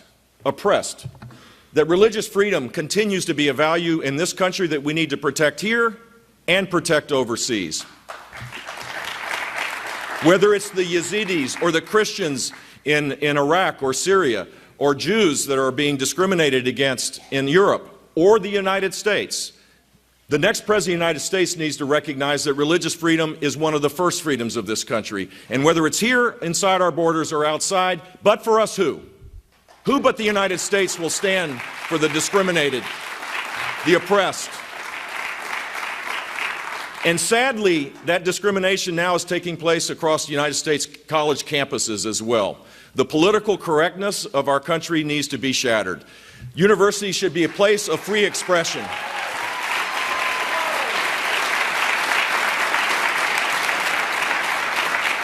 These growing cases of anti-Semitic behavior by a few, supported by professors and administrators in some cases by they're not taking action, has to stop. And the President of the United States has the authority in many ways to convene, has the bully pulpit to make sure that people know that at least one person, the leader of the free world, will be on the side of people who only want to act on their religious beliefs. It is a first freedom that I believe should be protected. My relationship with Israel goes way back. I've been to Israel 5 times. And every time I go, I'm inspired by the people, by the sense of purpose of the place, by the energy that exists, by the creativity, by the fact that there's everybody talks about the Republican Party being kind of a wild and crazy place these days. Go see how Israeli politics works. We have 65 candidates running for president. They have 65 separate parties running for the Knesset. I'm inspired by Israel. And from the minute I moved to Miami, where I had a chance to meet my friends, Ron Krongold and Glenda Krongold, and took my first trip for Israeli bonds and then took the other 4 trips for other reasons, I see Israel as an important ally in so many ways. And I've been engaged in the fight long before being a candidate for president.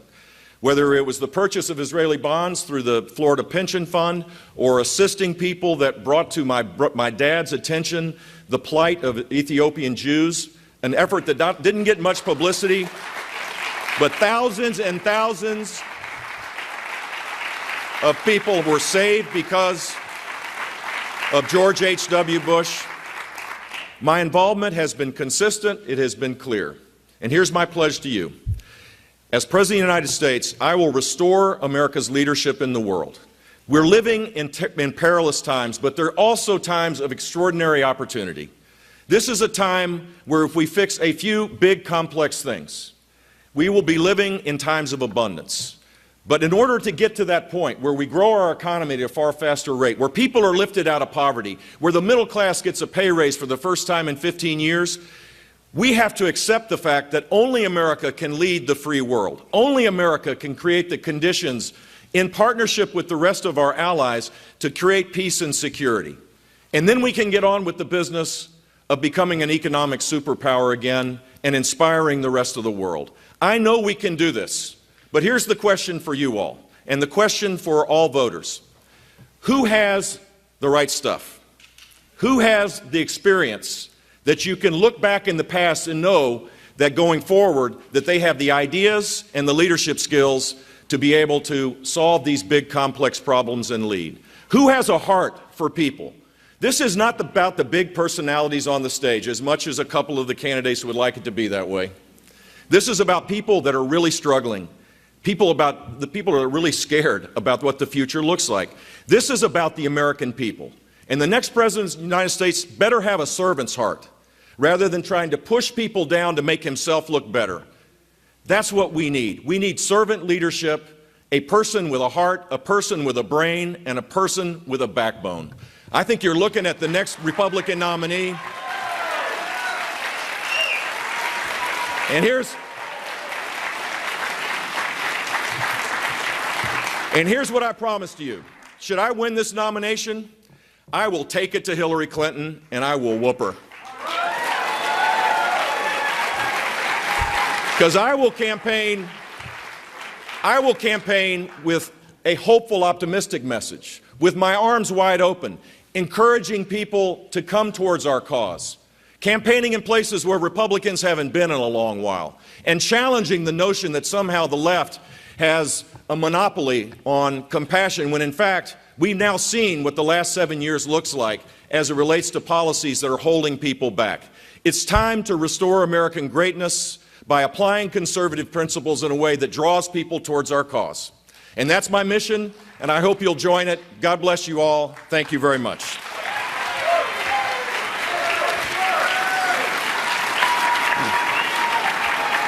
Thank you, guys.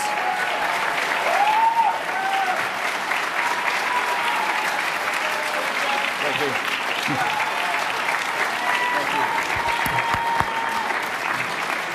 Thank you. So, Governor, we have about 13 minutes for some Q&A. 6 seconds.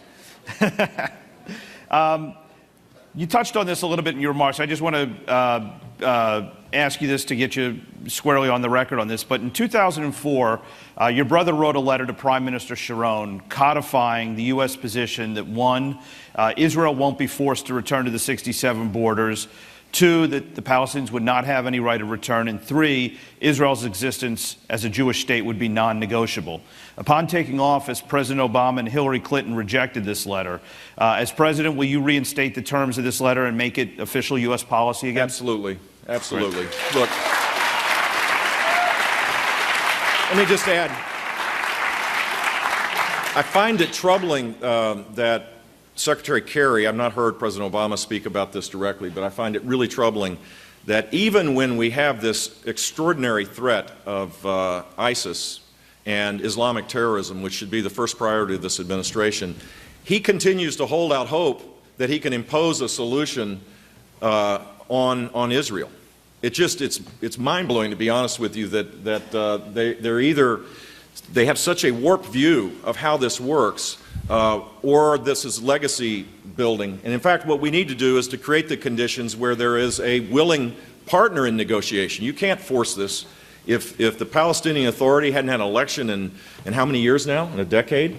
They're not the legitimate elected regime. They can't speak for the Palestinian people.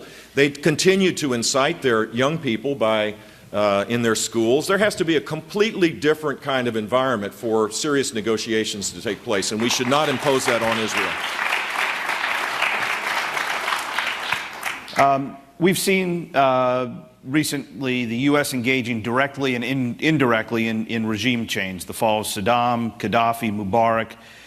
As president, where would you engage U.S. power for regime change, and how do you strike a balance between human rights and stability in a region? Well, first of all, I think it has to be in our national security interest. There has to be a clear and compelling interest. It can't be based simply on the brutality of the regime. It has to be based on, is this the best interest for our country, first and foremost, and our allies?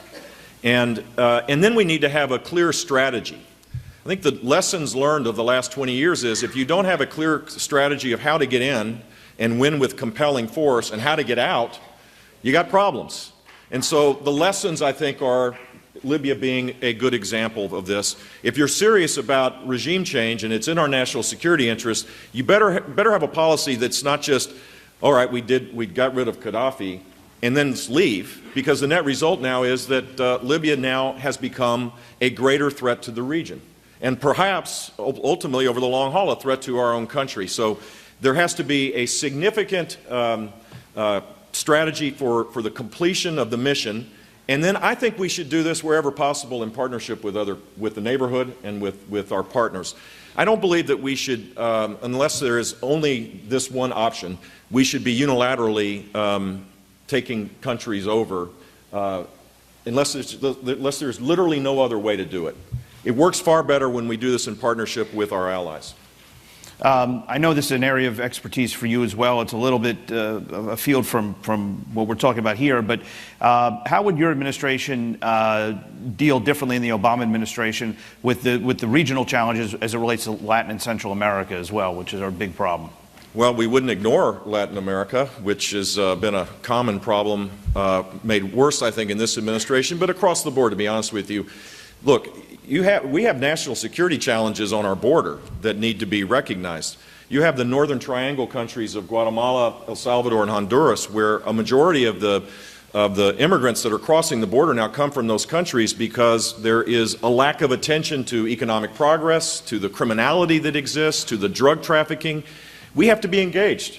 The best example of a partnership that worked was the Proyecto Gran Colombiano, the Grand Colombian Project, I think it was called, that when President Uribe was president and my brother and Congress funded these programs, and it was extraordinarily successful. We didn't unilaterally impose anything. We did this in partnership with a courageous, democratically elected leader, and it brought stability and economic growth to Colombia. Similarly, we should have something like that as it relates to the Northern Triangle countries, and we need to be engaged. This Sunday, there's an election in Venezuela. Venezuela is on the verge of being an ungovernable state that could create national security problems for our country. Hezbollah is active in Latin America. And we sit back and we say, well, you know, if someone gets elected president and then they steal all the democratic institutions in the country, that somehow we shouldn't be concerned about that? Well, we should be, because ultimately this is going to create national security problems for us. Well, you went right where I was trying to get you to go, because I was trying to lead you to the water. But so the challenge is, you know, Iran and... Did I get there? You did get there. Okay, so Iran and Hezbollah in Latin America, you know, do you think this is a real problem? It is a threat. No, it's not. This is not conjecture. This is, you know, the intelligence reports are verifying the fact that they're engaged in Venezuela, they're engaged in Argentina, they're engaged in Central America, for sure. And and embedded in the Lebanese and Syrian populations that long ago moved to those countries. This is a real challenge for us. Right. I know that there's been some discussion in the past regarding Jim Baker as an advisor to you, and you've been very clear about that. Can you share with the group, however, about, and I know you're not going to name somebody now, but some of the kinds of people you could see as a Secretary of State in your administration?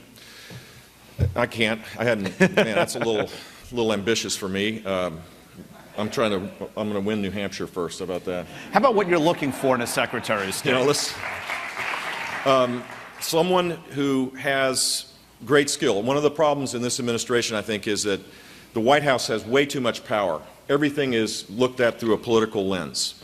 The National Security Council has doubled in size in the last 25 years.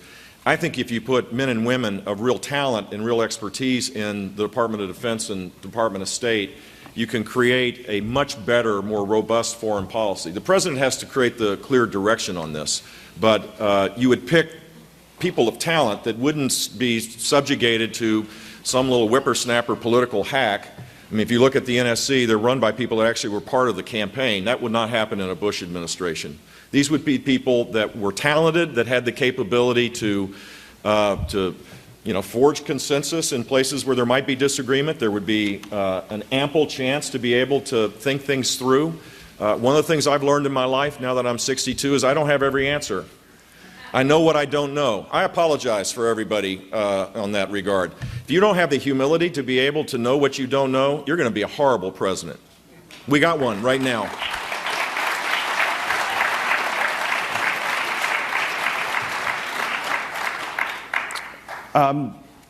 Share with us a little bit about your thoughts on... By the way, just as it relates to the Baker question, the person I rely on the most as it relates to U.S.-Israeli policy is my brother. I thought I could get an applause line out of that. That was... I didn't know Neil knew that much about Israel policy. I got a damn good brother. Yes, you do. And we all love him, so we do. Take a step back and think globally, if you would, for a second. If you were the president of the last 4 years, how different would the world be today? Wow, what a tough question. First of all, we wouldn't have had Obamacare, which is the greatest job killer. We wouldn't have had a stimulus, which was all this pent-up progressive liberal demand that was just waiting for the chance to have a liberal president with a Democrat-controlled Congress. We would have focused on traditional ways to jumpstart the economy. Remember the shovel-ready projects? They actually do work if there were any around, but we spent $800 billion just basically fulfilling the idyllic notion of what the progressive left thinks is the right thing to do rather than a bottom-up approach. We would reform the tax code rather than create higher taxes. We would have never created the regulatory environment that right now stifles capital investing that creates, ultimately is the only way to create high-wage jobs. We would have celebrated the success of American entrepreneurialism in the energy sector. This is one of the great success stories of all time. Hydraulic fracturing and horizontal drilling, for those worried about the climate, by the way, is the reason why we've had a 10% reduction in carbon emissions, not anything from the Department of Energy and their venture capital arm. That didn't work.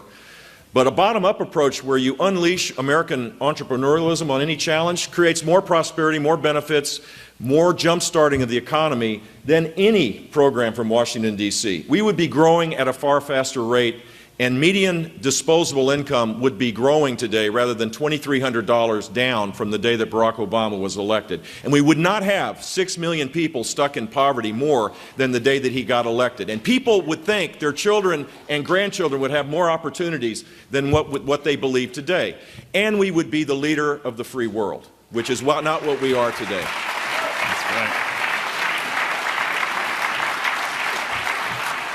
And we wouldn't have had sequester to gut the military to now make it harder for the next president of the United States to be an able commander-in-chief because we don't have the resources that we need to be truly the most effective fighting force possible. Well, that leads me to another question, which is your nickname is Vito Corleone. What would you do? What would you do about sequester? How would you get the budget and the debt under control while rebuilding the military, without having a line item veto like you had in Florida? Well, you do have a line item veto, a version of it. You could have a. Paul Ryan has actually suggested a rescission version of it, which would be an indirect version of a line item veto, where you would go back to Congress and there could be a 30-day period where they could do an up or down vote of whether they would take the cut or not. But you got to get engaged with the Congress. This notion that somehow you don't talk to, Barack Obama has no relationship, no conversation with any Republican. The gap is so wide today because every day, another day goes by, and he's always blaming the Republicans, pushing them down and making himself look better. We need to get back to regular order work. Just because you disagree with someone doesn't mean that they're evil. It just means they're wrong, right? I mean, so why not assume bad, don't assume bad motives. The motives are irrelevant. We have to start making our democracy work again. And passing a budget that's based on the priorities of a forged consensus has to be the first priority. We haven't passed a budget in how long? 6 years? No. Not going to work. And so these are questions that were submitted in advance by our members. The number one question we got out of all of them from people across the country is, how's your mom and dad? They're doing fine. My dad is 91 and he can't walk anymore. He's in a wheelchair, but he stopped watching the CSI series shows, all those shows, just kind of, not really engaged. He's now watching Fox again, throwing shoes, and trying to figure out Donald Trump. I think that's his main goal in life. It's hard for a guy like that to understand the Trump phenomena, but he's doing well. My mother's an angel, believe it or not, much as we give her grief. She is in great space. She's just phenomenal. For those that have to deal with their caregivers these days, in the sandwich generation, there are a lot of us. My mom is the best caregiver in the world for her love of her life. They've been married almost 71 years. Wow. Well, on behalf of the RJC, thank you for coming, but also please give your parents our love and your brother and the Bush family. Thank you for being here. Appreciate you. Watch your step. Thank you. Thank you so much.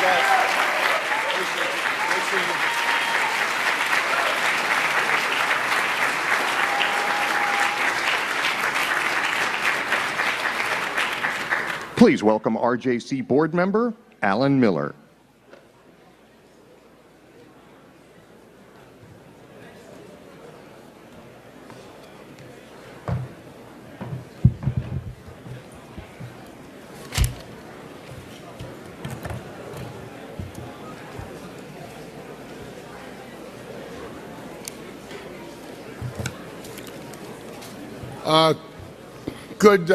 Good, very long afternoon.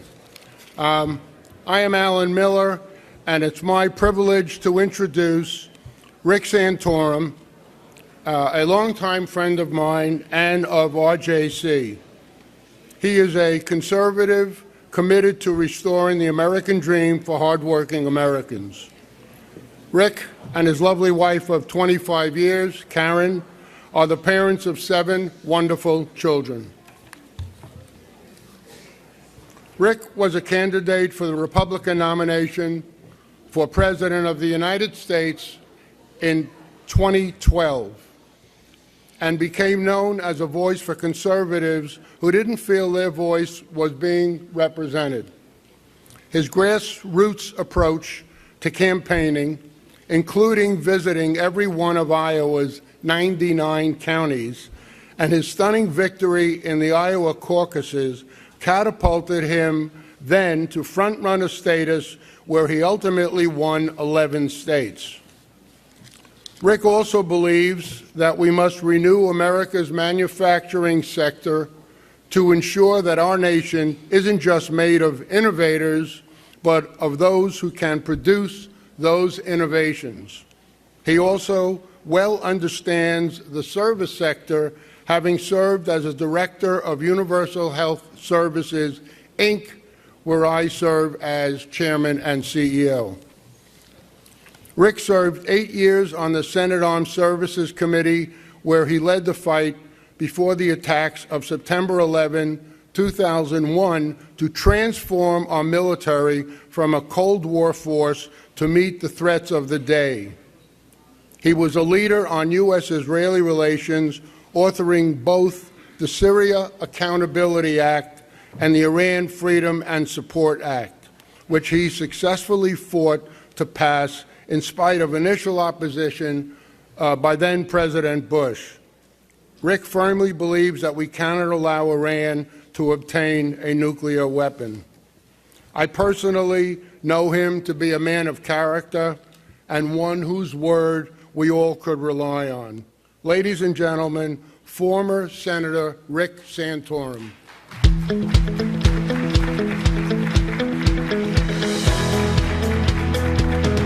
Thank you. Thank you very much. Thank you. Thank you very much. Thank you very much, Alan. I appreciate it. Alan, you're a dear friend and a great leader here in the RJC. It's great to be back here with you. I was here with you 4 years ago. And I remind you one of the things I said 4 years ago, but wasn't that big of an issue 4 years ago. And that is Commander-in-Chief is not an entry-level position. You had a lot of wonderful people come up on this stage, but very few of them, very, very few of them, have the national security experience that's necessary to take on the responsibility that's confronting this country today. We are at the beginning, and maybe, well, I suspect we're still at the beginning of World War III. I was in Israel not too long ago, and I remember speaking to someone whose name you would know, who's a very close advisor to the Prime Minister, who reminded me a year ago, he said, tell the people of the United States that we need to elect a wartime president, because we will be at war. And that means someone that has the experience and knowledge, but also someone that our allies know and our enemies fear. I don't know if you know this, but several months ago, I was listed in ISIS magazine. I was in ISIS magazine under the headline, "In the Words of Our Enemy." And it was my picture, and it was a quote from me defining who they are and saying why they must be defeated. No other presidential candidate on either party is on the list of ISIS enemies.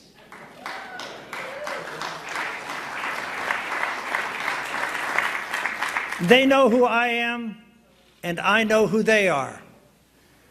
That's because I have been fighting radical Islam before it was fashionable to fight radical Islam.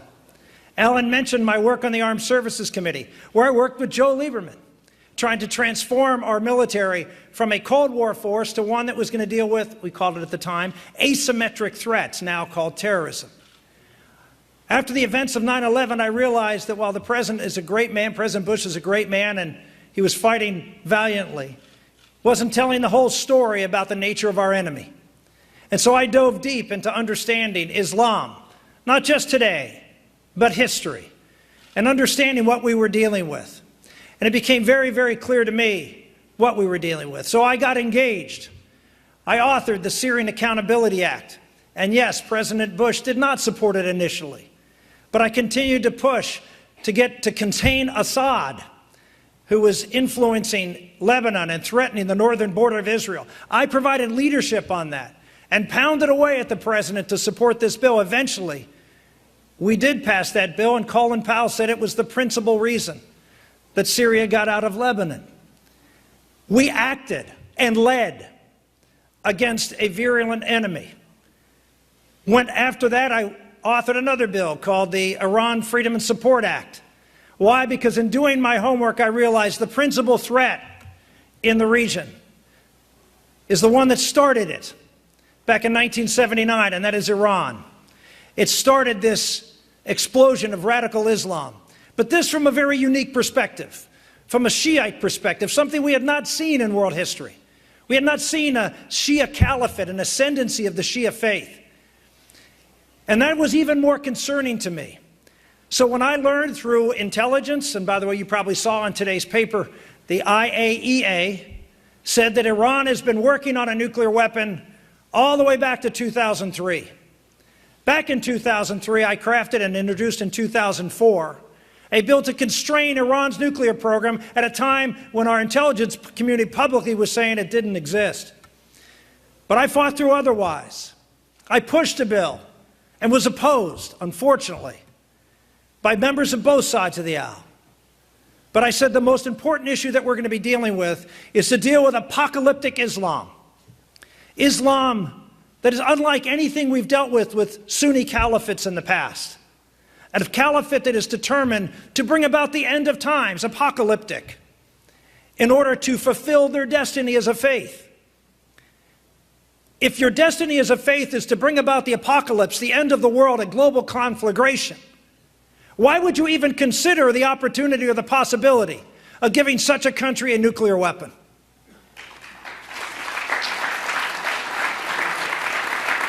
But ladies and gentlemen, we don't have this discussion because we don't have leaders in this country who are willing to tell the truth to the American public. I gave a speech in 2006 to the National Press Club saying something that every presidential candidate now says is a matter of rote, and that is that we have to define the enemy. We have to define I did that 9 years ago when I was up for re-election in a tough state, and I didn't care because I saw the threat of Iran, a nuclear Iran. I brought to the floor of the Senate my bill in a form of amendment to the authorization bill and tried to pass that sanctions bill. And I was opposed, unfortunately, by Secretary Rice and by the President. Joe Biden read a letter on the floor of the Senate that morning of the vote. I fought, and we came 4 votes short. And you want to know 4 of the votes? Biden, Obama, Kerry, Clinton. They voted against tough sanctions on Iran. 6 months later, we passed it, but it was watered down. Those, ladies and gentlemen, were the sanctions that brought Iran to the table for negotiations under this president, who quickly turned the tables on himself to concede every point to the Iranians and now put them on a path to a nuclear weapon. The Iranians know who I am. I have been out talking about not allowing Iran to have a nuclear weapon for 10 years. They know day one when I say the agreement that is an agreement between the president and several other countries, not this country and several other countries. When I say that that agreement will be null and void and that we will have a policy that Iran will open up all of their facilities to inspections by the United States and no one else, all of them, military, nuclear, all of them. And if they do not do so and begin the process of dismantling, I will do what is necessary to stop a third world war. I will destroy those facilities. Now, people will say you're starting a war, and I would just emphasize, no, ladies and gentlemen, by doing that, I will stop a war just as much as Israel stopped the development of nuclear weapons in 2 other countries. It didn't start a war. It stopped a rogue nation from having nuclear weapons, which would start a war. So you're looking at someone who on armed services, who in the United States Senate and afterwards at the Ethics and Public Policy Center fought and talked about the threat of radical Islam. And now we have a caliphate, another one, this time a Sunni caliphate, the first time in 90 years, that has identified me as an enemy. Why? Because I've had the courage to go out and say what is necessary to defeat them. We have a president who uses the term ISIL and doesn't realize the meaning of is. Think about that for a minute. There have been other Democratic presidents who had that problem. Is in ISIL means Islamic State. And we treat them neither as Islamic or a state. Ladies and gentlemen, you elect me President of the United States. You elect someone that ISIS knows means business. We will do what is necessary to defeat them. Why? Because they are a caliphate, and the reason we have the incidents in France and the incidents in this country, even as of yesterday, is because we have a caliphate that has gained legitimacy because of our policies. Because the United States has practiced a policy, you heard it the day before the Paris attacks, a policy of containment. A policy of containment for a caliphate is music to their ears. Why? Because in Islamic law, one of the central validators of a legitimate caliphate is the maintenance of your territory. And so the president is actually helping by having a policy of containment in order to create disrepute within the Islamic world of this new caliphate. It is essential that we take their land. And ladies and gentlemen, I will put the forces necessary. They want to bring back a 7th century caliphate. I will oblige them by loading up our bombers and bombing them back to the 7th century.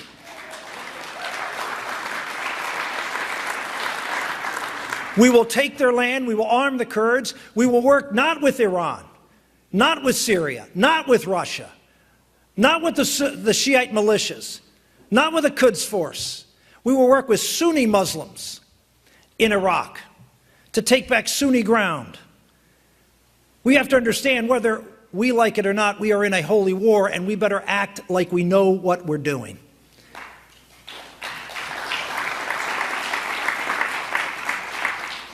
So I encourage each and every one of you. You have a very tough decision to make. There are a lot of really good, qualified candidates. But I can tell you, out there on the road, the issue that is the issue is the issue of national security. And we're going to be going up against a former Secretary of State. And you may say, well, she has a terrible record. But she has experience. And as we've seen from prior debates against folks skilled in national security, if the extent of the national security experience of our candidate is a briefing book, then I do not think that bodes well for us in the fall election. America is on edge. They want someone who is knowledgeable, someone who's experienced, and someone who can contrast with Hillary Clinton on who has the right vision, who's had the right vision for this country over the long term. That is what I bring to the table. I bring to the table experience, knowledge, and proposals that will keep this country safe at a time when that is the preeminent issue before us. One final issue that on national security is the issue of refugees. The issue of immigration and refugees is as hot and button issue as there is out there. It may be as hot as national security because they are very much intertwined. I have taken the position that we should admit no Syrian refugees. And unlike some candidates, I have not taken it recently. I've taken that position from the very beginning of this crisis. Yes, I was concerned about those refugees causing problems here in America.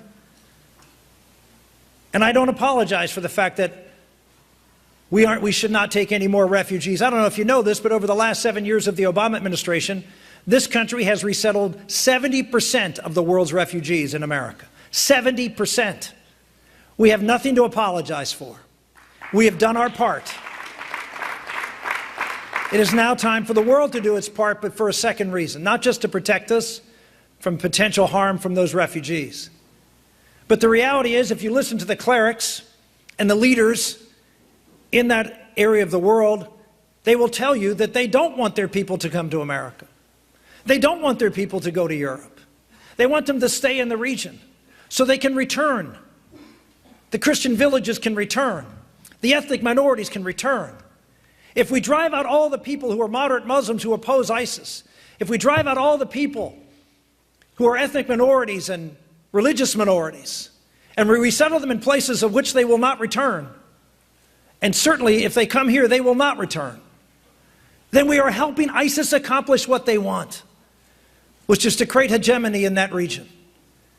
We need to relocate them in the region, and we need to have policies that protect them, which means no-fly zones. Back in 2011, I spoke to you, and I called for the United States to get involved in Syria and with the rebels. And President Obama refused to do so. I called for support and protection. The reason we have a refugee crisis is because we haven't been protecting civilians who are barrel bombed by the Assad regime. We could stop that, but we don't. The president makes you feel bad not taking refugees, but he's created the refugee problem.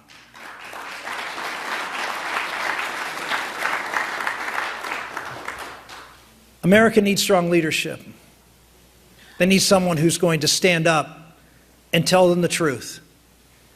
In June of 2006, I told you I gave a speech at the National Press Club about naming the enemy. I will tell you what I did with that speech. 2 days later, I was at the White House, and I walked over to Tony Snow and President Bush, and I handed it to him. And I said, we have to stop pussyfooting around and tell the truth about the nature of our enemy. If we're going to defeat this enemy, we're going to rally the American public, trust you to know the truth, trust you to be able to deal with the truth, explain the difference between a Sunni and a Shia. Most Americans have no idea what these caliphates are, no idea what eschatology is in the Iranian side. I can tell you, having visited Israel, they know, because they know their lives depend on it. Here's the problem, so do ours, but our leaders don't treat it that way. You want a leader that's going to lead? Look at the record. Look at who's been with you. Look at who's had the courage to speak out and hand to the President of the United States a speech and say, this is a speech you must give. I've led, and I'm prepared to lead. At a time when our country is looking for a leader, I know you think, well, oh, look at all these folks out there and how well they're doing in the polls. Let me just share a little factoid with you. In the last Des Moines Register poll, 88% of voters said they were undecided. That doesn't mean they're not answering polls. They're answering polls, but they're undecided. In the last race in Iowa, 50% of the people who voted in the Iowa caucuses decided the last 3 days. You're dealing in shadows and illusions, looking at these polls and determining who to support based on polls that mean nothing, except encouraging people, because they do well in the polls, to collect a lot more money than those of us who don't. The reality is, what matters is when the people of Iowa vote. And I have a lot of faith in the people of Iowa that they're going to vote for someone that they can trust, someone with experience at a time when our country's in trouble, someone with a record of getting things done. Oh, I know I'm known as a conservative, but did you know that I was the author of health savings accounts and pushed those through the United States Senate and Congress? Did you know not just the national security pieces, but I was a leader on a variety of other different issues. Yes, moral and cultural issues. Yes, national security issues. I was the president's sponsor of PEPFAR and the Global AIDS Bill, and led that through the United States Senate, got conservatives to support it, worked in a bipartisan fashion on other important humanitarian issues. I worked on a variety of different tax issues, and of course the most important thing that I accomplished was I was the lead sponsor and author of welfare reform. Yes, the bill that did exactly what every candidate for Congress, or every candidate for the Senate, every candidate for president says who's a Republican. We need to take programs, we need to block grant them, send them to the states, we need to cap the amount of money, we need to require work and put time limits. I did that. And I did it with a Democratic president, and we got 70 votes in a Congress that only had 54 Republicans. How do you do that? You lead. You don't make every crusade about you. You make it about helping people, and you work with folks, and you listen, and you build relationships. I fought Barbara Boxer harder than probably any two people ever fought on the floor of the Senate on issues dealing with abortion. We were at each other's throats. But you know who my sponsor was for the Syrian bill? You know who my sponsor was for the Iranian bill? Barbara Boxer. How did that happen? Because you can disagree without being disagreeable.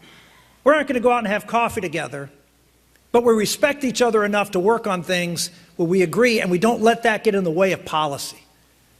You want someone who can get things done in Washington, who can win a state? How many blue state folks have you stood up here and won blue states as a conservative? And let's make no doubt about it, whoever the Republican nominee is, they're going to be tasked as the most conservative person ever to run. It doesn't matter who it is.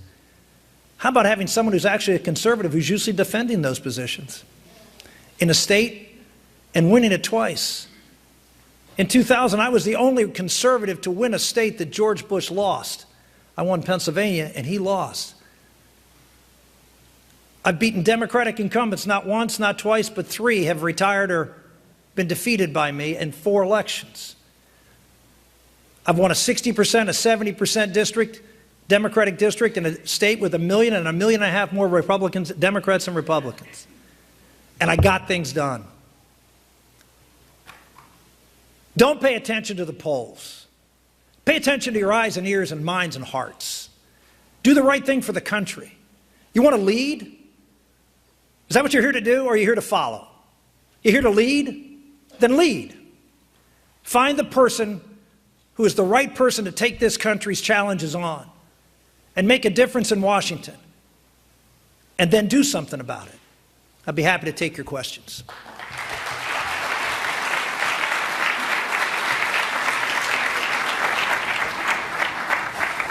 How you doing? Senator, you paint a very compelling narrative about how you would use American power abroad to affect the policies that we care about. The question I want to get your thoughts on is, how would you rally the American people behind this cause, especially an American people which right now seems to be war-weary and not really interested in a lot of adventurism internationally? Back in 2006, when I was running for re-election, in a very bad election year, if you recall, I gave a series of speeches called The Gathering Storm of the 21st Century. And one of the things I believed in, and I believe even more so now, is if you tell the American public the truth about what we face, they know. They know. You look at the polls. The president calls it violent extremism. Everybody knows that's a joke. Americans know, but they really aren't informed. Our leaders are not being honest with them. They're not telling them the truth about the nature of the enemy. They want to know. They want to learn. And they will follow authenticity. They will follow the truth. I really do believe that the moment has come in America, and I think between now and Election Day, it will be even more obvious as the attacks ramp up. And I'm not predicting it because obviously it's a horrible thing. But this president is not going to do anything to stop these attacks. He's not. He's proven himself incapable of dealing with the reality. I mean, to stand there today and say, well, we're not sure if it's terrorism. The president is not going to deal with this, and that means when the next president comes in, it's going to be worse. And in this election cycle, this will be the big issue. And having someone who for, let's say 10 years has been out lecturing on college campuses all across the country, even around the world, about the nature of the threat, about who they are and why they want to kill us. And it's not because we support the state of Israel. It's because we stand for values that are antithetical to their values. It's because they believe in a fundamentally different God. That's why. And I hate to say that, but it's true. And the American public in their heart knows it's true. They're just waiting for a leader to tell them the truth. I think you will find that America will steal to this cause, just like we have before. We've had leaders who've had the courage to confront them and the enemy. Can you talk for a moment about, as president, how you would balance? There's obviously a debate going on within our party now. The challenge between the balance between civil liberties and protecting our homeland. Obviously, there are people here. I know there's someone speaking later. I know Senator Cruz, Senator Paul, both have taken the position that we need to weaken our national security and our ability to protect ourselves for privacy reasons. To me, privacy reasons that in the 10 years of the Patriot Act never bore out any instance of the invasion of privacy. I hear this all the time when I go out and talk to people. They say, well, you know, they're listening in on my phone calls. This has nothing to do with listening to anybody's phone call. This is metadata collection. People don't know what metadata is, so what do? You have to explain what metadata is. It's data about data. It's the information of who called, what number called what number, and how long the call was. That's what we're talking about. We're not talking about having recordings of people's phone calls. We're talking about having a searchable database that we can actually be able to determine if there's a network of calls or things going on in relationships of maybe people who we have identified who are spewing terror. And we now have lost that ability because of, in large part, 2 Republicans who are running for president. We have both of them who refuse to call Edward Snowden a traitor. The events in Paris, ladies and gentlemen, occurred because they were able to learn from Snowden how to not be detected in communicating. That's going to continue to be the case. I don't know what the definition of a traitor is if Edward Snowden isn't a traitor. Yet, we have Republican candidates who won't because of civil liberties. Here's the big problem that is going to occur as we have handcuffed our intelligence community's ability to be able to detect these communications. More of these horrific events are going to occur in the United States, and then there will be a call for a reduction in civil liberties. We had a situation where it was properly balanced and worked very hard on. And we have 2 Republican candidates, I hate to say, who led the charge to imbalance that to the detriment of the security of our country. So I would restore that balance and make sure that we have all the ability that we need. We are at war, and again, I go back to the fact that our presidents have not been clear in communicating to the American public the nature of this threat and why it is so real. I will do that, and we'll have the supports necessary to have the intelligence gathering capabilities to prevent these types of attacks. Final last question. As you, in the fall, campaigning against Hillary Clinton, what do you see as her single biggest vulnerability? Wow. That's, I mean, it's a big list. Top 2 then. Well, clearly she's running as the Secretary of State who put in the policies that have led to the collapse of the United States' influence in the world and a true train wreck when it comes to the security and stability of not just the Middle East, but now increasingly all over. Look at China and what it's doing with their islands, and you look at what's happening in Central and South America with Venezuela and Cuba. I mean, Cuba and Venezuela sponsor terrorism, help take control with the Bolivarian Revolution and overthrowing and maintaining Marxist governments in Central and South America. And our response is to reward Cuba. This is a policy that is, if you were someone who wanted to see the fall of America and you sat and you said, what can I do and still have a straight face, be able to say that this is actually good for America, what policies can I put forward that I could say are good for America, but I know are actually going to be destructive of our country? You would follow exactly what Barack Obama and Hillary Clinton have done. And so if the vulnerability, that's the biggest vulnerability at a time when that's going to be the biggest issue. And I don't want to be repetitive, but I will. We better have someone who's gone up against that juggernaut. My first race, I ran against the author of Hillary Care, and the campaign was run by James Carville and Paul Begala in a state with 1 million more Democrats and Republicans. I've been against the Clinton machine, and I've beaten them again and again. I've beaten them on the floor of the Senate. If you want someone who can win and who will lead this country in a way that will protect and keep us safe, I would appreciate your support. Thank you, and God bless. Watch your step. Thank you. Thank you, Senator. Good to see you. Thank you.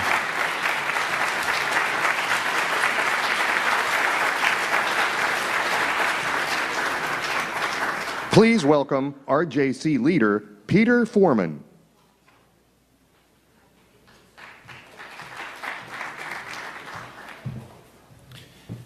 Good afternoon. My name is Peter Foreman. I'm from Sands Point, New York, where I serve as deputy mayor and head of the local Office of Emergency Management. As a lifelong businessman who's also deeply committed to Jewish values, I feel that we're very lucky to have an organization such as the RJC, which represents the intersection of our Republican and our Jewish values. So firstly, a thank you to the leadership, the board, and the supporters for their continued efforts. As the founder of Republic Technology Company and many other businesses, I have a deep respect for Ms. Fiorina's performance at HP. Managing during still waters is easy. Managing during a time of economic and market crisis is a different story. America faces an unsustainable future without fundamental reforms. We need real long-term budgeting and planning, among other things. Ms. Fiorina has the business experience that translates into the type of leadership which this country so desperately needs. Furthermore, we need an educator-in-chief who can explain to the people of all economic classes why sustainable Republican economics are actually more compassionate than the culture of unfettered handouts and entitlements. We need someone who can explain to the American people that Israel is the canary in the coal mine of Western civilization, and who can explain not just that they support Israel, but also why it's in America's interest to do so. On that note, without further ado, please allow me to introduce Ms. Carly Fiorina. Thank you. On that note, without further ado, please allow me to introduce Ms. Carly Fiorina. Thank you.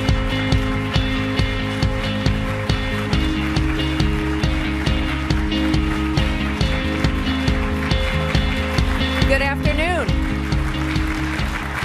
Good afternoon. Thank you so much. And thank you for hanging in here after I know what has been a very long day. You have heard from many, many presidential candidates, and perhaps you haven't made up your mind who to support yet, or maybe you have. But one thing I know for sure, in your heart of hearts, you cannot wait to see me debate Hillary Clinton. And that's because you know what will happen. I will win. And it's actually really important to win. And the only way you're going to see that debate is if I am our party's nominee.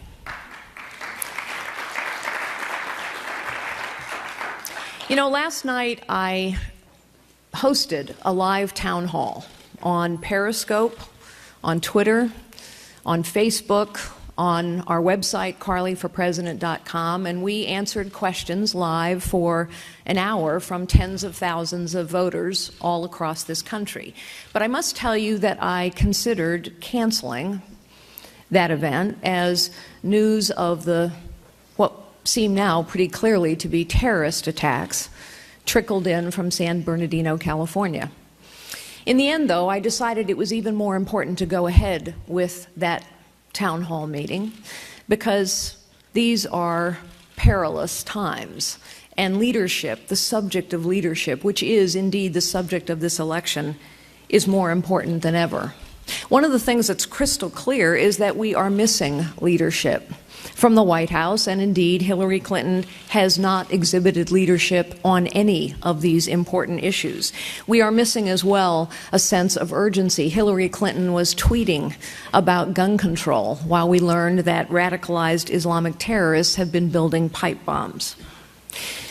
It's clear one of our priorities must be, as I said in my blueprint to take back our country last night, one of our priorities must be to defeat ISIS, not to contain them, not to degrade them, to defeat ISIS and to be back in the leadership business.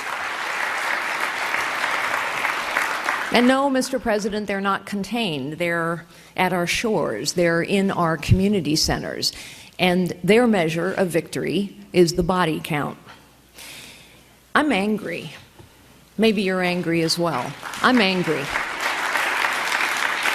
I am angry because this president and the soon-to-be Democratic nominee, Hillary Clinton, do not understand this threat and refuse to call it by its name, radical Islamic terrorism. While they turn their back on Israel to negotiate an absolutely catastrophic deal with Iran, they send a signal all throughout the world that the friendship with the United States of America doesn't mean very much. I am angry at the moral equivalence that they use to talk about the Palestinian and the Israeli role in the peace process. There is no moral equivalence between Israel and the Palestinians. You cannot make peace with people who will not acknowledge your existence. I am angry that Hillary Clinton dares to ask, what difference does it make, when she asks how 4 Americans died in Benghazi. And then she tells us that we must empathize with our enemy. Mrs. Clinton, when the United States does not answer a purposeful terrorist attack on a United States embassy with a purposeful and focused response, but instead talks about a video that does not respect our values, you are inviting more terrorism and bloodshed around the world.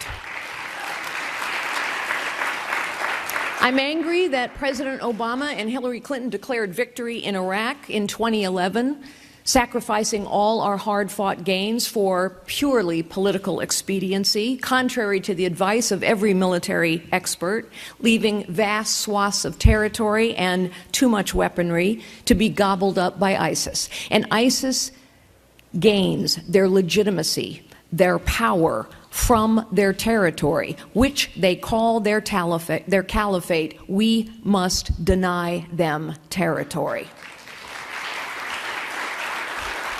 I'm angry that President Obama says that we unilaterally must accept thousands of Syrian refugees, even as his own administration acknowledges that we cannot possibly vet them adequately to determine their ties to terrorism. And mostly, I am outraged because the murder, the mayhem, the danger that we see unfolding in Paris, Beirut, San Bernardino are the direct consequence of this administration's policies. You cannot lead from behind. The world is a very dangerous and a very tragic place when the United States of America does not lead. We cannot be the world's policeman. We must be the world's leader. And so it is worth contemplating why only this nation can lead. It is because our nation was founded on a unique premise that each individual life has value, that we judge an individual as an individual by the content of their character, as Martin Luther King would say, not by the group to which they belong. Our nation was founded on the idea that each of us has the right to fulfill our potential, to find and use our God-given gifts. Our founders used the term life, liberty, and the pursuit of happiness. But what they meant was the right to fulfill our potential. And our founders said that this right comes from God and cannot be taken away by man or government. Ladies and gentlemen, I am running for the presidency of the United States because I think we have settled for too long for a government that has grown so big, so powerful, so costly, so complicated, so inept, and so corrupt, and by a professional political class that talks a good game election after election after election, but actually doesn't really change anything. I believe we have come to a pivotal point. I believe we have come to a pivotal point where it is time, citizens, to take our country back and remember that ours was intended to be a citizen government. Our Constitution was written as much to curb the abuse of power as it was to protect individual rights. We are not a perfect nation, and we have had to work hard to make sure that rights apply to everyone. But we are nevertheless, despite our imperfections, an exceptional nation. And it is nevertheless true that in this exceptional nation, more things have been more possible for more people from more places than anywhere else on the face of the earth.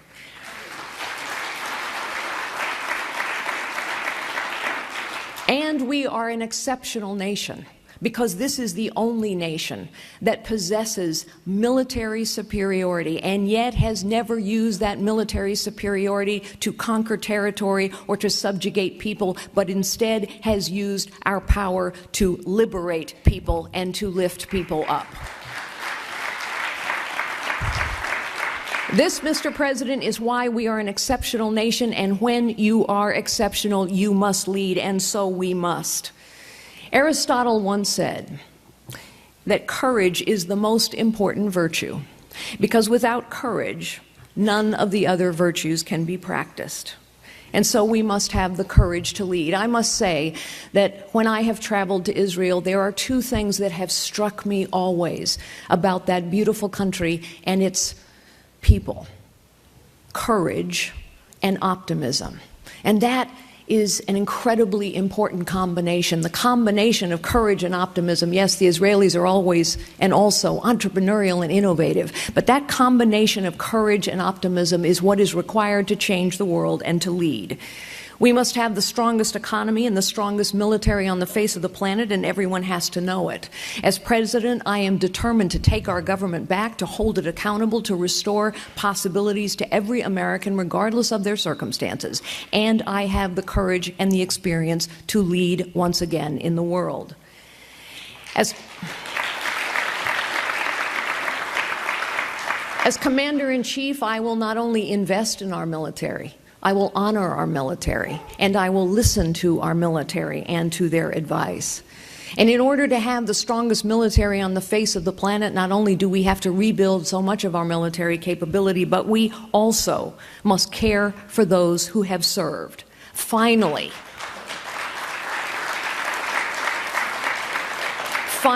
after years of talk from both parties, after decades, we must reform the VA from top to bottom. It is a stain on our nation's honor when we cannot care for those who have served. But this is not the leadership we have now, and this is not the leadership we will have from Mrs. Clinton, because as the Paris terrorist attacks are fresh still in our minds, President Obama, there is a Freudian slip. President Obama and, she hopes, President Clinton say that climate change is our most pressing national security crisis. No, Mrs. Clinton, climate change is not our most pressing national security crisis. ISIS is, followed closely by Iran.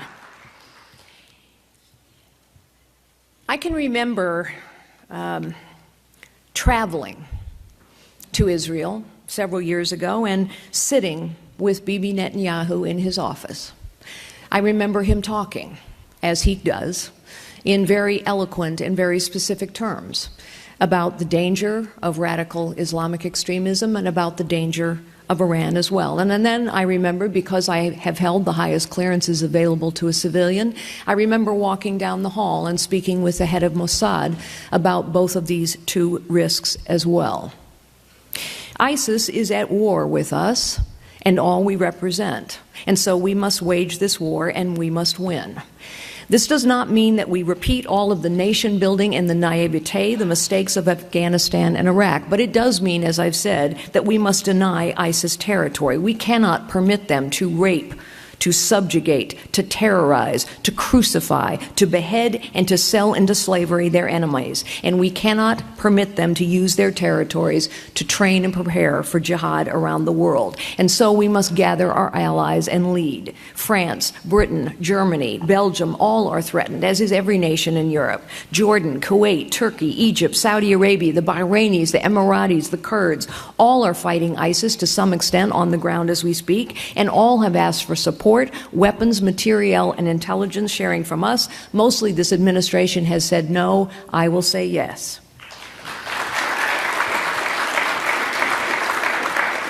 Russia and Iran, of course, represent real national security threats over the medium term, China over the long term, and we have to confront both our near term, our medium term, and our long term adversaries. And we must stand with our allies now, because when we fail to stand with our allies, they lose courage and our adversaries move forward. And so on day one of my administration, I will make 2 phone calls.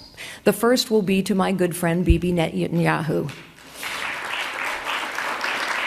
to reassure him that we will stand with the State of Israel always. And lest you think I say this only because I am here at the RJC, I have been saying this publicly month after month after month, because you see, I know that even our allies who do not always agree with Israel watch how we are treating this exceptional nation and our exceptional ally Israel. Watch how we treat Israel and conclude that if we are treating Israel in the way we have been for the last several years, then their friendship does not mean much either. The second phone call that I will make will be to the supreme leader of Iran. Unlike many of the other leaders in the Middle East, I have never met him, and frankly, he probably will not take my phone call, but he will get my message. The message will be very clear. New deal. New deal with a new president. Until and unless you open every military and every nuclear facility to real anytime, anywhere inspections by our people, not yours, we, the United States of America, will make it as difficult as possible for you to move money. We must stop the money flow. And the United States of America can do that without permission or collaboration. We must stop the money flow because the money, the hundreds of billions of dollars of money that is flowing into Iran now as a result of this terrible deal, is being used to fuel and fund military capability, nuclear capability, and terrorist groups around the Middle East and around the world. With these 2 phone calls, as important as each one of these 2 phone calls is, they also send a loud and clear signal to every ally we have in this world and every adversary as well. The United States of America is back in the leadership business.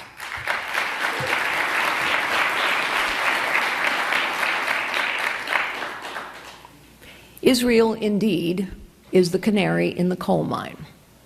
They are also a nation of extraordinary courage and optimism, entrepreneurialism, innovation, an island of democracy and diversity in a very rough neighborhood. I understand the world and who is in it, and that matters, because having been in the world and in it for decades is very different than reading something in a briefing book. I have operated around the world for decades, in business, in charity, in policy. I have held the highest security clearances available to a civilian. I have chaired the advisory board at the CIA, advised the NSA, 2 secretaries of defense, a secretary of state, and a secretary of homeland security. I have met more world leaders than anyone running today, with the possible exception of Hillary Clinton, only I didn't do photo ops. I did meetings on business and policy and charity. And it makes a difference having been in these regions of the world. I'll pause and tell you a very brief story, but I remember being in an automobile in Jordan, one of the more moderate countries in the Middle East, as you well know. And for some reason, I asked the driver if I could see a map. He handed me a map, and in the space on the map where Israel should be was nothing but white. And I asked him, what is this white space? And he said, oh, that doesn't exist. You see, when people like the supreme leader of Iran say their mission is to wipe Israel off the face of the map, I know it is not political rhetoric. It is powerful ideology, because I have been there and I have seen it. We need a president who will see and speak and act on the truth. She must understand how truly exceptional our nation is. She must have the courage to call evil by its name. I will have the courage to lead. We must nominate and elect a president who proudly will wear the mantle of leadership that a weary world is eager for us to wear. I know what such leadership requires. I have been tested. I will recognize dangers with eyes wide open, but I will also embrace with arms open wide the marvelous opportunities of this century.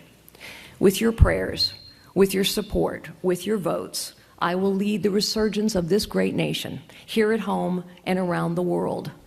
Ours was intended to be a citizen government. Our nation is exceptional and is intended to lead. My fellow citizens, it is time to take our country back. Thank you so very much, ladies and gentlemen.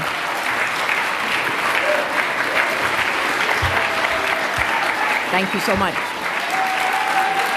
Thank you.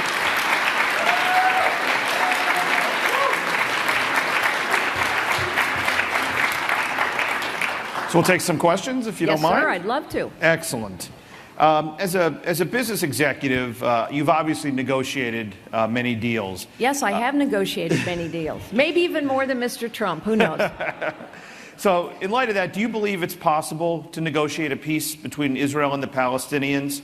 And what role would you see your administration having in that effort? Well, frankly, I think that answer depends very much on the Palestinians.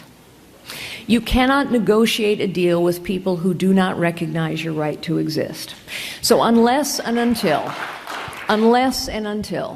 the leaders of the Palestinian people grow so war-weary that they are prepared to accept Israel's right to exist, then no, sadly, I do not believe peace is possible. However, I also believe that if a leader in the Oval Office makes that condition clear, over and over and over, instead of the moral equivalence that we have seen too often from this administration, but frankly, sometimes from the previous Clinton administration as well. I think if that demand is clear and unequivocal, then perhaps we can bring the Palestinians to the table with that condition in mind.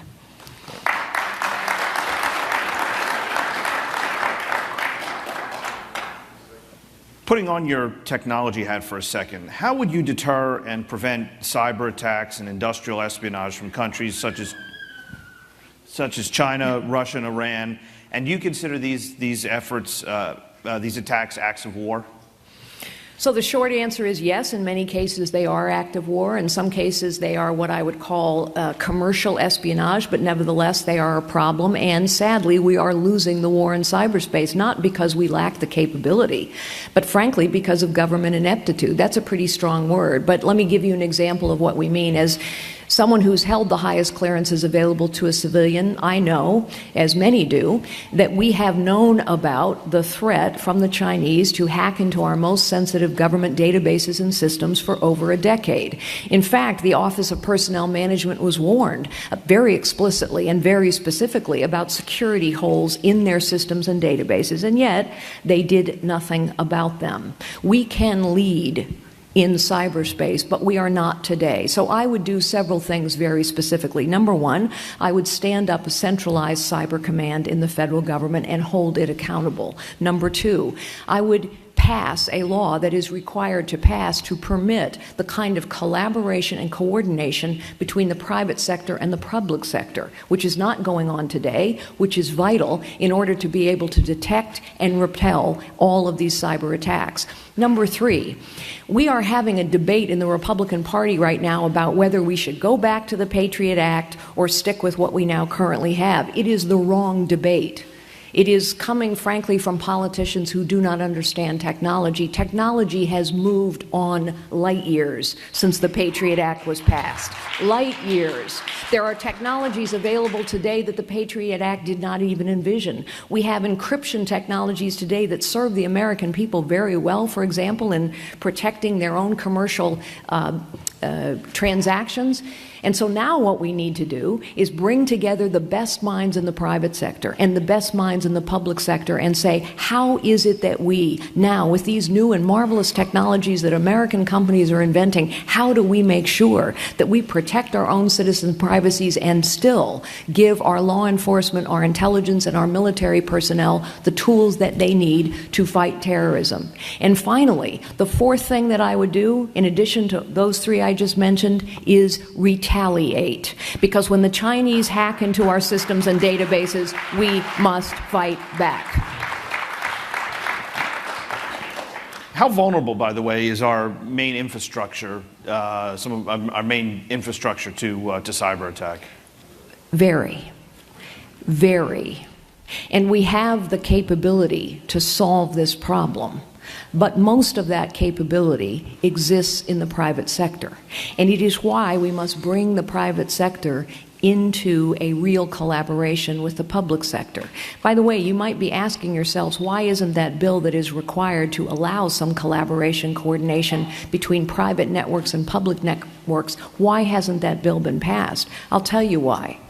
Because politicians lost the courage to have the conversation with the American people about why it was necessary in the wake of Edward Snowden. Edward Snowden has scared everybody. Yes, Edward Snowden is without a doubt a traitor and should be tried for treason. But it is also clear that so many of our politicians either don't have the courage or the understanding to talk with the American people about how we ought to be winning this fight. We are the most sophisticated technological nation on the planet. We're losing because of ineptitude and a lack of leadership. It is yet another reason why we must take our government back. Right. Last question, and I'll tee one up for you to hit out of the park. The Democrats repeatedly try to make the claim that the GOP has a war on women. How do you respond to them? Well, you'll have to wait for that debate between me and Hillary Clinton to hear that. But you see, actually, this is why we need a fearless fighter to face Hillary Clinton, who will force her to fight on ground that we can win on. Look, Hillary Clinton does not want to run on her track record as Secretary of State. Why? Because she got every single foreign policy challenge wrong. Every single one.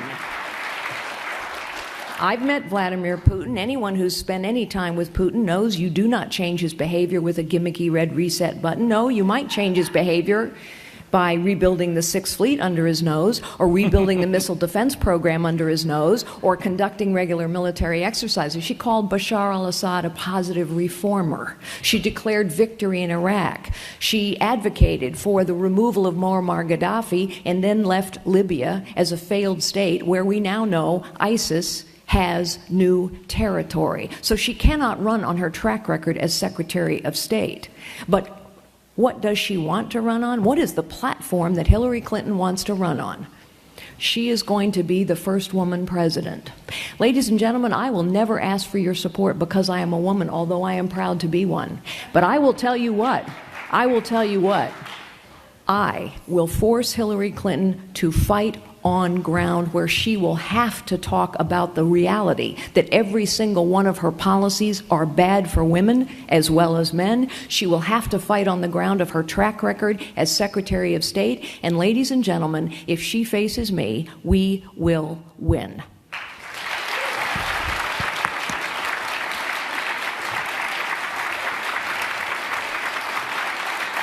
And I think that is a perfect conclusion to our day. Happy Hanukkah, ladies and gentlemen. Thank you so much for having me, and happy 30th anniversary.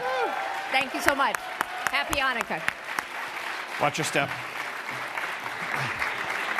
Thank you all. That'll conclude our... will be absolutely vital, so thank you for your willingness to be involved. This entire campaign changed a few weeks ago. Since I entered this race, I've been talking about the need that the American people have and that the world has for a strong and resolute America. When I initially started to discuss this, it may have seemed somewhat out of step with the issues that were being discussed at the time.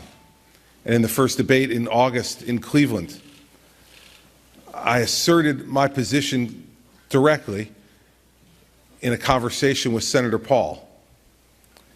The fact is that America today is weaker and less prepared to protect our citizens than we were 7 years ago. And I'd like to blame all of this on Barack Obama.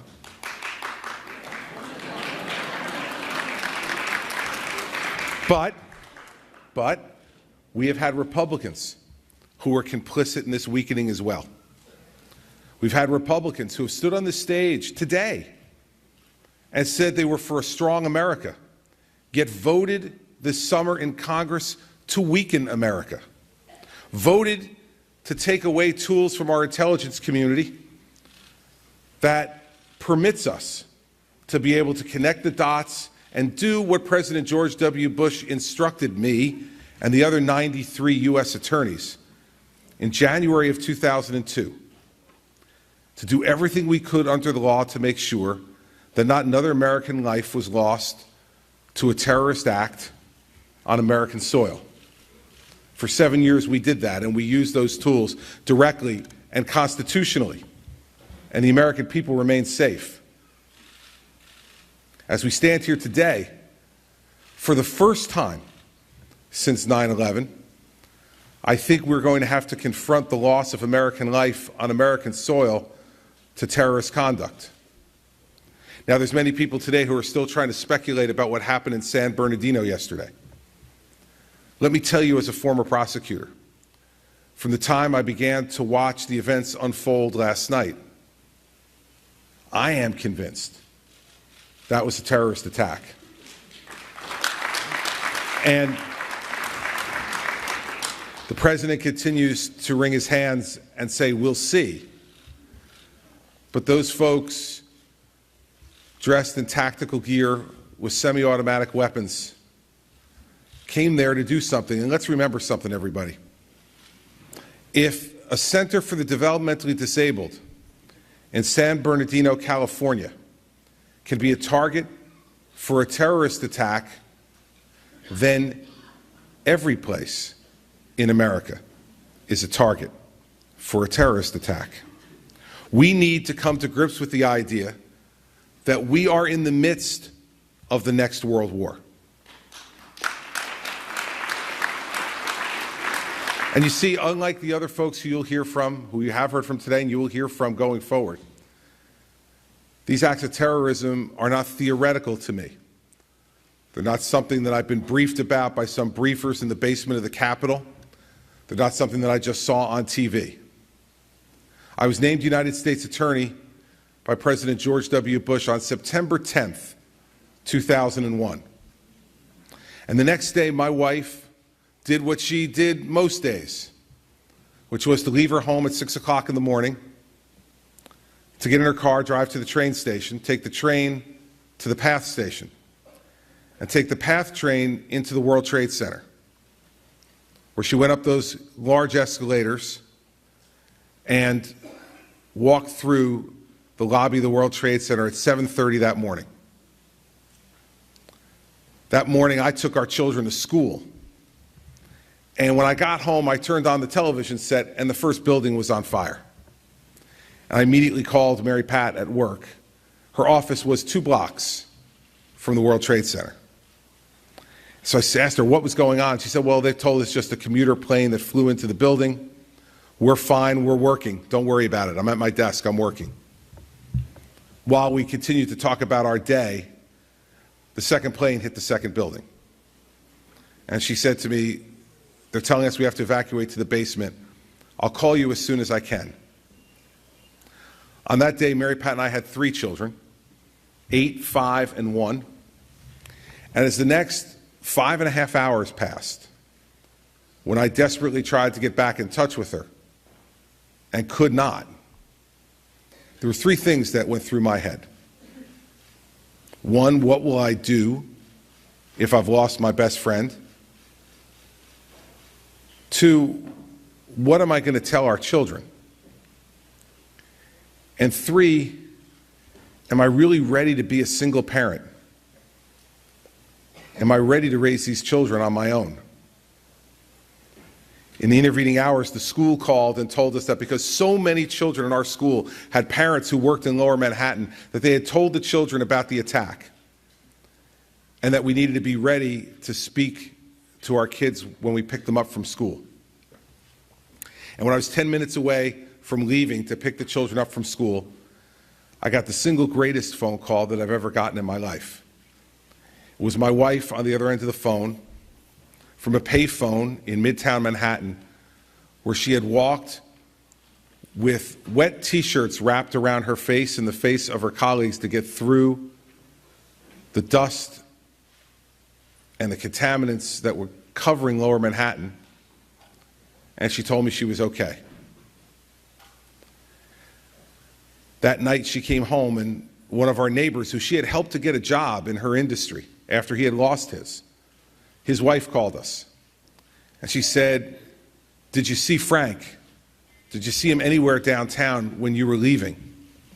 Because he hasn't come home and I haven't heard from him." Mary Pat had helped him get a job at a place called Eurobrokers, which was on the 44th floor of the Second World Trade Center tower. Frank never came home. And the gym in our parish, in our hometown, is now named in his honor. We sat at his funeral with his widow. Later that night, our oldest son's best friend, his mom called. Her husband worked for Cantor Fitzgerald. None of them who were there that day at work came home alive. That young man was 8 years old at the time that his father died, and since Facebook has come into the popular being, every year on his father's birthday, he puts a picture of his father on his Facebook page with just one simple sentence. It says, "Dad, we'll never forget you." We went to that funeral too.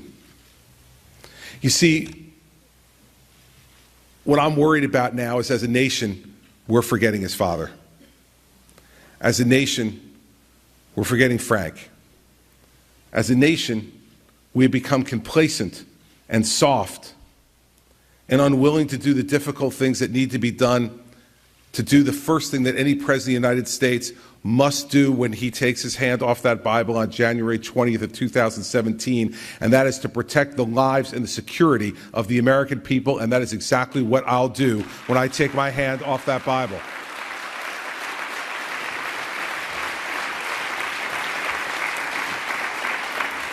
And unlike others on that first day, on January 21st, when the director of the FBI, Jim Comey, walks into the Oval Office to give me my national security briefing, we won't have to introduce ourselves to each other. When I was the U.S. Attorney for New Jersey, Jim Comey was the U.S. Attorney in Manhattan.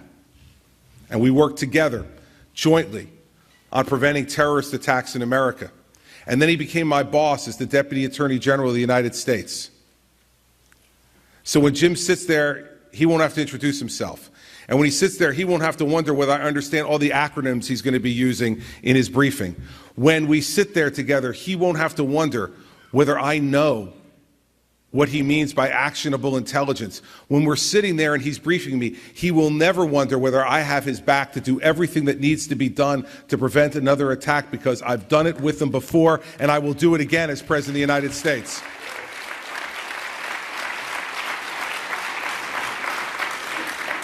And while this is important, vital, absolutely vital for the future safety and security of the American people, I'd suggest to you it's vital for the security and stability of the rest of the world as well.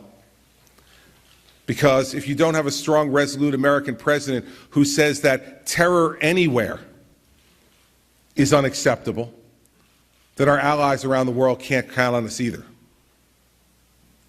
When I went to Israel in April of 2012 as governor of New Jersey, it was very soon after the death of Mrs. Netanyahu's father. And we turned out to be the first people that they received at their home for dinner after they had gone through their period of mourning. And when I sat with the Prime Minister that night, he obviously had grave concerns about what was going on in the Middle East and how it was going to affect the people that he's sworn to protect. When we were leaving after a 3-hour dinner that night, talking about not only the world, but about our children and their future, he thanked me for coming as he was leaving to go back to work. And as I walked out, I looked at him and I said, "Mr. Prime Minister, I'll tell you one thing. If I ever do get the chance to become President of the United States, Israel will never have a better friend than me, because I understand that America has no better friend in the Middle East or anywhere around the world than Israel." And that partnership has to be renewed. That partnership has to be restored. And it can only be renewed and restored through American strength of purpose. The Israeli government and the Israeli people need to know that when an American president says he's going to do something, he will do it, regardless of where the polls are in any particular day. They need to understand that there is not a moral equivalency with the conflict in the Middle East.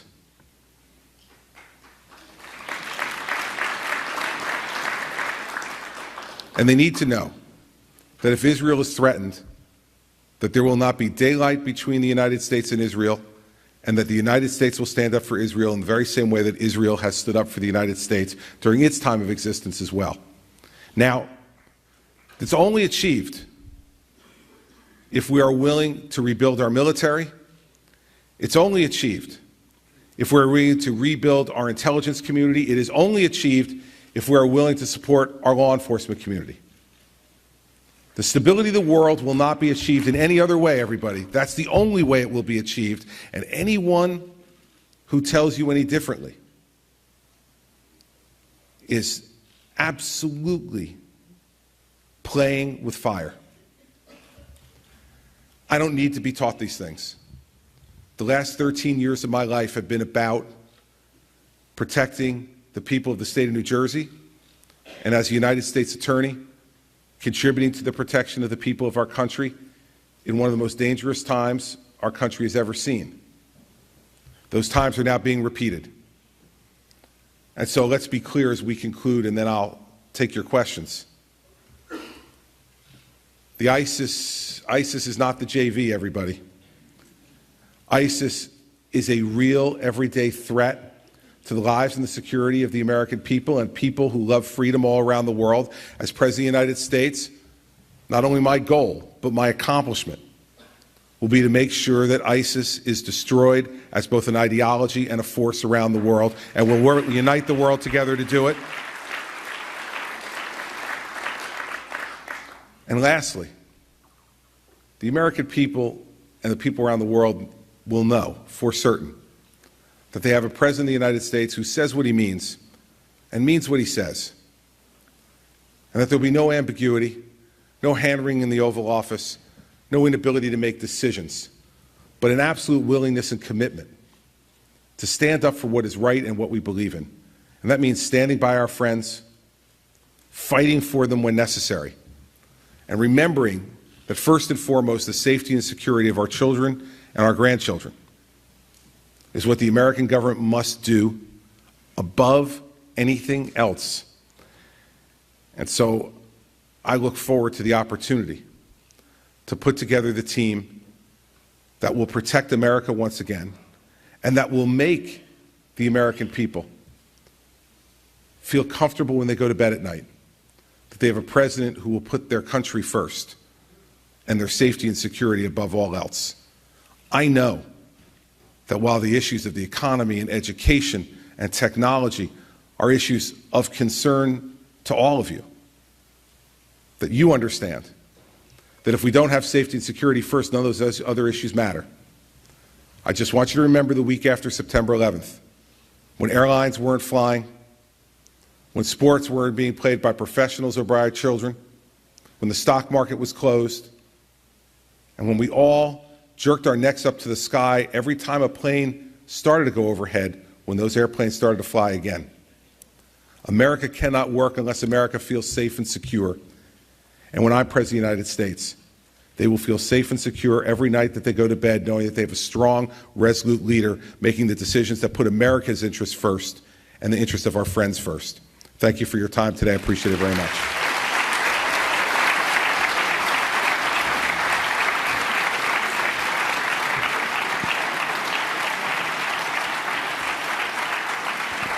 Thank you.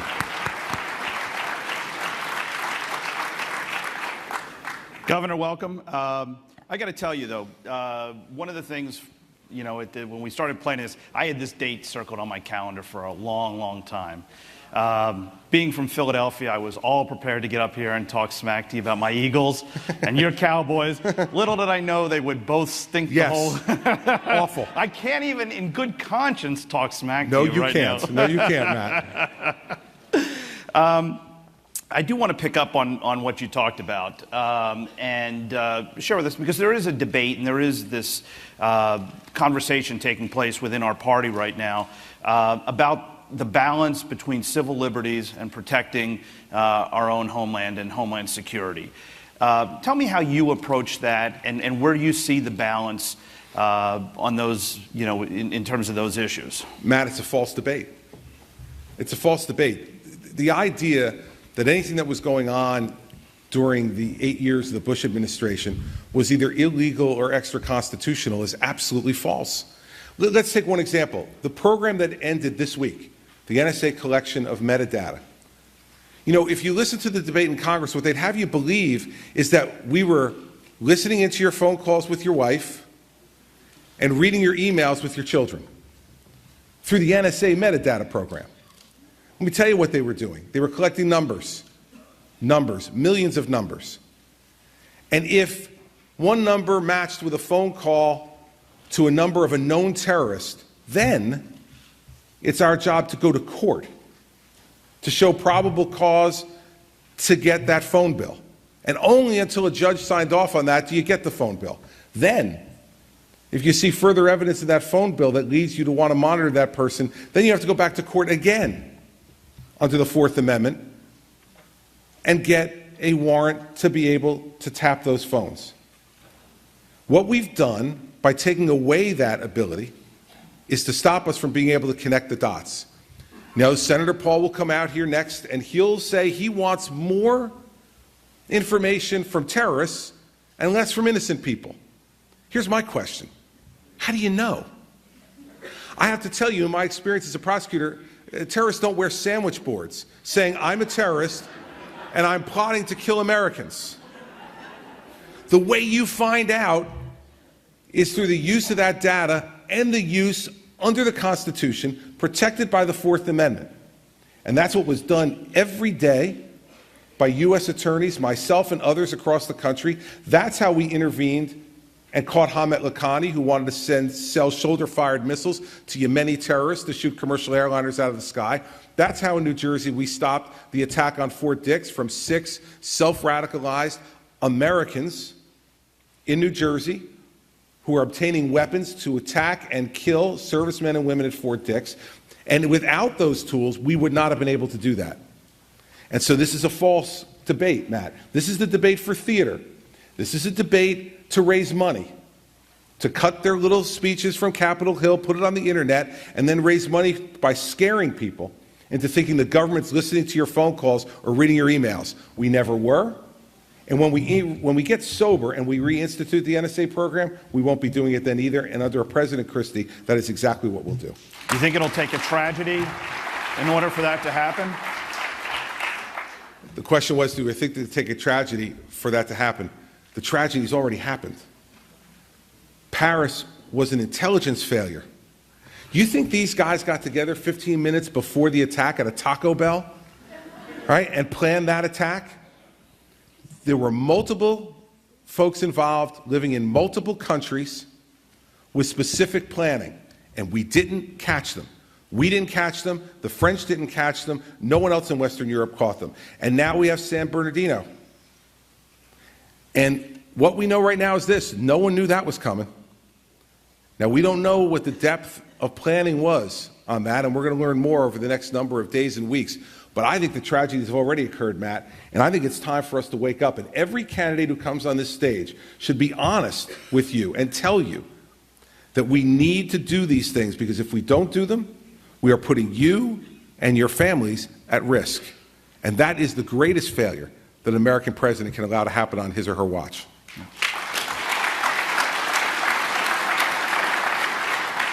Jeff talked about it in his introduction, but I know many, many people in this room have seen the video of your powerful remarks in the recent town hall meeting about losing your friend to alcohol and substance abuse. I used to work for Jack Kemp, who talked about compassionate conservatism. Do you think we as a party have become too angry and have lost the compassion? No, I just don't think we talk about our compassion enough. We haven't lost it. The compassion's in the heart of every person that I know who works hard for this party. The compassion is there. We need to talk about it. Sometimes we're ashamed to talk about it.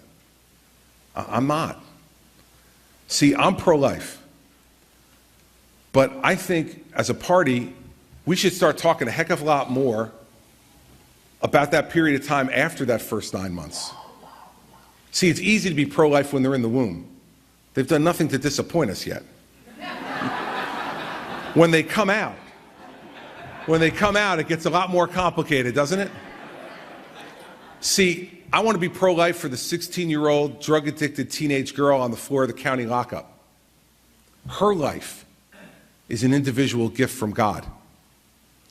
I want to be pro-life for the 42-year-old lawyer who got addicted to painkillers and alcohol and lost his law license, lost his family, lost his job, lost his home. His life is a precious gift from God. See, being pro-life is the most compassionate thing you can be, but we allow ourselves to be put into a box that the Democrats put us in, to only talk about the 9 months that life is in the womb. We need to be talking about the entire life. I'm pro-life for the whole life, no matter what mistakes you've made, because I know these words are true, and I think most of you, if not all of you in this audience, believe them too. There, but for the grace of God, go I. And that's what we need to believe in. And that's the compassion that this party stands for. Well, to expand on that, do you think the rhetoric we're seeing from some quarters, whether it's regarding Muslims, whether it's regarding Hispanics, immigrants, whatever, is ultimately caustic to our nation and to our party? Yeah, people need to be more careful when they're selecting their words. You bet. And sometimes the harshest words are the most entertaining. Sometimes the harshest words are the ones that make us laugh. Sometimes the harshest words are the ones that have us keep the television set on. But when you're a leader, you need to be blunt and direct, but you need to know where the line is. And I think, unfortunately, there have been some, not only in our party, but in the other party as well, who have gone for the entertainment value over being a leader. And I think we all need to be more sensitive to that. That's not political correctness. I've never been accused of that. But it does mean that when I appointed a Muslim American judge to the bench in New Jersey, and I had people say to me that by doing that, he was going to impose Sharia law on the people of New Jersey.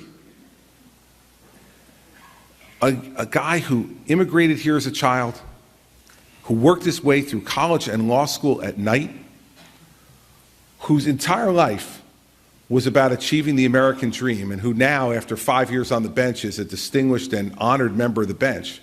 You need to stand up and say no to that. We need to judge people on their individual good and bad, not based on what they look like or where they came from. And so I think anytime we use language that generalizes too much and is caustic in that way, Matt, we diminish ourselves as a people and as a party, and we need to be smart about that.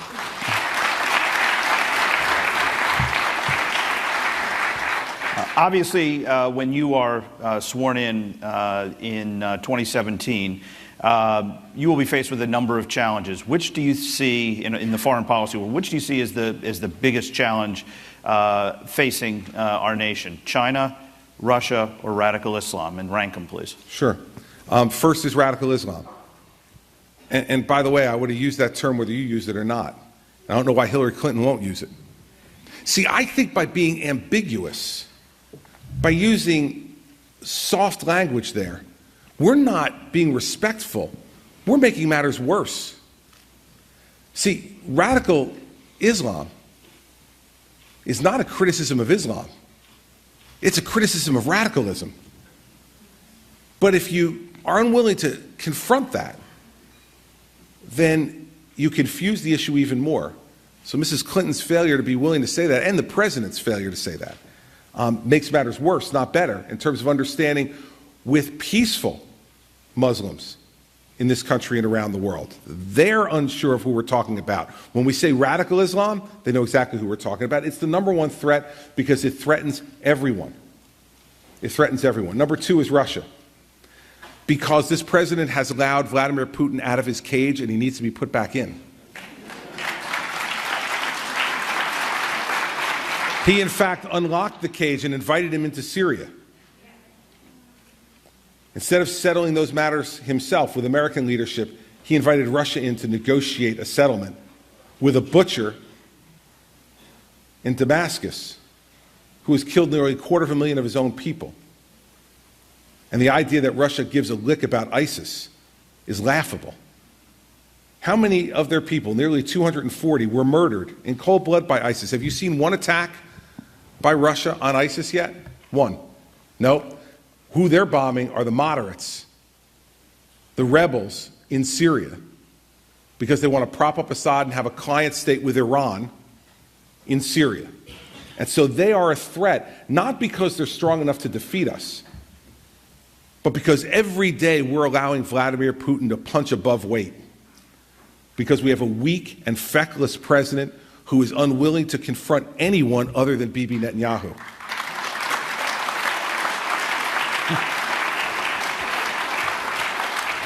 And third is China, because that relationship can go one way or another, and it's going to depend upon the strength and the clarity of the next American president. That could become a fruitful, respectful relationship where we benefit from an understanding with China that this is not a zero-sum game and that we can all do well in this world, economically and otherwise.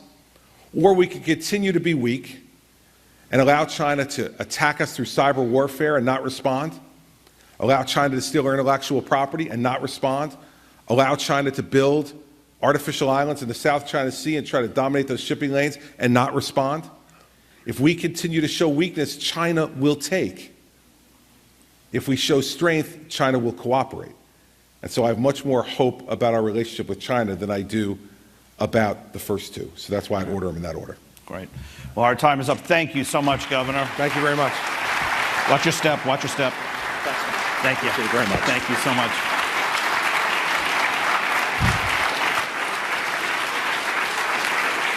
Now, folks, one change to the program. We were scheduled to have Senator Paul join us right now. There are votes going on in the Senate.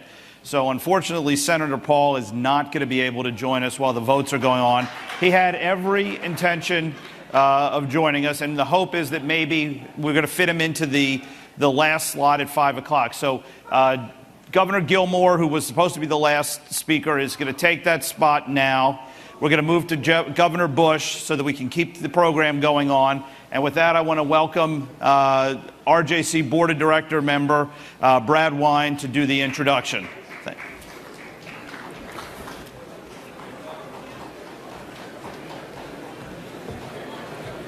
Good afternoon.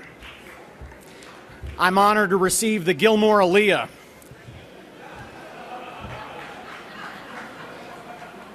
Jim Gilmore was the 68th governor of the Commonwealth of Virginia, where he served from 1998 until 2002, and he was the chairman of the Republican National Committee for the first year of the George W. Bush administration. As governor, Jim was a fiscal conservative and an innovator who pushed for personal property tax legislation that was eventually passed by the General Assembly. During his tenure, he had a close working relationship with Virginia's Jewish community. He's a staunch defender of Israel and has pledged to do whatever it takes to prevent a nuclear Iran should he be elected president. Ladies and gentlemen, please join me in welcoming our friend, Governor Jim Gilmore.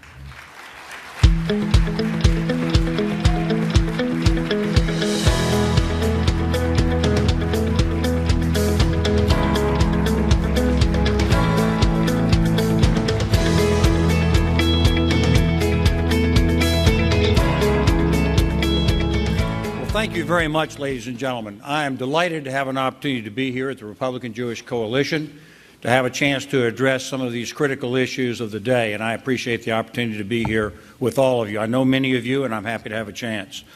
I actually, in preparation for this very significant meeting today, I did a little looking at the internet, and it turns out there was a fellow named Ron Campius who wrote a little article in the Jewish Telegraphic Agency, and he said that there were 9 questions that the Republican candidates should be prepared to address, and one of them was Gilmore and Pataki, really? You know, But he also said that we had to come here today to pass the KISCA test. The KISCA? KISCA test. KISCA. Well, I didn't know what that was. I didn't know what that was, so I looked it up. And the definition is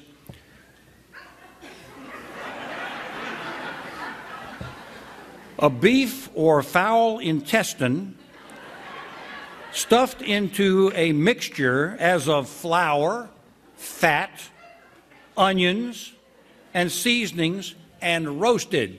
And I thought, that's the Republican campaign for the nomination. Yeah, that's right. That's what it is. So I'm glad to have a chance to spend some time. I'm going to go through some things, hopefully, fairly quickly, and then do a lot of Q&A, I hope.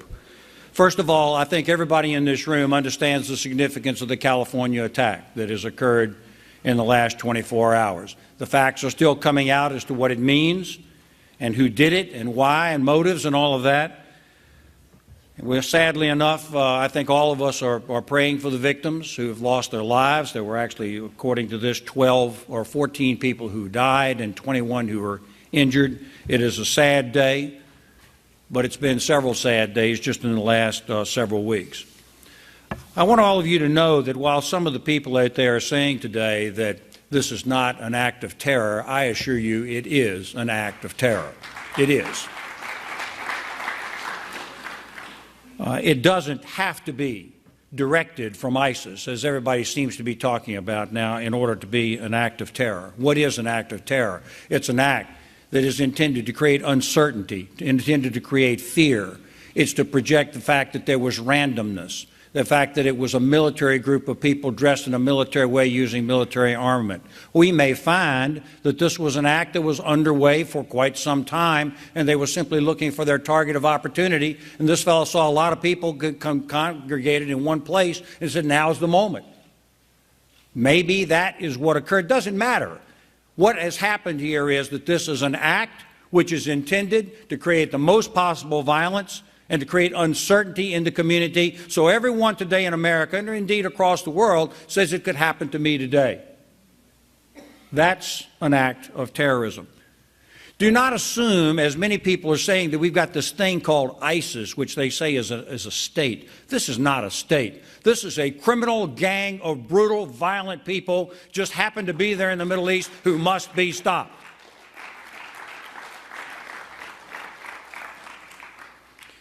ISIS is widely misunderstood. The danger is that ISIS merely represents a worldwide line of thinking that is dangerous, an ideology, which we call radical Islamism. We have to call it by its name. It's what it is. Now, there are many people in the Muslim faith across the world that don't believe in this form of Muslim radicalism. They don't believe in that. We've seen, as a matter of fact, a statement out of the President of Egypt who has said there needs to be a reform of the Muslim faith. We have seen statements out of Indonesia just in the last several days that have said that there has to be a reform, a reformation in the Muslim faith. So we don't need to condemn everybody of the Muslim faith worldwide, but we do need to condemn radical Islamism, people who put people in cages and burn them up, people who behead them, who enslave women. This is savage Middle Ages type of barbarity, and it has no place in the modern world of civilization.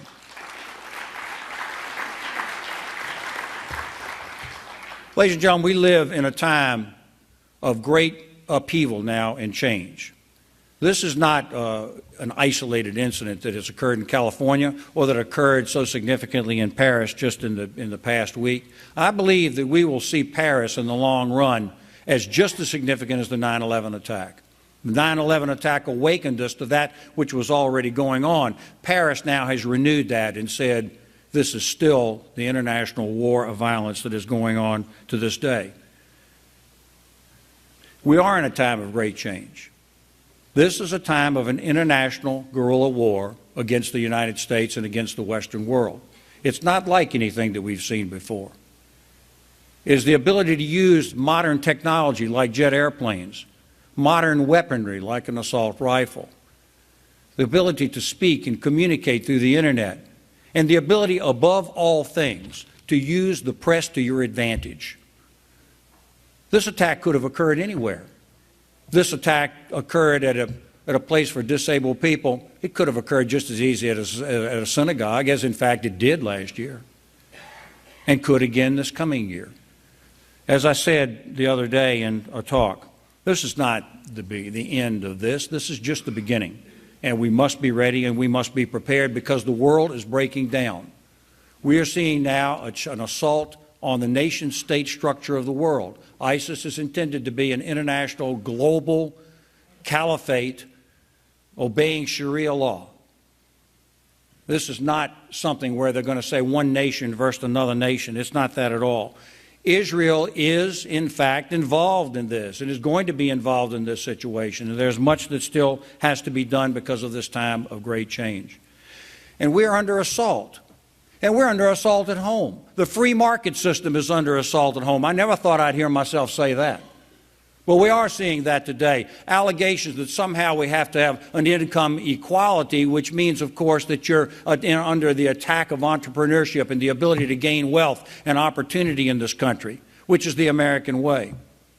We're under assault at home domestically, but we're under especially assault internationally. I remember in 1996, when I was the Attorney General of Virginia, I was just considering running for governor.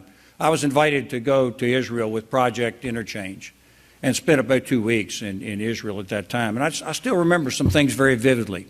I spent the night on the Golan Heights. And in the dark, they took me over to the far end, to the east end of the Golan Heights, and you could look out over the desert, and you could see Damascus, Syria. It's right, many of you probably have done the same thing.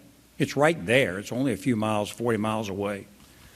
I remember riding down into Tel Aviv and going to the American Embassy down there to talk to people, and they had built barriers along the street so that a car couldn't be pulled up to the American Embassy and exploded. I remember that, and I thought to myself, how strange that is.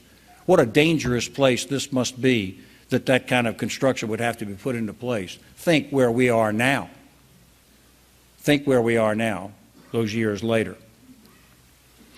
I had an opportunity to visit with the Attorney General at that time because I was the Attorney General. And I remember she spoke to me about, I was the Attorney General of Virginia. She spoke to me at that time about the crisis that Israel was feeling at the time and the danger. And I said at that time, how could you possibly torture people? We shouldn't be in the business of torturing people. And she said, well, you wait until you're under challenge, until the United States is under threat, and then see where you are. And now we've had that long debate over these last number of years. That time in Israel was very significant for me and very important. I learned an awful lot from being there. And I tell you, ladies and gentlemen, right now, I've been there, I've seen people. I know what the challenges are. I've stood on one end of the Golan Heights and looked at Damascus. I've stood on the other end of the Golan Heights and looked down on the Mediterranean Sea. And I know the dangers that are there, and that Israel is a friend and a part of the construct of Western civilization, and as President of the United States, I will stand behind Israel to the very end.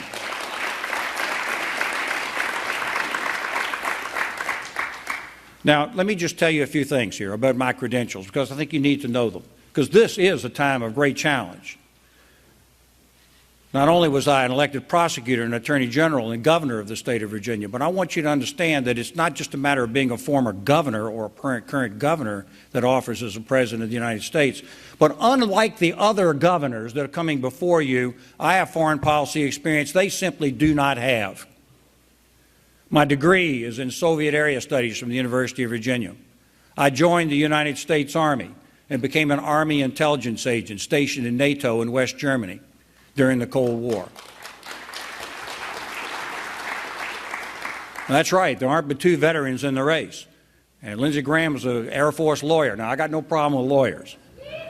I have no problem with lawyers. I am a lawyer. But I am the one who was stationed overseas and in support of our military mission at a time of the Cold War, and I understand that experience. I studied terrorism law at the University of Virginia Law School. I chaired and was asked to chair and chaired the National Commission on Terrorism, Homeland Security, and Weapons of Mass Destruction for the United States of America. I was called on to do that as governor of Virginia. And the commission that was put together was police, fire, rescue, emergency services, intelligence people, military people, highly professional, not grandstanding, not playing games with America's security.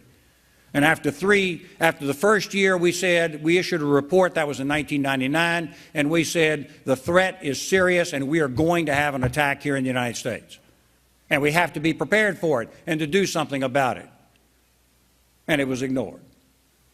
Then in the year 2000, we issued our second report and we said the attack is coming. We must have a national security to address this issue, so we're not just making it up as we go along, and that was ignored. And then finally we came to the end of our process and sent the last report off to the printer, and the 9/11 attack happened. Well, ladies and gentlemen, I was the governor of Virginia during the 9/11 attack. In fact, I was in New York City the day before the 9/11 attack. And I got back to Virginia, and I was in the governor's mansion, and I turned the television on that morning, and the first World Trade Center was on fire. And I said, Roxanne, come around here and look at this. Some fool has flown an airplane into the World Trade Center, lost control of an airplane, flown into the World Trade Center. And she and I sat there and watched as the second plane went into the second tower. And then I knew we were under attack. I've been studying it and reporting on it for 3 years. And at that time, I did what was necessary. I activated the Emergency Operations Center. I notified the National Guard to be on alert. I notified the state police if there was evidence of gunplay anywhere in the state of Virginia that the Emergency Operations Center where I would be needed to be notified as soon as I could get there. In other words, I became at that moment a war governor. I addressed the people of Virginia about the crisis. I went to the Pentagon and saw it on fire, where it stayed on fire for over a week, and supported the police, fire, and rescue as they responded. I went to the hospital and talked to the people who were burned and damaged as a result of that. I was a war governor that day. I've had that experience. The National Terrorism Commission went on 2 more years. Ours is the Bible of Homeland Security and anti-terrorism for the United States. The 9/11 experience, the veterans experience, the other candidates for president, ladies and gentlemen, do not have that experience in a time of crisis. Oh, it's the right topic, all right, but often the wrong candidate. I am the right candidate to keep us safe in this time of crisis here in the United States of America. Oh, thank you. Folks, you may have noticed that I have been excluded from some of these debates. I was in the first debate, but I've been excluded from some of the others. Have anybody here ever been excluded from anything? It's okay. You pick yourself up and you keep going. But I say to you right now, I may be excluded and may be an outsider, but ladies and gentlemen, in this time of crisis, I am no amateur. And I say to you now, as members of the Republican Jewish Coalition, in a time of international crisis, this is no time to put an amateur in the White House. I tell you that.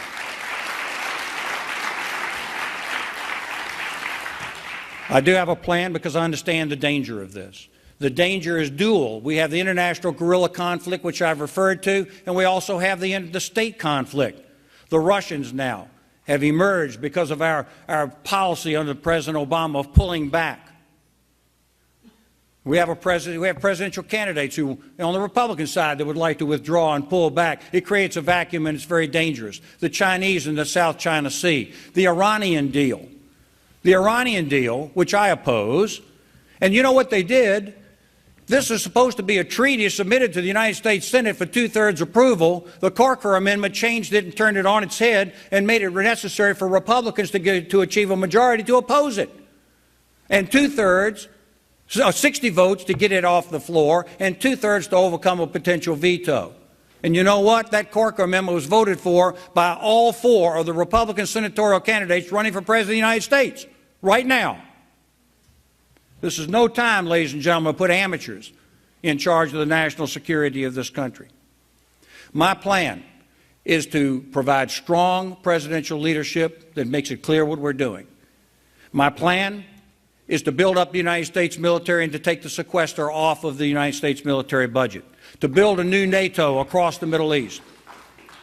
And in terms of the international guerrilla force, we have the forces that are going to be necessary, not just the military, but also police, fire, and rescue, build up the intelligence community in this country so we know what the enemy is doing, and to prepare and to fight the ideological battle that I've referred to right now. Because, ladies and gentlemen, much of this war that we're engaged in is an ideological war. There are people going to the Middle East right now who think they're doing the right thing. We have to stand for what is right and just. We have to call on the Muslim community in America and worldwide to stand with us and to say that what is going on is wrong and fight this ideological war. Because the barbarity, the savageness of what we're seeing in this radical Islamic philosophy cannot stand, and we have plenty of reminders of it. Last night, I was watching Schindler's List. Everybody here has seen Schindler's List. I was struck right at the end where they presented Schindler, because who had been transformed and changed by his experiences during the war with the ring, and the man said to him, "He who saves one life saves the world entire." And I also thought about an earlier movie, 1961, Judgment at Nuremberg, where the judge pronounces judgment right at the end. It's the great moral lesson of the movie. A country isn't a rock. It's not an extension of oneself. It's what it stands for. It's what it stands for when standing for something is most difficult. This is what we stand for: justice, truth, and the value of a single human being. And that's true not simply for our Jewish community, but for all of mankind in the face of this threat. And I tell you now, I ask for your support. If you elect me your president, you'll be getting someone who has genuine experience, real leadership, and a commitment to the safety and security of not only our country, but all of Western civilization. Thank you for the chance to be here.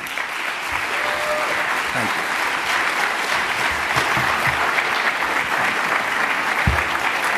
You want to take a couple questions, Governor? We got about 5 minutes.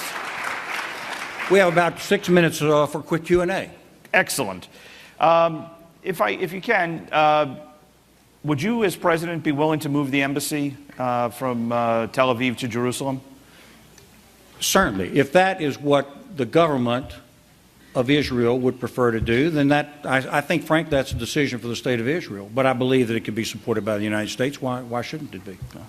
And what do you see as the state of the peace process now, or lack thereof, between the Israelis and the Palestinians? Well, I've done a lot of reading on it, as a matter of fact, and I think that Israel is in a bit of a jam, as we all know. The state of it is this: Israel is confronted with two choices, neither of which are good.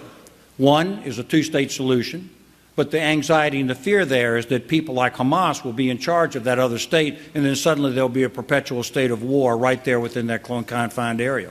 But meanwhile, if there's no two-state solution, then there will be a further request and demand for more civil rights and voting rights for people and the rights of return, and there is a danger that Israel will lose its Jewish character as the years go on. The word right now is that Israel is in a wait-and-see mode right now, and that is the status of where we are. And right now, I don't think there's a solution on the horizon. And your position as it relates to the Syrian refugees resettlement in the United States? Yeah, I have opposed the settlement of Syrian refugees in the United States. I do not wish to be not a humanitarian. I don't feel that way. I understand this and the sympathy, particularly for young people who are fleeing this. There are conflicts all across the world, and we have to have a consistent policy, and we don't have one. Meanwhile, there's danger for people coming in that we don't know, and frankly, we've got refugees and people who've come in from all across the world, many in illegal status, and we haven't got that solved yet. So I think we need to take care of our own business first. Okay. Of the different hotspots around the world, this is a question we've asked for a number of the candidates, rank the biggest challenges that you think you would face as president. Russia, China, radical Islam. Oh, well, first of all, the radical Islam is the biggest problem. And the reason is because it's a new form of warfare. We are not behaving as though we understand this. I actually do understand this problem. And I understand that it is a war for the minds of people.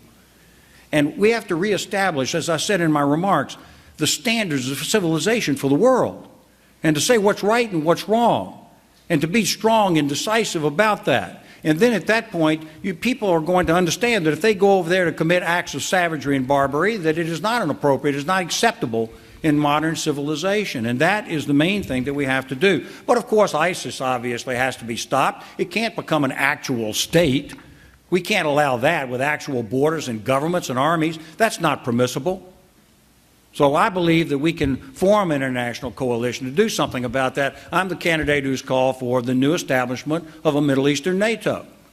And I believe Israel can play a part in such a Middle East NATO, so we can begin to provide real American leadership in the Middle East and provide some stability, because, ladies and gentlemen, the world is on fire. The world is on fire. Only American leadership can provide the opportunity for bringing some stability before it's too late. Great. Pivot with one last question to a domestic question, and I am still very appreciative of you repealing my personal property tax On cars. On my cars. So thank you. But as president, oh, there are some Virginians here, I see. Okay. As president, how will you go about dealing with the debt issue and addressing the entitlement issue? Well, first of all, just so that you all are aware of that, I was swept into the governor's office in Virginia by promising to cut the car tax in Virginia, to reduce the car tax. And we did that. It was for regular working people, in order to help regular people out there who are being taxed on their ability to transport themselves around. Why is that important? Well, not only did it help people, but it's important to you because you got a candidate in front of you who actually does what he says he's going to do. I think that matters. That's what I think. Now, the answer is this. The policy that I would follow is one, basically, is one of growth of the United States economy. This is what I think.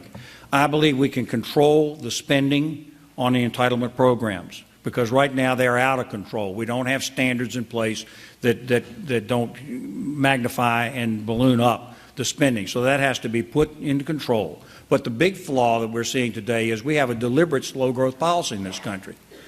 We have a bad policy of very slow growth. We need to grow the economy, create that gap, and then we're in a position to deal with some of these kinds of debt issues. The issue of the economy, I have 35 seconds left, very significant. Right now, we have seen more regulation attached to business than we've ever seen before. We have Dodd-Frank, which is crushing community banks. We have tax programs which have increased taxes on entrepreneurship and growth of businesses, taxes on investment, taxes on the proceeds of business. These are a philosophical discouragement based upon an alien, strange ideology offered by the Democratic Party. It must be reversed, and I have a specific plan to do it, a tax cut program that will in fact build up this economy, get growth back to not only its historic levels but beyond that, and create the opportunity for people who are working to have security in their jobs and for young people to get their career started. I will not have a lost generation of college students not able to get careers started and to find employment. The Gilmore administration will vigorously build up the economy, use that to help protect our nation and to provide international leadership. Thank you very much. Governor, thank you so much. Watch your step. Thank you. Thanks.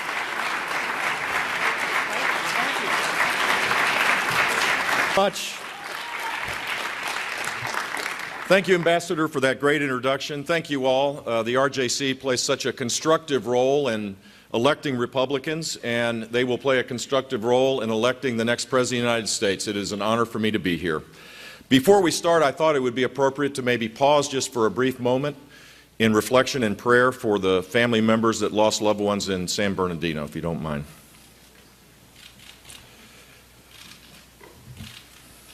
Thank you. This Sunday is the start of the Holiday of Light. And in a world of deep, disturbing darkness, starting on Sunday, there will be a light shining for hope and possibilities and opportunity. First and foremost, I want to wish you all a happy Hanukkah. We are living in really serious, dangerous times, and I think it requires serious leadership, proven leadership, to be able to deal with the challenges that we face and, in fact, the opportunities that we face as a nation. In recent times, it doesn't, unless you're just not watching what's going on, we see tragedy after tragedy take place. In Paris, in Tunisia, in Lebanon, a U.S. American student at yeshiva was murdered in the West Bank, Ezra Schwartz. The brutal savagery of Islamic terrorism exists. And this president and his former Secretary of State cannot call it for what it is. It is Islamic terrorism that wants to destroy our way of life, wants to attack our freedom. They have declared war on us, and we need to declare war on them.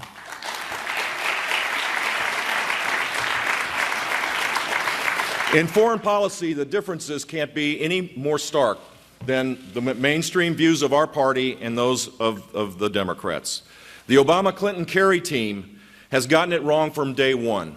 First, let me say that I don't think a president should speak with grandiosity without backing it up. Should I be President of the United States, there won't be any red lines unless it's backed up. The president should speak with grandiosity without backing it up. Should I be President of the United States, there won't be any red lines unless it's backed up. We're not going to call ISIS the JV team unless we're serious about taking them out.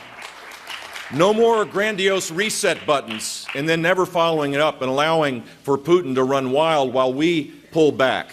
Our weakness creates voids, and those voids are filled now with asymmetric threats of terror and nation states that no longer think the United States is willing to expend the capital necessary to be a serious leader. And whether it's Libya, where Hillary Clinton literally said that this was a version of smart power at its finest, and then we saw the tragedy of Benghazi take place, and now we have 3 or 4 different militias, including an ISIS-related terrorist group that is now trying to destabilize Tunisia. Across the spectrum of the Middle East, because we have pulled back, we're now in a far worse place. 3 months ago, I went to the Reagan Library to lay out a plan to destroy ISIS, not to contain it, but to destroy it. And that's exactly what we need to do, and only American leadership will make that happen.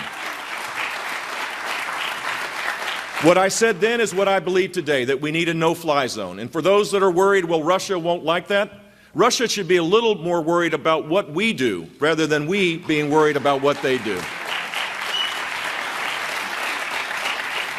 We should create safe zones. I know people are deeply concerned about the refugee problems that exist with 4 million Syrians that are uprooted from their families, a tragedy of untold hardship for so many people. But the simple fact is, the way to deal with the refugee problem is to create safe zones there while we build an army with our support and our leadership that will take on ISIS and create a political settlement where Assad goes to wherever, someplace outside of Syria where we can create stability. We need more special forces. We need to arm the Kurds. We need to re-engage with the Sunni tribal leaders.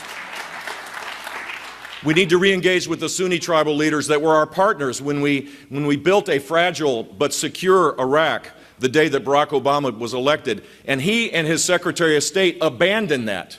That created the void. They both admit now that Al-Qaeda in Iraq was wiped out. In its place now we have a caliphate the size of Indiana. 30,000 battle-tested terrorists that are organizing each and every day to create hardship for Europe, for the United States, and for the Middle East.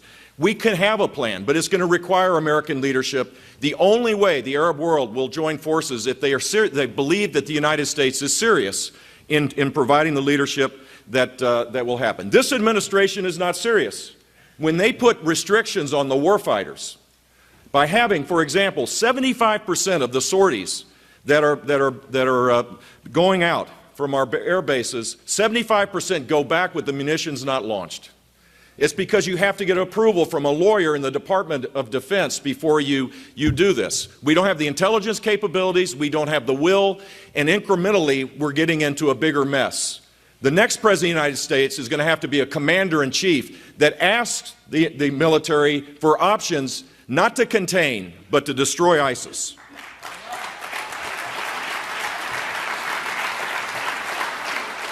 Only American leadership could make that happen, and frankly, only American leadership can improve the chances of dealing with the other force of instability in the region, which is an aggressive Iran. now possibly emboldened with billions and billions of dollars this agreement, this horrible agreement, is going to give them. The radical regime in Tehran has to be confronted as well. I believe we're going to have to end up building the sanctions regime again. We're going to have to do this because they will continue to provide support as the largest supporter of terrorism in the world. The United States, when we pull back, creates so much uncertainty that it will come to our shore. We have to be engaged in this in a meaningful way. And our friends need to know that we have their back. The simple fact is today, our allies no longer believe the United States is serious, that we'll be there, that we'll have their back, that the treaty obligations that we have are meaningful anymore. And the first place to start that relationship is to restore the ruptured relationship with Israel. That has to be the first step. And the best way to do that is on day one to announce the next president, and should I be president, I will do this, that we'll move the United States Embassy to Jerusalem. And on day one, we will create a memorandum, extend the memorandum of understanding to provide U.S. security assistance over the long haul for Israel. It is important to make sure that we have that Israel has the qualitative military edge in the neighborhood to make sure that there is an environment of peace through strength. And we can do that in short order. On day one, we would make it clear that there will be no pressure from the United States on Israel as it relates to negotiating with the Palestinians until the Palestinian Authority and other entities inside of the political realm inside of the Palestinian Authority recognize the right of Israel to exist as a Jewish state with secure borders. There has to be a recognition by the next President of the United States that there's no moral equivalence between acts of terror against innocent people in Israel and Israel's efforts to create an environment of self-defense. On day one, I will work with the next Attorney General to stop the BDS movement in the United States, to use whatever resources that exist.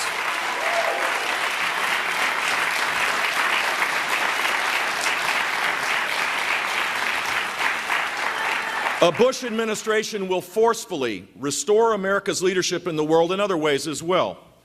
Our national security should be the first imperative of a foreign policy, for sure. But we also have, I believe, a duty to provide support for people that are oppressed. That religious freedom continues to be a value in this country that we need to protect here and protect overseas. Whether it's the Yazidis or the Christians in Iraq or Syria, or Jews that are being discriminated against in Europe or the United States, the next President of the United States needs to recognize that religious freedom is one of the first freedoms of this country. And whether it's here, inside our borders, or outside, but for us who? Who but the United States will stand for the discriminated, the oppressed? And sadly, that discrimination now is taking place across the United States college campuses as well. The political correctness of our country needs to be shattered. Universities should be a place of free expression.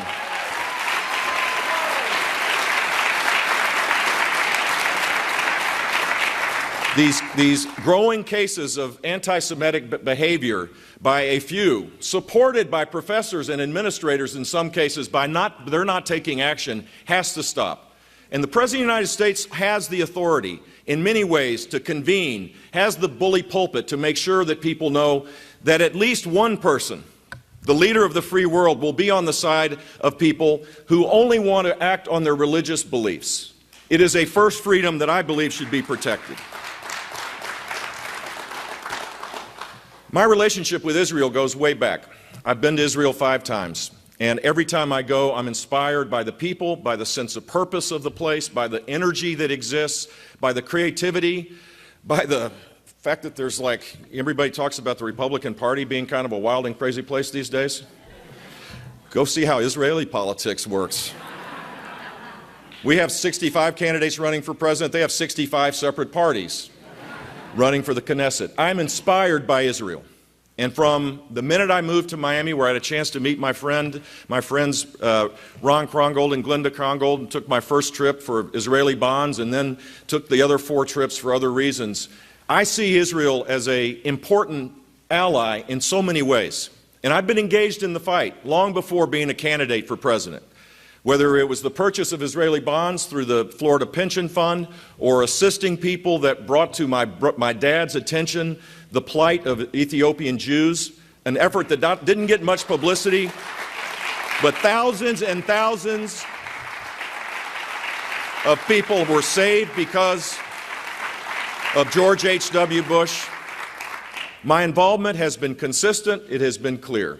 And here's my pledge to you. As President of the United States, I will restore America's leadership in the world.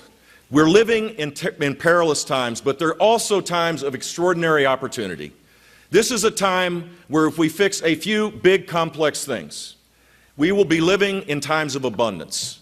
But in order to get to that point where we grow our economy at a far faster rate, where people are lifted out of poverty, where the middle class gets a pay raise for the first time in 15 years, we have to accept the fact that only America can lead the free world. Only America can create the conditions in partnership with the rest of our allies to create peace and security. And then we can get on with the business of becoming an economic superpower again and inspiring the rest of the world. I know we can do this, but here's the question for you all, and the question for all voters. Who has the right stuff? Who has the experience that you can look back in the past and know that going forward, that they have the ideas and the leadership skills to be able to solve these big, complex problems and lead? Who has a heart for people? This is not about the big personalities on the stage, as much as a couple of the candidates would like it to be that way. This is about people that are really struggling, people that are really scared about what the future looks like. This is about the American people. And the next president of the United States better have a servant's heart, rather than trying to push people down to make himself look better. That's what we need. We need servant leadership, a person with a heart, a person with a brain, and a person with a backbone. I think you're looking at the next Republican nominee. And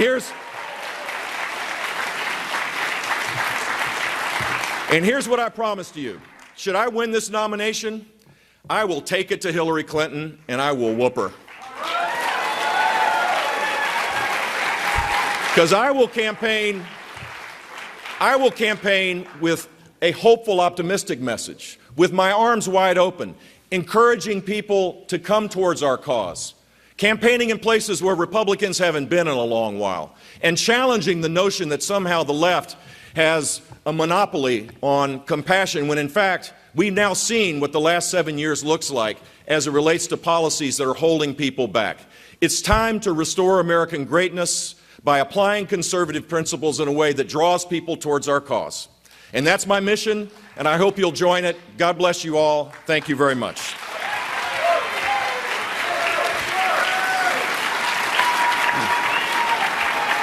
Thank you, guys.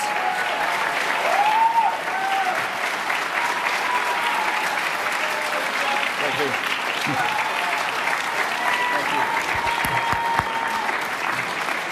Thank you. So, Governor, we have about 13 minutes for some Q&A. 6 seconds. You touched on this a little bit in your remarks. I just want to ask you this to get you squarely on the record on this. But in 2004, your brother wrote a letter to Prime Minister Sharon codifying the U.S. position that, 1, Israel won't be forced to return to the 67 borders, 2, that the Palestinians would not have any right of return, and 3, Israel's existence as a Jewish state would be non-negotiable. Upon taking office, President Obama and Hillary Clinton rejected this letter. As president, will you reinstate the terms of this letter and make it official U.S. policy again? Absolutely. Absolutely. Right. Look, let me just add, I find it troubling that Secretary Kerry, I've not heard President Obama speak about this directly, but I find it really troubling that even when we have this extraordinary threat of ISIS and Islamic terrorism, which should be the first priority of this administration, he continues to hold out hope that he can impose a solution on Israel. It's mind-blowing, to be honest with you, that they have such a warped view of how this works, or this is legacy building. And in fact, what we need to do is to create the conditions where there is a willing partner in negotiation. You can't force this. If the Palestinian Authority hadn't had an election in how many years now? In a decade? They're not the legitimate elected regime. They can't speak for the Palestinian people. They continue to incite their young people by in their schools. There has to be a completely different kind of environment for serious negotiations to take place, and we should not impose that on Israel. We've seen recently the U.S. engaging directly and indirectly in regime change, the fall of Saddam, Gaddafi, Mubarak. As president, where would you engage U.S. power for regime change, and how do you strike a balance between human rights and stability in a region? Well, first of all, I think it has to be in our national security interest. There has to be a clear and compelling interest. It can't be based simply on the brutality of the regime. It has to be based on, is this the best interest for our country, first and foremost, and our allies? And then we need to have a clear strategy. I think the lessons learned of the last 20 years is if you don't have a clear strategy of how to get in and win with compelling force and how to get out, you got problems.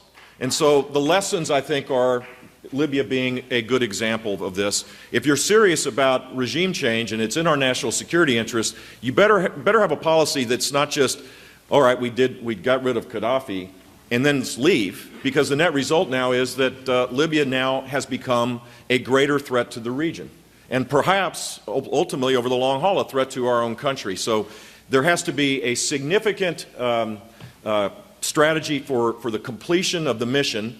And then I think we should do this wherever possible in partnership with the neighborhood and with our partners. I don't believe that we should, unless there is only this one option, we should be unilaterally taking countries over, unless there's literally no other way to do it. It works far better when we do this in partnership with our allies. I know this is an area of expertise for you as well. It's a little bit afield from what we're talking about here, but how would your administration deal differently in the Obama administration with the regional challenges as it relates to Latin and Central America as well, which is our big problem? Well, we wouldn't ignore Latin America, which has been a common problem, made worse, I think, in this administration, but across the board, to be honest with you. Look, we have national security challenges on our border that need to be recognized. You have the Northern Triangle countries of Guatemala, El Salvador, and Honduras, where a majority of the immigrants that are crossing the border now come from those countries because there is a lack of attention to economic progress, to the criminality that exists, to the drug trafficking. We have to be engaged. The best example of a partnership that worked was the Proyecto Gran Colombiano, the Grand Colombian Project, I think it was called, that when President Uribe was president and my brother and Congress funded these programs, and it was extraordinarily successful. We didn't unilaterally impose anything. We did this in partnership with a courageous, democratically elected leader, and it brought stability and economic growth to Colombia. Similarly, we should have something like that as it relates to the Northern Triangle countries, and we need to be engaged. This Sunday, there's an election in Venezuela. Venezuela is on the verge of being an ungovernable state that could create national security problems for our country. Hezbollah is active in Latin America. And we sit back and we say, well, you know, if someone gets elected president and then they steal all the democratic institutions in the country, that somehow we shouldn't be concerned about that? Well, we should be, because ultimately this is going to create national security problems for us. Well, you went right where I was trying to get you to go, because I was trying to lead you to the water. But so the challenge is, you know, Iran and... Did I get there? You did get there. So Iran and Hezbollah in Latin America, you know, do you think this is a real problem? It is a threat. No, this is not conjecture. This is, you know, the intelligence reports are verifying the fact that they're engaged in Venezuela, they're engaged in Argentina, they're engaged in Central America, for sure. And embedded in the Lebanese and Syrian populations that long ago moved to those countries. This is a real challenge for us. Right.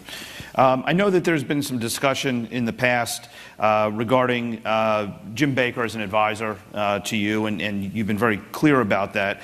Can you share with the group, however, about, and I know you're not going to name somebody now, but some of the kinds of people you could see as a Secretary of State in your administration? I can't. I hadn't. Man, that's a little ambitious for me. I'm going to win New Hampshire first. How about that? How about what you're looking for in a Secretary of State? You know, someone who has great skill. One of the problems in this administration, I think, is that the White House has way too much power. Everything is looked at through a political lens. The National Security Council has doubled in size in the last 25 years. I think if you put men and women of real talent and real expertise in the Department of Defense and Department of State, you can create a much better, more robust foreign policy. The President has to create the clear direction on this, but you would pick people of talent that wouldn't be subjugated to some little whippersnapper political hack. I mean, if you look at the NSC, they're run by people that actually were part of the campaign. That would not happen in a Bush administration. These would be people that were talented, that had the capability to forge consensus in places where there might be disagreement. There would be an ample chance to be able to think things through. One of the things I've learned in my life now that I'm 62 is I don't have every answer. I know what I don't know. I apologize for everybody on that regard. If you don't have the humility to be able to know what you don't know, you're going to be a horrible president. We got one right now.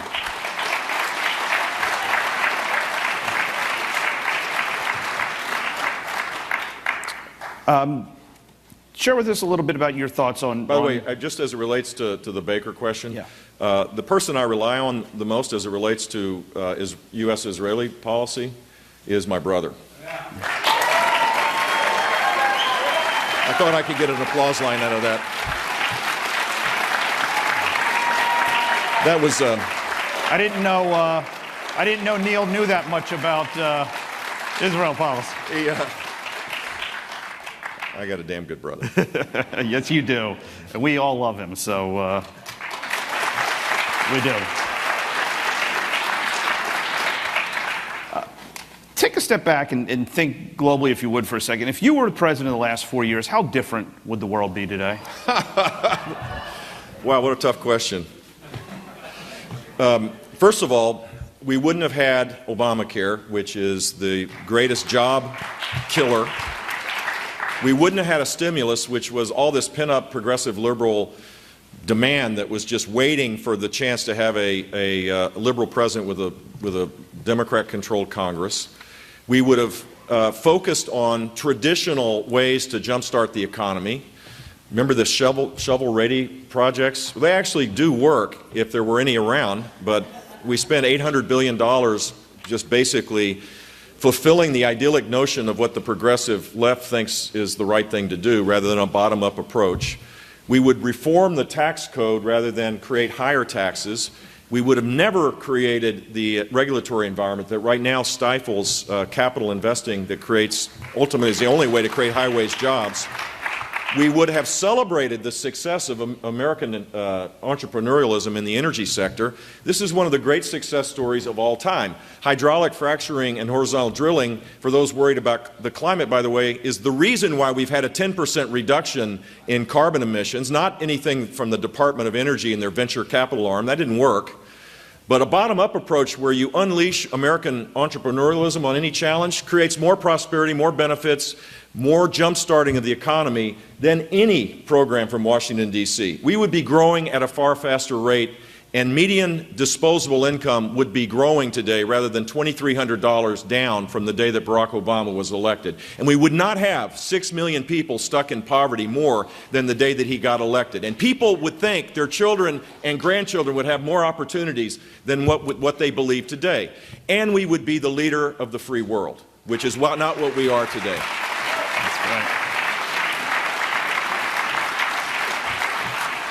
And we wouldn't have had sequester to gut the military, to now make it harder for the next president of the United States to be an able commander-in-chief, because we don't have the resources that we need to be truly the most effective fighting force possible. Well, that leads me to another question, which is your nickname is Vito Corleone. What would you do about sequester? How would you get the budget and the debt under control while rebuilding the military? without having a line item veto like you had in Florida? Well, you do have a line item veto, a version of it. You could have Paul Ryan has actually suggested a rescission version of it, which would be an indirect version of a line item veto where you would go back to Congress and there could be a 30-day period where they could do an up or down vote of whether they would take the cut or not. But you got to get engaged with the Congress. This notion that somehow you don't talk to, Barack Obama has no relationship, no conversation with any Republican.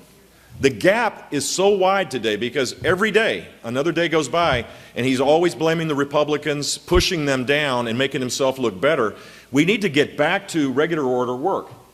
Just because you disagree with someone doesn't mean that they're evil. It just means they're wrong, right? I mean, so why not assume bad, don't assume bad motives. The motives are irrelevant. We have to start making our democracy work again. And passing a budget that's based on the priorities of a forged consensus has to be the first priority. We haven't passed a budget in how long? 6 years? No. Not going to work. And so these are questions that were submitted in advance by our members. The number one question we got out of all of them from people across the country is, how's your mom and dad? They're doing fine. My dad is 91 and he can't walk anymore. He's in a wheelchair, but he stopped watching the CSI series shows, all those shows. Just kind of, not really engaged. He's now watching Fox again, throwing shoes, and trying to figure out Donald Trump. I think that's his main goal in life. It's hard for a guy like that to understand the Trump phenomena, but he's doing well. My mother's an angel, believe it or not, much as we give her grief. She is in great space. She's just phenomenal. For those that have to deal with their caregivers these days, and the sandwich generation, there are a lot of us. My mom is the best caregiver in the world for her love of her life. They've been married almost 71 years. Wow. Well, on behalf of the RJC, thank you for coming, but also please give your parents our love and your brother and the Bush family. Thank you for being here. Appreciate you. Watch your step. Thank you. Thank you so much.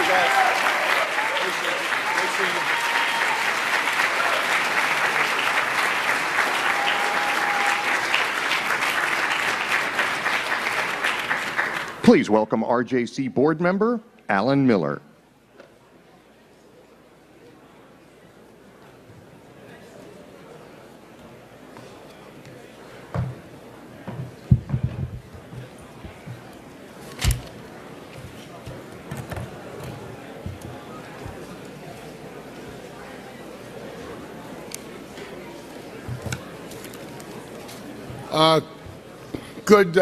Good very long afternoon. I am Alan Miller, and it's my privilege to introduce Rick Santorum, a longtime friend of mine and of RJC. He is a conservative committed to restoring the American dream for hardworking Americans. Rick and his lovely wife of 25 years, Karen, are the parents of 7 wonderful children. Rick was a candidate for the Republican nomination for President of the United States in 2012 and became known as a voice for conservatives who didn't feel their voice was being represented. His grassroots approach to campaigning, including visiting every one of Iowa's 99 counties, and his stunning victory in the Iowa caucuses catapulted him then to front-runner status, where he ultimately won 11 states. Rick also believes that we must renew America's manufacturing sector to ensure that our nation isn't just made of innovators, but of those who can produce those innovations. He also well understands the service sector, having served as a director of Universal Health Services, Inc., where I serve as chairman and CEO.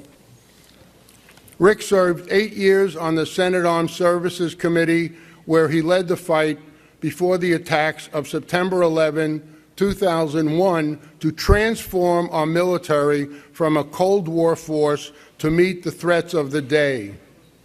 He was a leader on U.S.-Israeli relations, authoring both the Syria Accountability Act and the Iran Freedom and Support Act, which he successfully fought to pass in spite of initial opposition by then-President Bush. Rick firmly believes that we cannot allow Iran to obtain a nuclear weapon.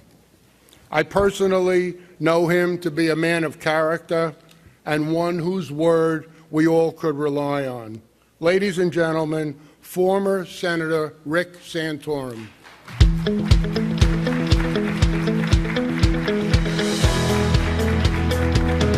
Thank you. Thank you very much. Thank you. Thank you very much. Thank you very much, Alan. I appreciate it. Alan, you're a dear friend and a great leader here in the RJC. It's great to be back here with you. I was here with you 4 years ago. And I remind you one of the things I said 4 years ago, but wasn't that big of an issue 4 years ago. And that is Commander-in-Chief is not an entry-level position. You had a lot of wonderful people come up on this stage, but very few of them, very, very few of them, have the national security experience that's necessary to take on the responsibility that's confronting this country today. We are at the beginning, and maybe, well, I suspect we're still at the beginning of World War III. I was in Israel not too long ago, and I remember speaking to someone whose name you would know, who's a very close advisor to the Prime Minister, who reminded me a year ago, he said, tell the people of the United States that we need to elect a wartime president, because we will be at war. And that means someone that has the experience and knowledge, but also someone that our allies know and our enemies fear. I don't know if you know this, but several months ago, I was listed in ISIS magazine. I was in ISIS magazine under the headline, "In the Words of Our Enemy." And it was my picture, and it was a quote from me defining who they are and saying why they must be defeated.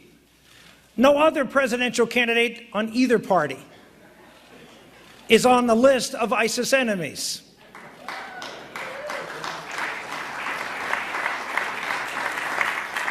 They know who I am, and I know who they are. That's because I have been fighting radical Islam before it was fashionable to fight radical Islam. Alan mentioned my work on the Armed Services Committee, where I worked with Joe Lieberman, trying to transform our military from a Cold War force to one that was going to deal with, we called it at the time, asymmetric threats, now called terrorism.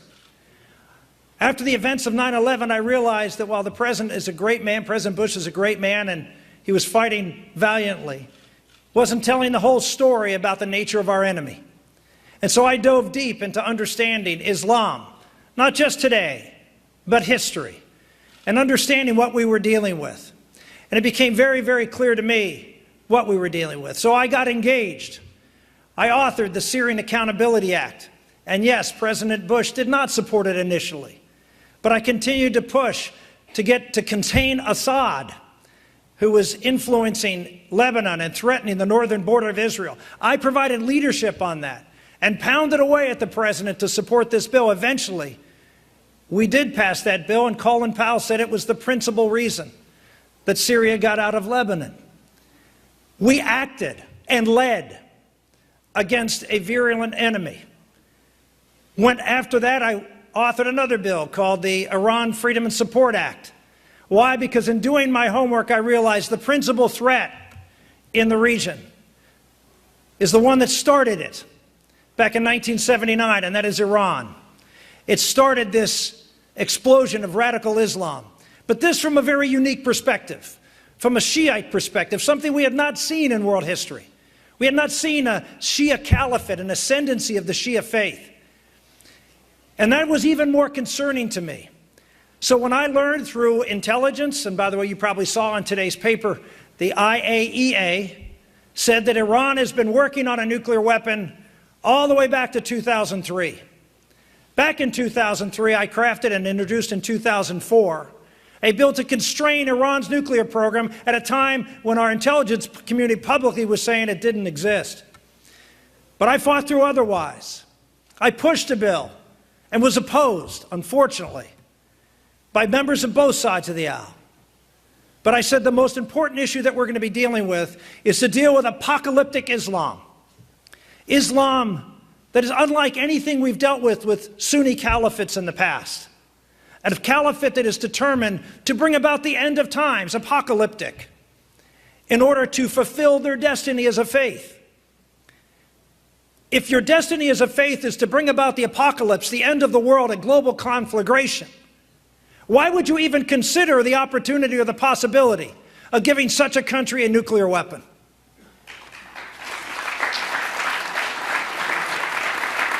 But ladies and gentlemen, we don't have this discussion because we don't have leaders in this country who are willing to tell the truth to the American public.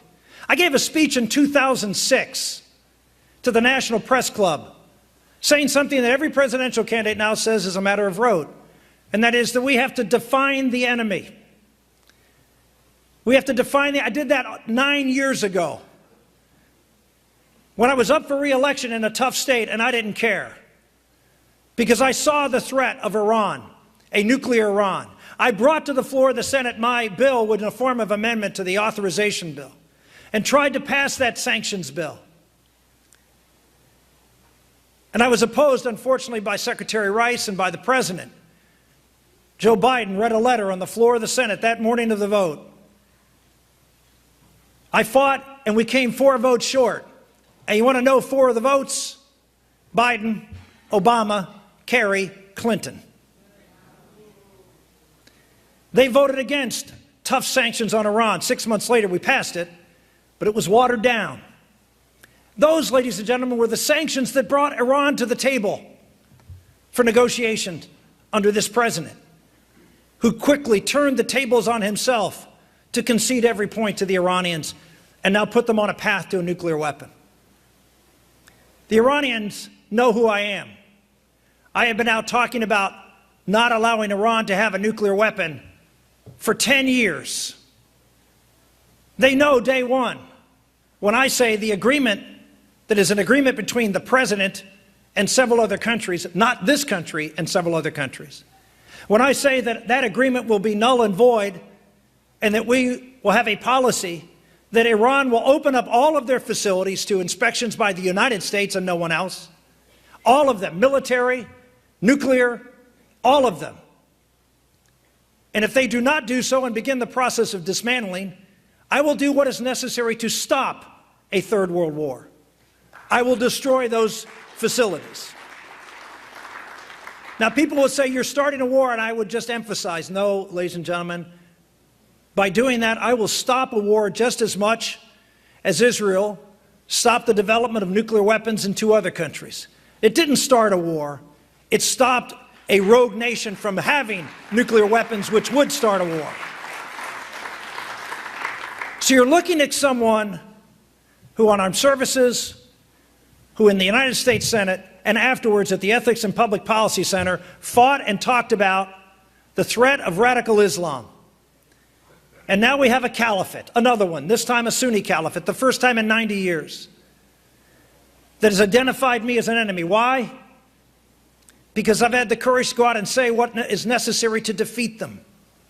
We have a president who uses the term ISIL and doesn't realize the meaning of is. Think about that for a minute. There have been other Democratic presidents who had that problem.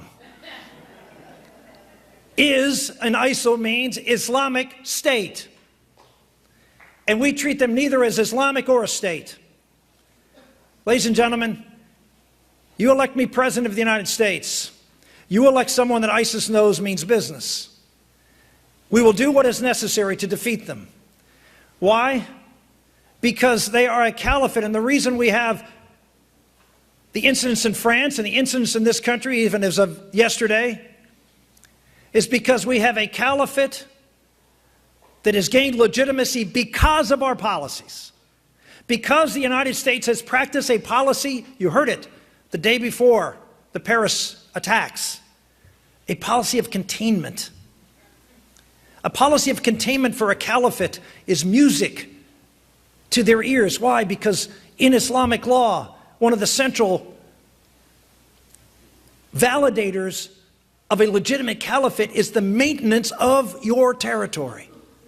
And so the president is actually helping by having a policy of containment in order to create disrepute within the Islamic world of this new caliphate. It is essential that we take their land. And ladies and gentlemen, I will put the forces necessary. They want to bring back a 7th century caliphate. I will oblige them by loading up our bombers and bombing them back to the 7th century.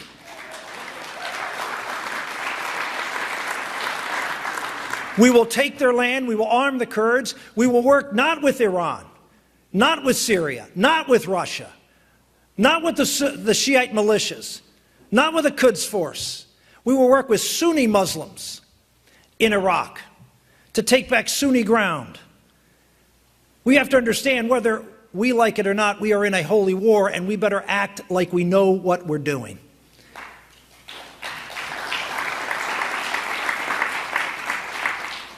So I encourage each and every one of you. You have a very tough decision to make. There are a lot of really good qualified candidates. But I can tell you, out there on the road, the issue that is the issue is the issue of national security. And we're going to be going up against a former Secretary of State. And you may say, well, she has a terrible record. But she has experience. And as we've seen from prior debates against folks skilled in national security, if the extent of the national security experience of our candidate is a briefing book, then I do not think that bodes well for us in the fall election. America is on edge. They want someone who is knowledgeable, someone who's experienced, and someone who can contrast with Hillary Clinton on who has the right vision, who's had the right vision for this country over the long term. That is what I bring to the table. I bring to the table experience, knowledge, and proposals that will keep this country safe at a time when that is the preeminent issue before us. One final issue that on national security is the issue of refugees. The issue of immigration and refugees is as hot and button issue as there is out there. It may be as hot as national security because they are very much intertwined. I have taken the position that we should admit no Syrian refugees.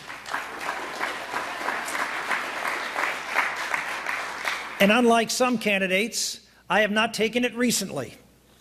I've taken that position from the very beginning of this crisis. Yes, I was concerned about those refugees causing problems here in America. And I don't apologize for the fact that we should not take any more refugees. I don't know if you know this, but over the last 7 years of the Obama administration, this country has resettled 70% of the world's refugees in America. 70%. We have nothing to apologize for. We have done our part. It is now time for the world to do its part, but for a second reason, not just to protect us from potential harm from those refugees. But the reality is, if you listen to the clerics and the leaders in that area of the world, they will tell you that they don't want their people to come to America. They don't want their people to go to Europe. They want them to stay in the region so they can return. The Christian villages can return. The ethnic minorities can return. If we drive out all the people who are moderate Muslims who oppose ISIS, if we drive out all the people who are ethnic minorities and religious minorities, and we resettle them in places of which they will not return, and certainly if they come here, they will not return, then we are helping ISIS accomplish what they want, which is to create hegemony in that region. We need to relocate them in the region, and we need to have policies that protect them, which means no-fly zones. Back in 2011, I spoke to you, and I called for the United States to get involved in Syria and with the rebels. And President Obama refused to do so. I called for support and protection. The reason we have a refugee crisis is because we haven't been protecting civilians who are barrel bombed by the Assad regime. We could stop that, but we don't. The president makes you feel bad not taking refugees, but he's created the refugee problem.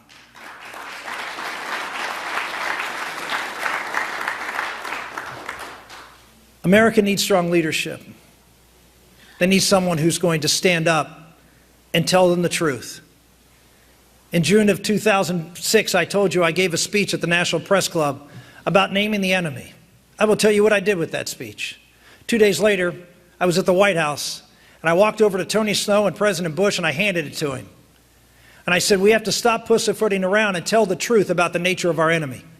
If we're going to defeat this enemy, we're going to rally the American public, trust you to know the truth, trust you to be able to deal with the truth, explain the difference between a Sunni and a Shiite. Most Americans have no idea what these caliphates are, no idea what eschatology is in the Iranian side. I can tell you, having visited Israel, they know, because they know their lives depend on it. Here's the problem, so do ours, but our leaders don't treat it that way. You want a leader that's going to lead? Look at the record. Look at who's been with you. Look at who's had the courage to speak out and hand to the President of the United States a speech and say, this is a speech you must give. I've led, and I'm prepared to lead. At a time when our country is looking for a leader, I know you think, well, oh, look at all these folks out there and how well they're doing in the polls. Let me just share a little factoid with you. In the last Des Moines Register poll, 88% of voters said they were undecided. That doesn't mean they're not answering polls. They're answering polls, but they're undecided. In the last race in Iowa, 50% of the people who voted in the Iowa caucuses decided the last 3 days. You're dealing in shadows and illusions looking at these polls and determining who to support based on polls that mean nothing, except encouraging people, because they do well in the polls, to collect a lot more money than those of us who don't. The reality is, what matters is when the people of Iowa vote. And I have a lot of faith in the people of Iowa that they're going to vote for someone that they can trust, someone with experience at a time when our country's in trouble, someone with a record of getting things done. Oh, I know I'm known as a conservative, but did you know that I was the author of health savings accounts and pushed those through the United States Senate and Congress? Did you know not just the national security pieces, but I was a leader on a variety of other different issues. Yes, moral and cultural issues. Yes, national security issues. I was the president's sponsor of PEPFAR and the Global AIDS Bill, and led that through the United States Senate, got conservatives to support it, worked in a bipartisan fashion on other important humanitarian issues. I worked on a variety of different tax issues, and of course the most important thing that I accomplished was I was the lead sponsor and author of welfare reform. Yes, the bill that did exactly what every candidate for Congress, or every candidate for the Senate, every candidate for president says who's a Republican.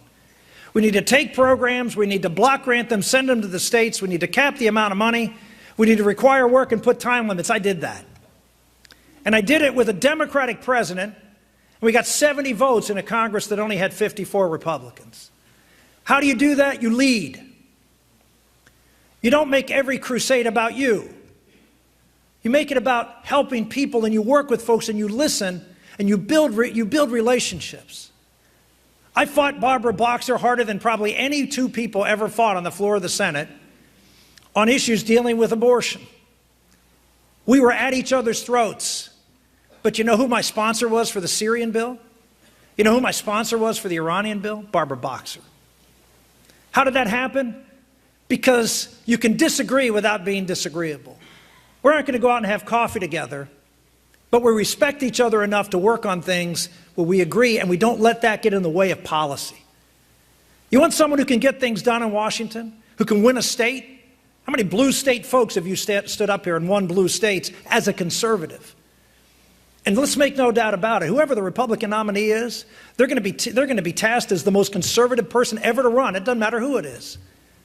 How about having someone who's actually a conservative who's usually defending those positions in a state and winning it twice? In 2000, I was the only conservative to win a state that George Bush lost. I won Pennsylvania, and he lost. I've beaten Democratic incumbents not once, not twice, but 3 have retired or been defeated by me in 4 elections. I've won a 60%, a 70% district, Democratic district in a state with 1 million and 1.5 million more Republicans, Democrats and Republicans. And I got things done. Don't pay attention to the polls. Pay attention to your eyes and ears and minds and hearts. Do the right thing for the country. You want to lead? Is that what you're here to do, or are you here to follow? You're here to lead? Then lead. Find the person who is the right person to take this country's challenges on and make a difference in Washington, and then do something about it. I'd be happy to take your questions.